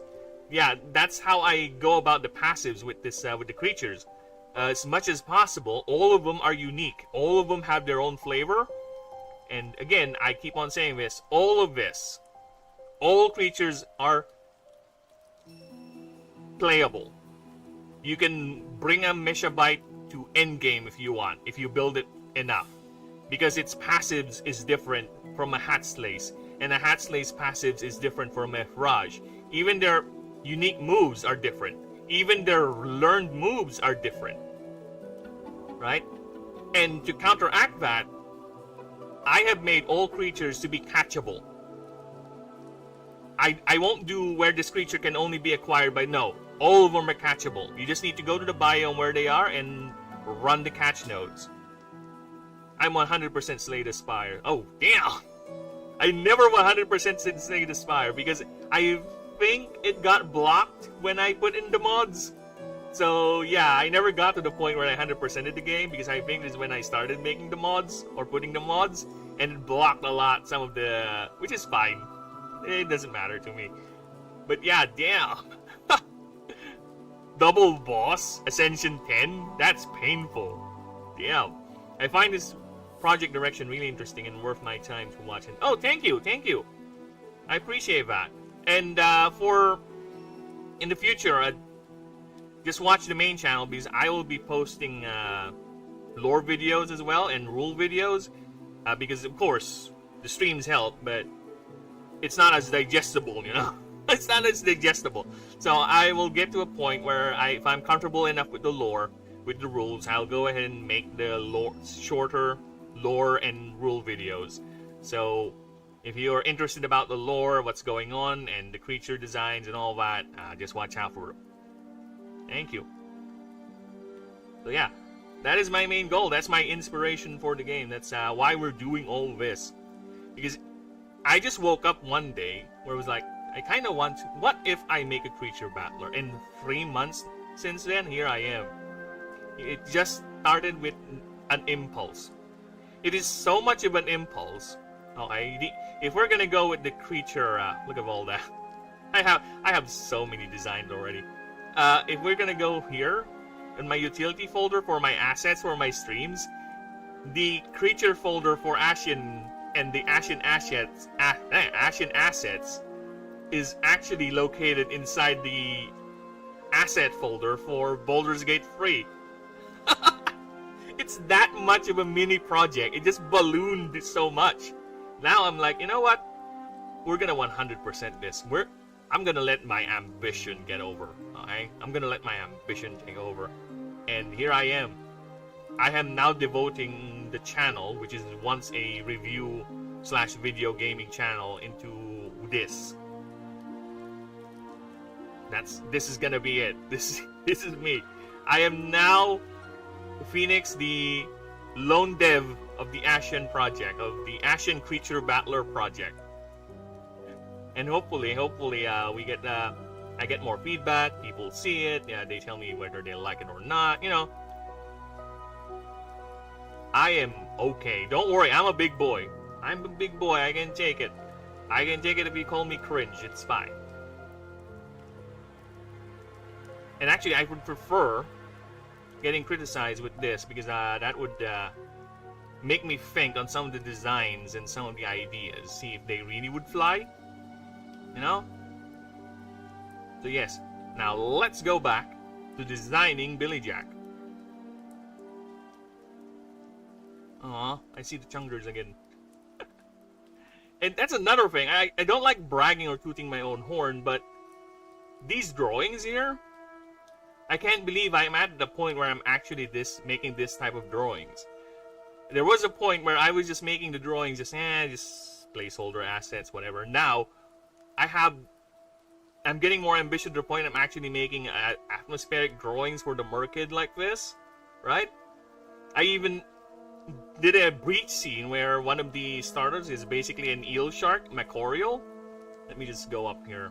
Because this is among my favorite drawings right here. Oh, look at that. The male and female has very much Dark Souls energy. This is the starter for the martial types, which is basically, if we're gonna go Pokemon language, this is your fighting types, right? But for me, there's a reason why some creatures have weapons and some have armor and some are cyborg. The way I go for world building is I build the world first, then I scale down to how things are gonna fit inside it. I don't go, this is the thing I want, and the world building just doesn't mean anything. No. If it doesn't fit, it doesn't fit. So, as I was saying, one of my favorite drawings is this. The breach scene. Where are you, Macorial? And I'm also biased with Macorial's design, to be honest, because I really am a sucker for sleek designs. Like, that. Okay, come on, we're close. Small DB, there you go. Look at that. Look at that! Yeah, this is the first time ever. This is among the most ambitious drawings I did for this project. It's that, look at that breach scene. I never thought I'd gotten to a point where I actually draw a perspective like that. And this is how it looks like side view, by the way. Yes, it's a eel shark sort of thing that's 15 foot long, or 15 feet. And it's able to generate both mist and steam using its internal... It's a water fire type. Yes, the typings are quite wild, and I love that. See, it's a water fire type, and it can generate both steam and mist as part of its passives. It's an ambush predator, in a way. So yeah, look at that. Look at that. Very ambitious with the drawings, and I love it. Yes, there is a reason in universe why a creature like that, which is basically, because that's another thing I found weird with some creature battlers. They really do not explain certain things in the world. Like, how would a Sea King, which is basically a fish, fight on a terrestrial environment, on overland? It doesn't show. I have not seen the anime since the second season, but how would they show that in the anime? Is it just the Sea King is just floating? That's it? There's no real reason to it? So, in my infinitisms, in my infinite weirdness when it comes to lore and world building, I have formulated a idea where the creature, some creatures, or the trainer, the Astari, the Animancer, would use magic to form a sort of hydro blanket. So imagine the creature having a thin layer of magical water, condensation around it, and it uses that to propel itself or to swim in the air. So some creatures are able to do that, some don't. They would require you to do it for them, but I won't have that as an additional thing in terms of another logistics thing. Your Animancer just does it automatically.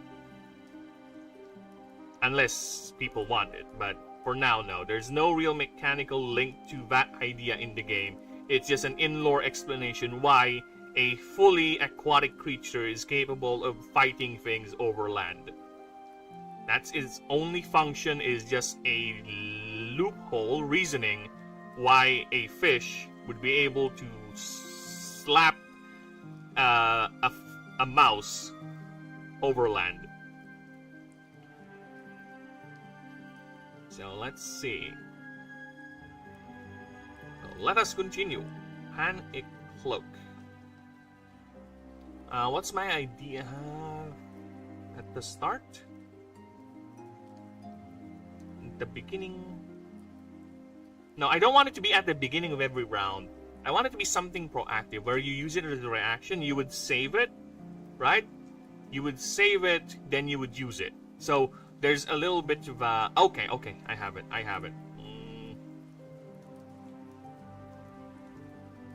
Okay, I got it. Once.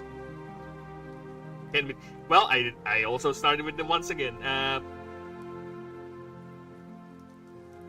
What different types are... Oh, okay, so... Interesting question, and don't worry, we have the answer for that with the type matching table. One of my friends saw this earlier. Was like, "Damn, you're really into this, huh? You even have your tables and spreadsheets." Yes, yes, brother. This is how deep I am in this rabbit hole. So there are 17 types in the game. 17 currently. The types are Verdant, Swarm, Fey, Fire, Water, Earth, Air, Martial, Artifice, Voltaic, Nyx, Essence, Ether, Base, Mythical, Illuminate, and Void. So here are the type matching tables. As you can see, you have your basic Verdant / Druidic magic. Because again, each of the types, considering this is a sci-fi fantasy setting, so the types are, think of them as schools of magic. So Verdants are those who use Druidic magic. Swarmers are those who use primal magic, where it's basically your it's very simple body enhancing sort of magic, something like that, but it's more attuned to a mana economy sort of thing, right? It's more attuned for little scurrying creatures. Wow, that must have taken... Yeah, it's a pain. It's a pain because... And this is not even... This is all theoretic, so it might change with the numbers. But yeah, it is quite the pain because thinking of how an Artifice type would be interact and what sort of weaknesses it would have, right? Because, for example, you can clearly see there's a hierarchy with the typing here. Illuminate types, you see they have WR. And oh, before we get to that, I do have one gripe when it comes to creature battling, is that the hard counter. There are types in a lot of creature battlers where if you have this type fight against this type, it's a 1-for-1 dead end. It's immune to it. I don't like that idea, to be honest. It's cool, but I don't like it in terms of mechanics. I don't like a fight to be a straight up rock, paper, scissors. I still want someone to have a chance to be beaten. Okay? And hello! Hello again, Gaines. So as I was saying, there is no 1-for-1 immunity. The way weakness hits are complicated in the game is that imagine if you have two types. You have the primary type and the secondary type. So if your primary type is hit by a move that is weak to it, like fire hitting a verdant type, it's gonna deal 50% more damage to the attacked target. If your second type, your secondary type, is also weak to fire, let's say it's a swarmer type, so verdant swarm, get hits by fire, it's not gonna be double damage. No, we don't do that. It's gonna be 20% more damage. So 70% is the cap for double weakness hits. I really don't like the late game everyone dies in 3 hits sort of thing. I want the fight to have an actual exchange. For you, the one that's disadvantaged, to have a chance to beat the other side. There's a real tactic going on. There's a real exchange of blows. I don't like it's who's the fastest. And trust me, the speed stat in this game is wild. My speed ruling is wild, alright? I have a different way of approaching the speed rule. But yeah, that's how it works for weaknesses hits and resistance hits. So if it's a resist, it's the same thing. 50% for the primary, 20% for the weakness. And as I was trying to say earlier, the Illuminate types, they are the rarest types in the game, and there is no wild Illuminate type. All the Illuminate types are the gods. This is the type of godhood. If you see an Illuminate type, that is a god being. That is a being, that is a character, that is a being that is basically someone with temples, someone with dedication, someone who is actively being worshipped. And the reason why they're WR is that the typing's primary or default ability is that at the start of every round, you would choose whether your Illuminate type would deal all weakness hits. So basically all their attacks, regardless of typing, will be weakness. Regardless. Or they will resist all incoming damage. So that's why it's WR for all the typings, except for other Illuminate types and the Void. The Void is another type, which, let's just say, long story short, in terms of the lore, they are outsiders. They're technically alien, quote unquote. So yeah, they're weak against they hate Illuminates and they hate each other. Those are the only standouts. So yeah, it is quite a nightmare to think and conceive of the balance and have them be unique in what they do, right? That's the best and hardest part to do, to be honest, because what is essentially the difference between a base type and an earth type, right? Earth depends are the more geomantic sort of thing. So they like walling up, they're naturally tougher, right? Base types are the creatures, think of them as in between, right? In the world where a lot of creatures or animals and races have developed this affinity for magic, the base types, because there are still regular animals in the world. Yes, there's still cats, dogs, whatever. They're still regular animals, so the base types are the regular animals, but they are in between. They don't rely 100% on mana, on magic. They don't. But whenever they can, they might use it. So they're in between. So they're either going to revert back to pure non-mana dependency, or they might just go ahead and make the next step. Do you take suggestions for creatures? Yes! I will take suggestions for creatures, because the only creatures I have set so far are the starters. They're all over here. The starters and the gods are all done. There are a couple of wild creatures that are not starters / gods. Some of them are mythical boss creatures. Some of them are background creatures that just so happen to design because I need a creature for that or this particular rule. Some of them are just concepts that I just thought of.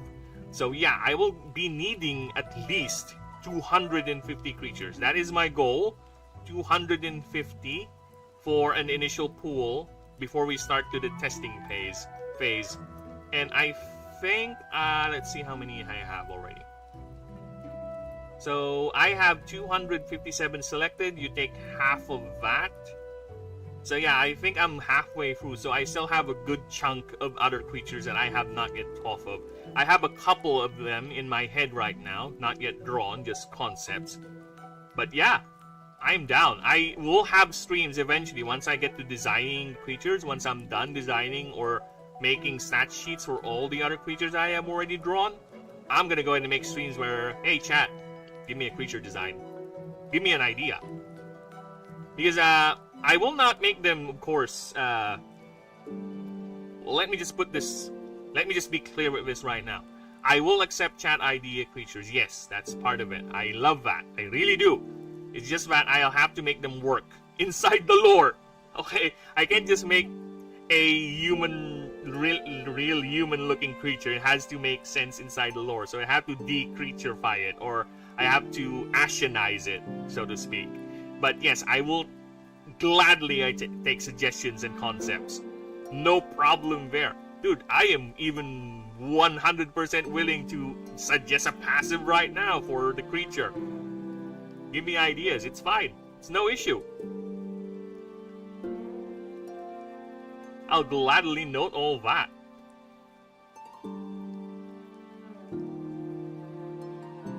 I was saying, Panic Cloak. What are we gonna do here?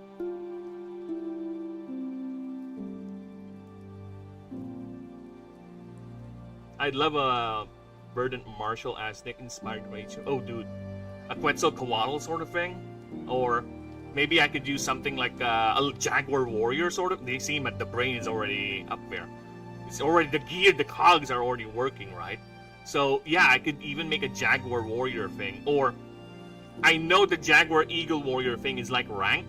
I can have that as its ascension, where you have the lower rank be the first form, whether it's an Eagle Warrior that relies on throwing at Atls, then it ascends to a Jaguar Warrior type creature, where instead of the Atl, it would use the Obsidian Blade, right? And they're not really mutually better than one another, they complement each other. So I have a creature here where they complement each other with the passives. So if we go up here with the Meshabite line, here, just look at them, the male and the female, clearly Egyptian themed, right? They're the Sphinx. The passives complement each other. So we have the Krios and the Andros. So that's basically the two types of sphinxes that we see in mythology among the types, actually. Andros is the male, so it supports the female, and the female supports the male. For example, here, as long as this creature is in the field, your opponent cannot target any creature without this passive, so it protects your back line. And if there's a creature in the field with the passive Krios, both creatures receive any healing the other receives. And the female, inversely, she would shoot any creature that is targeted by your attacks by an air-type damage if you roll a 12 up. And if there's a creature with a passive called Andros, both creatures receive each other's buffs. So yeah, I can make them complement one another or something like that. And the final form should be inspired by one of the Aztec gods. Maybe the Aztec god of war or something equivalent to that. I'm not much keen on the lore of the Aztecs, but yeah, that is something. See, the brain is already turning. I need to know that. I need to know that. Alright, timestamp on stream. This is 4:32. 4:32. Aztec idea. Okay. Maybe an arachnid sort of thing? Yeah! Oh shit! Oh my god. Dude, it can be a martial artifice type. Where the final form is not really an arachnid, but think of the creature inside becoming an artifice type. So imagine artifice types, they're like cyborgs. They're like creatures that have used technology in order to do things. And that's why Almagosi looks like this. Because Almagosi is a creature that has learned to create its own biosuit to offset the biological functions it needs so it can focus 100% on thinking. That's why it has this. That's why it looks like this. It has a biosuit. So it can do all the tasks because it thrives on thinking. So the more it thinks, the more energy it generates, the more it feeds itself. So it's a closed loop. So what it did is for it to reduce its capacity to, or reduce some of the load, it created a biosuit, sealed and everything, where the floating, the food process, every other biological function is done by the suit, and the rest of all it does is thinking. So yeah, that's an artifice type right here. And another extreme version of an artifice type is the starter for the artifice type, which is actually among my favorite designs because I'm totally not biased for Triceratops as my favorite dinosaur. It's, look at that. That is the Proceratron. That is the final form or final ascension of the artifice starter. It turns into a drone-producing solar mana-powered battleship. Well, drone carrier that can float up to 1,200 feet. And it's basically a cyborg. I can do that. The world will allow me to do that. I can go all biopunk. Alright?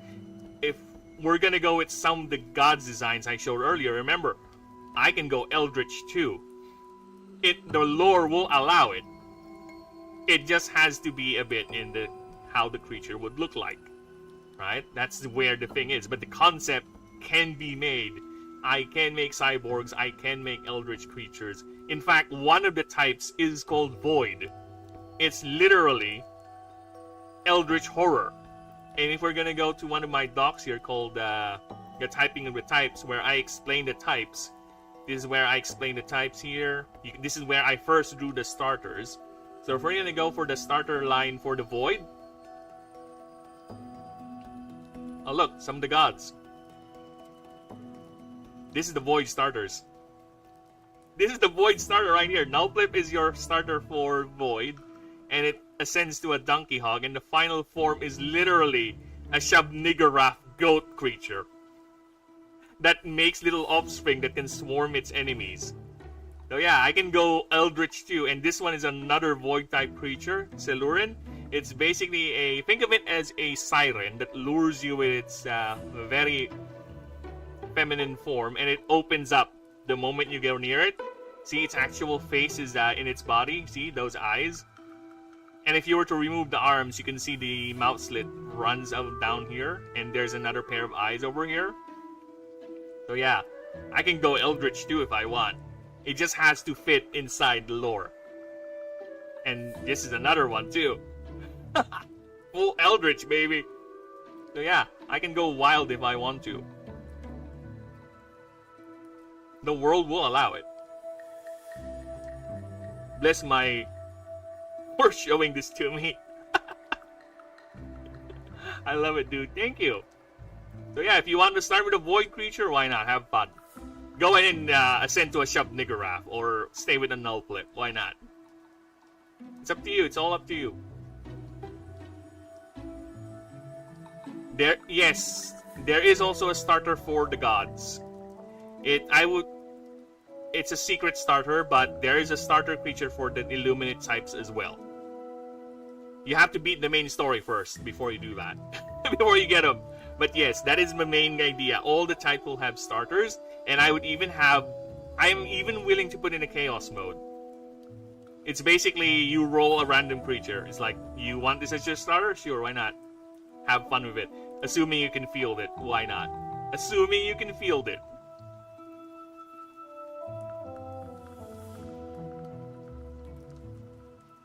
So yeah, I do get wild. I will allow it.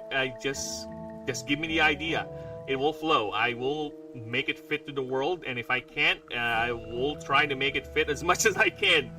Without, yeah, I'll try. I'll try to work it in. Yeah, I'm okay, dude. The only thing I don't see doing is doing the overtly feminine designs, like what we see with Digimon, with Sakuyamon. Okay, I gotta say this. Among my favorite Digimon is Sakuyamon, and I kind of don't like the fact that she has been sexualized to fuck, but what can I say? So, yeah, this is the type of design that I don't see myself doing with the setting. This overly female designs, especially with Beal Starmon. Beal Starmon is a design that I'll never see myself do for this setting, okay? I might do a character, a human character or an elven character that will dress like this. But for a creature, no. I gotta put the line. I won't be making a creature like this. But for a character, yes, I can make it for a character. A sapient character, not a creature. Venus flytrap creature. That's basically Horfania, right? Actually, if we go to the line, if we go back to the typing of types, you would see the ascension line for Orphemia. See, it starts at a dashling right here, the small little thing. Yeah, that's a dashling, where it's running around, chasing the sunlight with its roots. It's a little seed. Then it ascends into a voltaic verdant type. It's over here. It ascends to this, Bulbturnia, where basically can convert photosynthesis into electrical energy now. Then its final ascension is that. I told you the type changes is massive. I just stick with the primary typing for the starters because they're the starters. They're the representative of those types, so their primary typing should not change. But for ordinary creatures, for other creatures, yeah, I can go wild with the type changes because they're not really designed as for a straight up get better stat block thing. No, they're a different way to play. It just so happens that they are a part of this particular species. It's up to you if you want to raise that or you want to stick to that.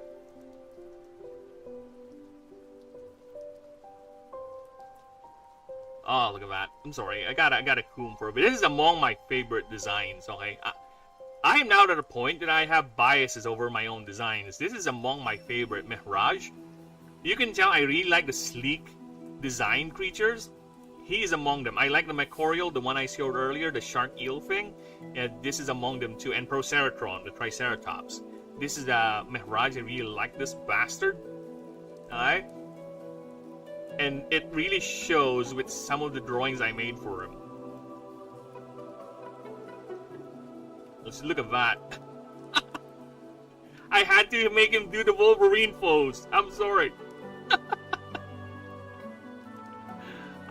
I have to make him do the Wolverine pose. I'm sorry. He's that cool of a creature design. I cannot help it. I cannot help it. I have to make him do the Wolverine pose. And I even have him here too. This is Draco Yusha. This is the starter, the final ascension form for the starter for the Draconic line, for the mythical type.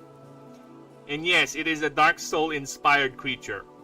It dual wields both Hydromancy and Geomancy, and it has a massive fuck-off double-bladed weapon. And I had to draw it getting beaten up by the Mehraj because I just love this creature so much. I'm sorry. I will vindicate this creature on its actual profile, okay? I'll draw this creature rising up in the air with its weapon stabbing through a Mehraj. Just for the sake of fairness. I'll do it. But I cannot help it. It's too fucking cool to not have it at victory. And it's actually in lore too, because that's what it does. It actually just goes around and challenges everything. It always wants to be the biggest thing in the room. It would go against the sort of anti-human alien design of the world, and that's the thing, right? That's what I said. It has to stay within the boundaries of the lore. I don't want it to stand out.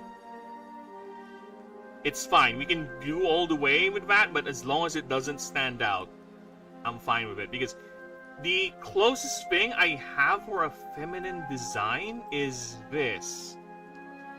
The female forms of the Hekaspsyche line. Just look at that. This is as feminine as I'm willing to go. As anthropomorphized as I can go. I won't give it a human face. I won't even give it boobs or anything. I'll just give it the curve, the shape. But that's it. That's as far as I'm willing to go. It will still look like the line. But that is the female of the Stretza. The Stretza is the female right here. She prefers using a rapier, while the male, the Stretza, prefers using a broadsword, which is actually fun. If we were to go to its unique moves, the females would have rapier-specific moves called Riposte and Pierce, while the males would have Zweihander movesets, half-swording, and Zweisweep. So yeah, I am willing to go that far when it comes to making the creatures unique. But this is as far as feminized as I can go, like that. And the female too. And here's the female Hekaspsyche, the final ascension form. So it's not even that feminine too, right? It still looks like a Hekaspsyche, just with different hair and different colors. But that is as far as I can go for a humanoid design. Not something as like Sakuyamon or Beelzemon. If there was a creature overly feminine to appeal to Sin. Yeah, and it's unfortunate, but whatever I do, there will be people who would do that. There's nothing I can do with that. So I'll just focus on designing them. People want to do it that way, I won't stop them. Again, it's them, right? It's not me. It's whatever you do with it, it's up to you, right? As long as it doesn't harm anyone in particular, sure, whatever. You know, here's the thing. I will let it be, but when every time I look at you, my eyebrows will be up there in the roof. That's how I'm gonna look at you. I'm fine with it. Sure, go right ahead. It's your art. It's your thing. As long as you're not harming people. But my eyebrows would be way, way up there in the roof. That's how I would be. By the way, this art style would go so well with like a Chinese dragon. Oh! You mean this? I don't have one specifically yet that's actually matching that. But if we're gonna go back to the starter line for the mythical types, the dragons, it's actually Japanese name, their naming conventions, but they're clearly their draconic designs is much more inspired with Chinese mythology. Look at that. This is Umifin right here. This is your starter for the mythical type. And it ascends to a Tsuchishim, which is basically an earth mythical type, where this one is a healer. The next ascension line is a little sadistic, little defensive sort of wall creature, and Draco Yusha is your Like I said, this is a martial dragon type, or a mythical martial type, which is a master of both weapons handling and geomantic and hydromantic magic. It even has a side weapon which is basically made of ice. Yeah, this is your dragon starter. But yeah, I would... The Qing Dynasty, yeah, that's cool. You know, that's one of my favorite factions in... For anyone here who ever played Age of Empires 3, among my favorite factions in that game is the Qing Dynasty. I can't help it, man. I love spamming those hand mortars. I love spamming those cheap-ass artillery and those iron flail cavalry just running down my enemies like that. That is among my favorite factions right there. And I'm not a political channel, but I'll say this. That is the coolest China's ever gotten. That's it. I'll kill it there. Done. I won't say anything else.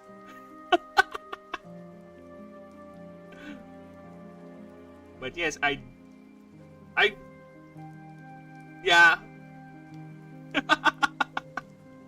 No, politics, we already have that too much IRL, okay? You know, the only politics that I would engage in openly in the channel is the politics of my game, of my world setting. I already have to deal with the politics of my gods. This in the setting, okay? In this, the setting has already quite the intricate tangling web of god drama and political intrigue that I have somehow designed or derived from doing all the god profiles. And of course, we also need to deal with the setting's current political situation. Because the main driver for the story is the world is actually going a mana crisis. Long story short, the universe of Ashen is filled with a substance called mana. It's what fuels technology, it's what fuels magic, it's what fuels these creatures right here. That's why they're able to look and do all these otherworldly things. That's why I said the types are more like magical disciplines, because of mana. It's all possible because of their dependency or use of magic or mana. Now, the world is actually undergoing a crisis of mana. The pools are running out. Think of it this way. Mana is being refreshed at a rate of 10 in this area, but people are now using it at a rate of 9. Then eventually at a rate of 11. So it's gonna overtake the refresh rate. So civilization is at 9 or at 10 currently. And if it continues, they're gonna overtake the refresh rate of the mana of the current world, and it's gonna cause a drought. Everything's gonna collapse. Ecosystems, civilization, races that... Let's go to the character. Yes, is another thing, people. You have a playable character. You are not a passive player in this game. You have a playable character with your own stats, your own levels, your own perks, your own equipment, your own species. There are currently 8 species in the game. You have your titular humans, okay? They're general all-rounder and they're very, very hard. They just look at their passive ability, their level 1 passive ability. When suffering a defeat or failed encounter roll, you may roll a 1d20. If you get a 12 higher, based on the condition or scenario, you can either add the result to the needed stat to roll for failed encounter, or for combat defeat, so meaning if you lost combat, you can actually use this to revive your creature and have it heal HP depending on the result of the roll. It's called the human spirit. In my setting, humans may not be the best in magic, they may not be the smartest around, but they have tenacity, they have ingenuity. Humans are adaptable and hardy. That's the main thing with humanity in this setting. You also have elves, which is basically the magic-attuned creatures, or sapient races.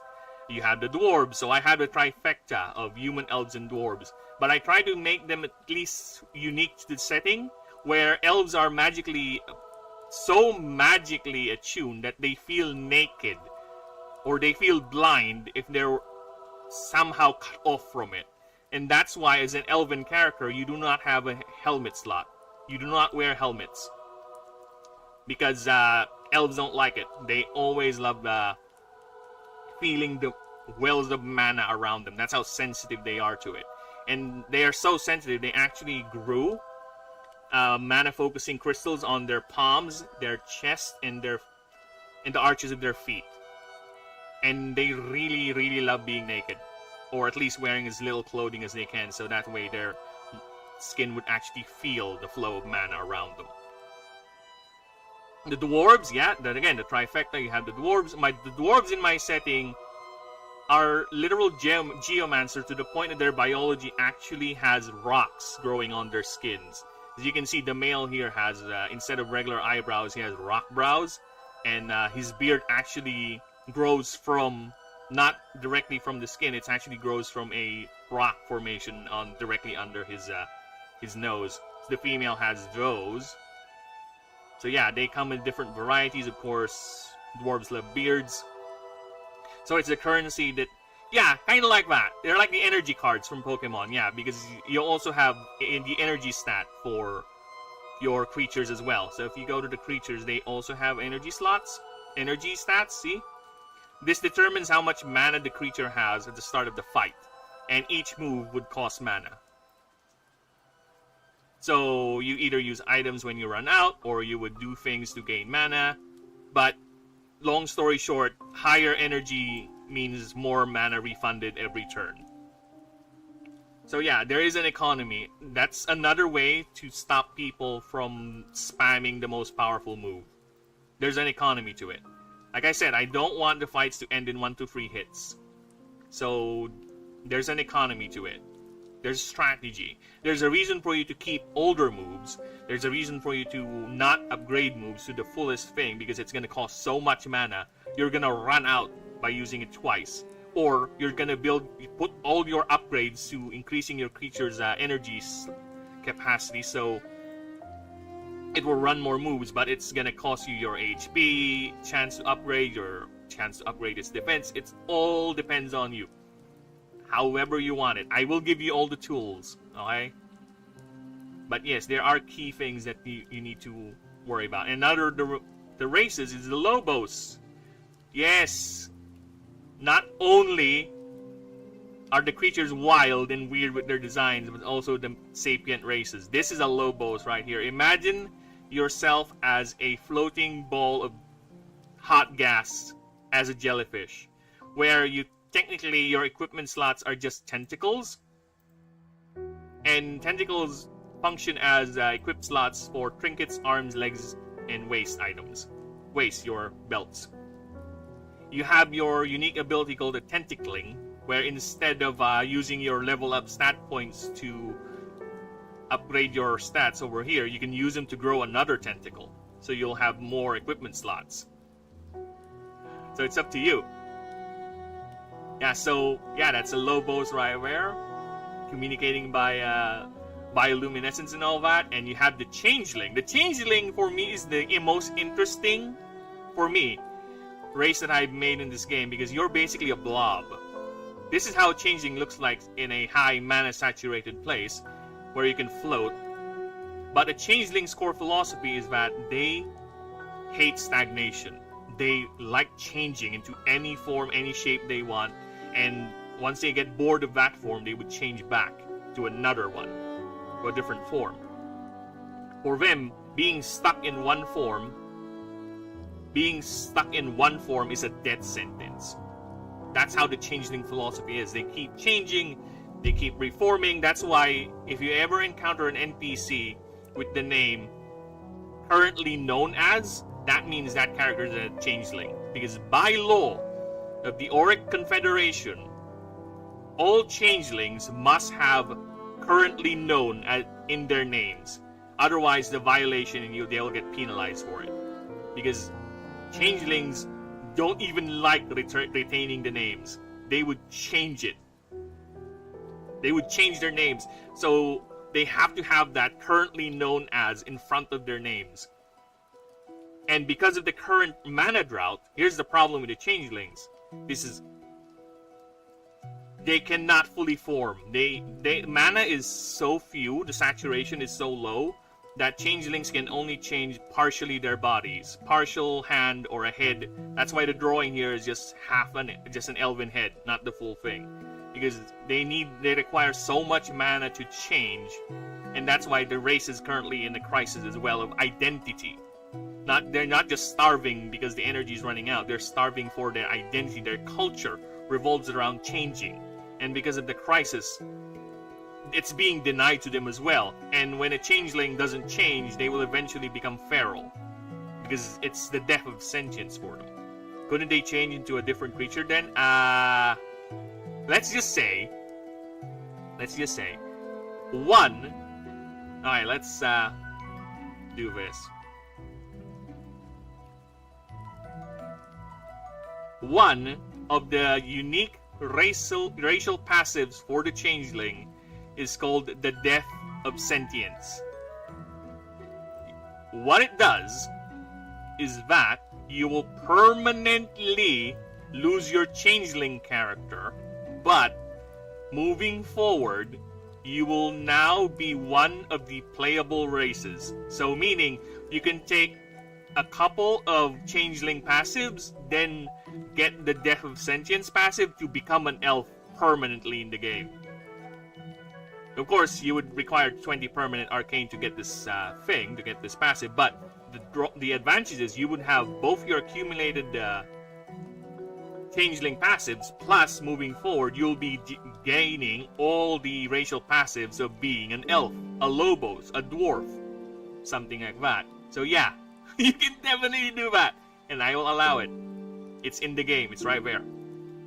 I just need to put in a steep cost.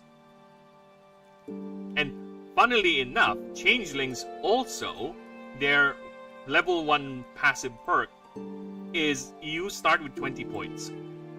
Right? This goes up every time you level up. I think plus 4 or plus 2.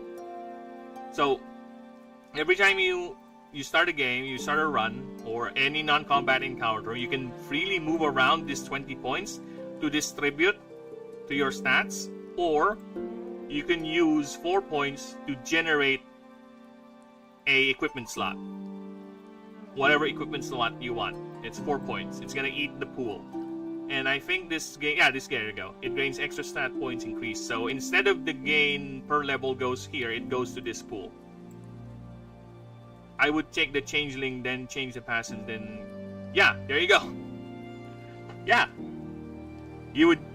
That's something you can do, yeah. And that way you can still have the tentacling ability, and you can still customize your equipment slot. Yeah. I will allow it. The only drawback is you can never go back to being a changeling, though. That's the only drawback, aside from the high steep cost. The requirement. But that's the thing. That's why it's called the Death of Sentience, because for a changeling, being stuck in a permanent form is death. It's the death of their self, of their identity.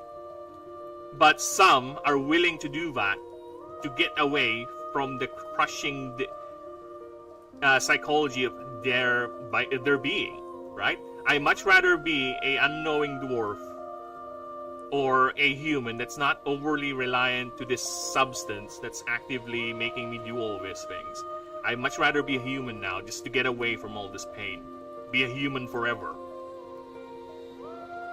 So another race is the Oprix. The dragons of this world is quite a tragic story, let's say that. So let's just say, because of the mana drought, a lot of the dragons devolved into animals, into the creatures that we now see today. So that would explain why a dragon like Dracayusha actually is capable of wielding weapons and magic, because they were once sapient. It's just a genetic memory left behind. So a lot of the dragons, long story short,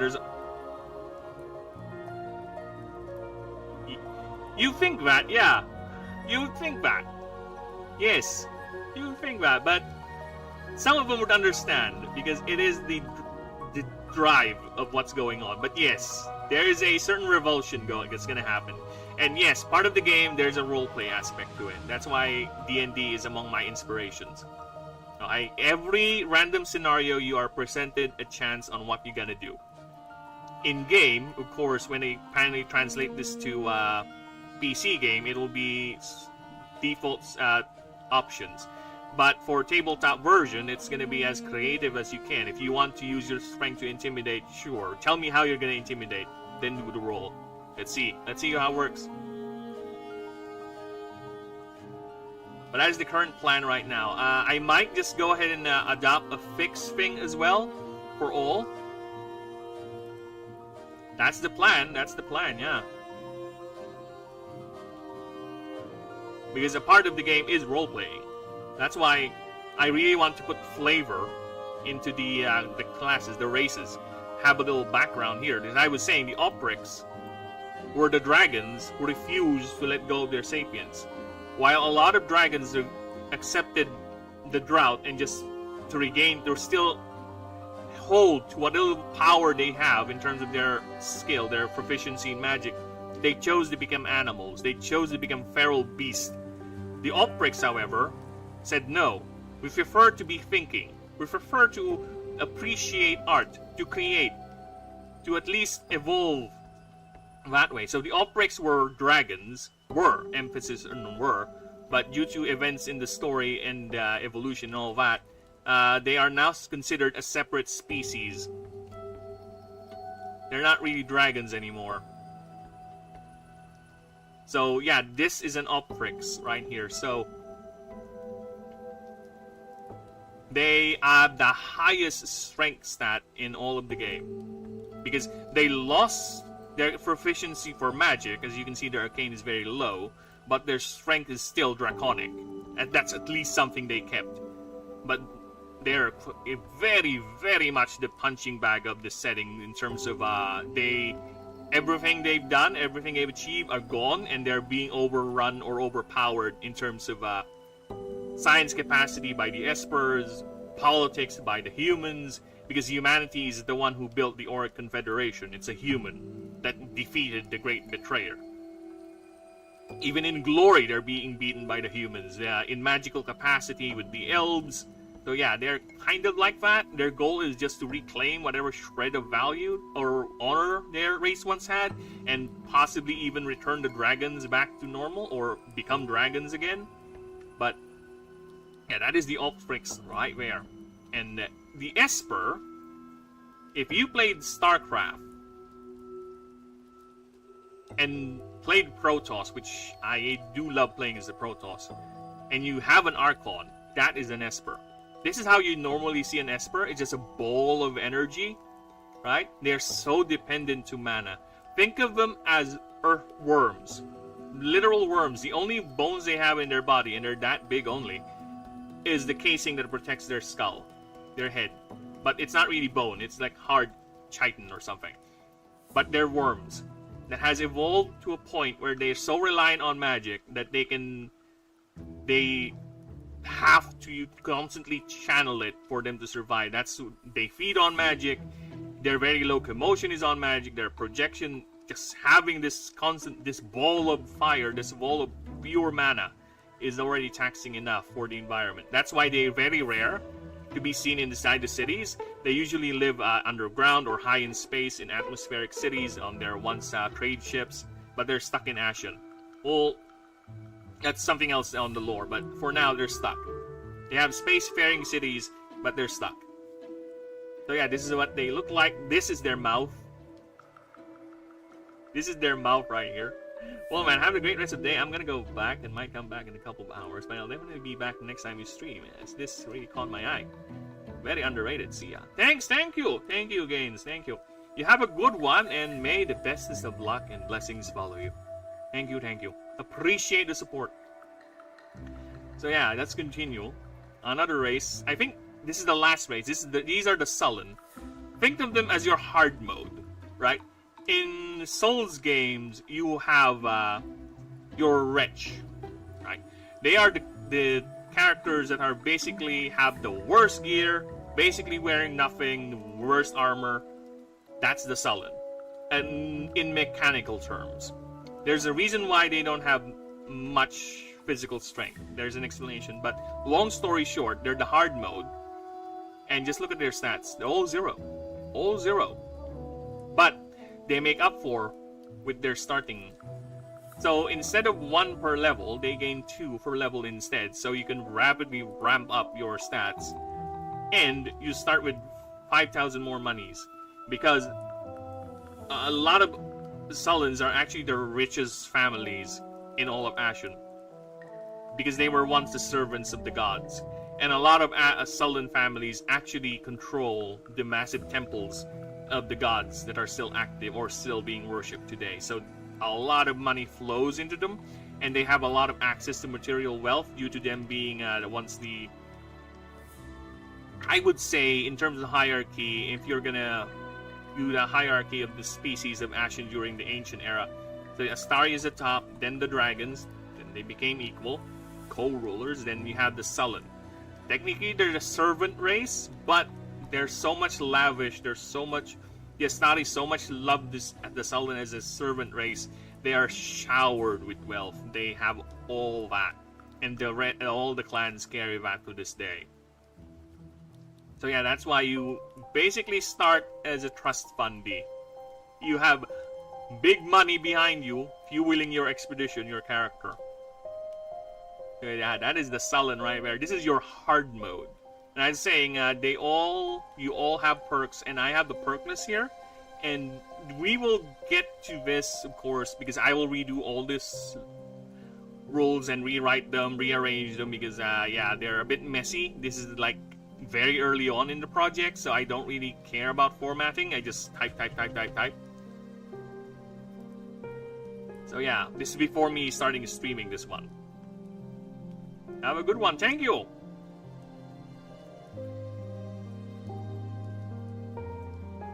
So yeah, there you go. So that is a very short overview for the game. I'm gonna go ahead and grab me a drink, grab me a pee. And also check the time because I do have a cab. I'll be right back. Give me but a moment.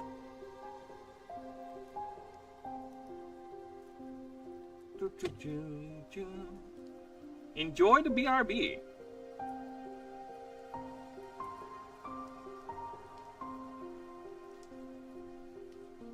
Yeah.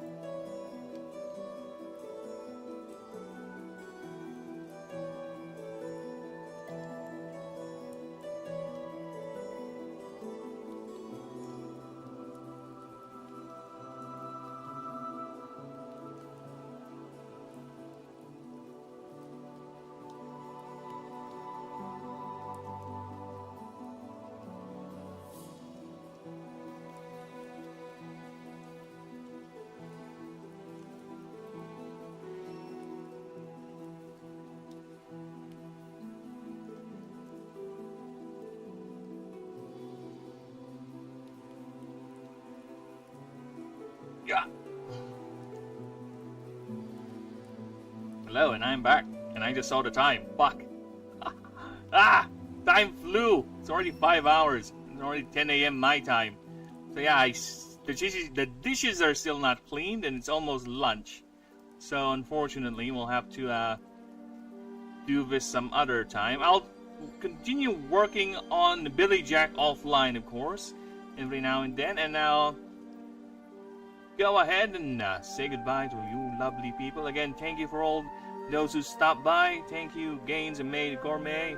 Thank you, Alice. Thank you. Thank you for all you lurkers out there, and of course, anyone who subbed and followed. Appreciate all of you, and I shall be back the very next time. Actually, probably later. Yeah, probably later. But either way, like and sub so you'll never miss a beat, everyone. Bye bye bye bye bye bye bye bye bye bye bye bye bye bye bye. Now, how do we turn this thing off again?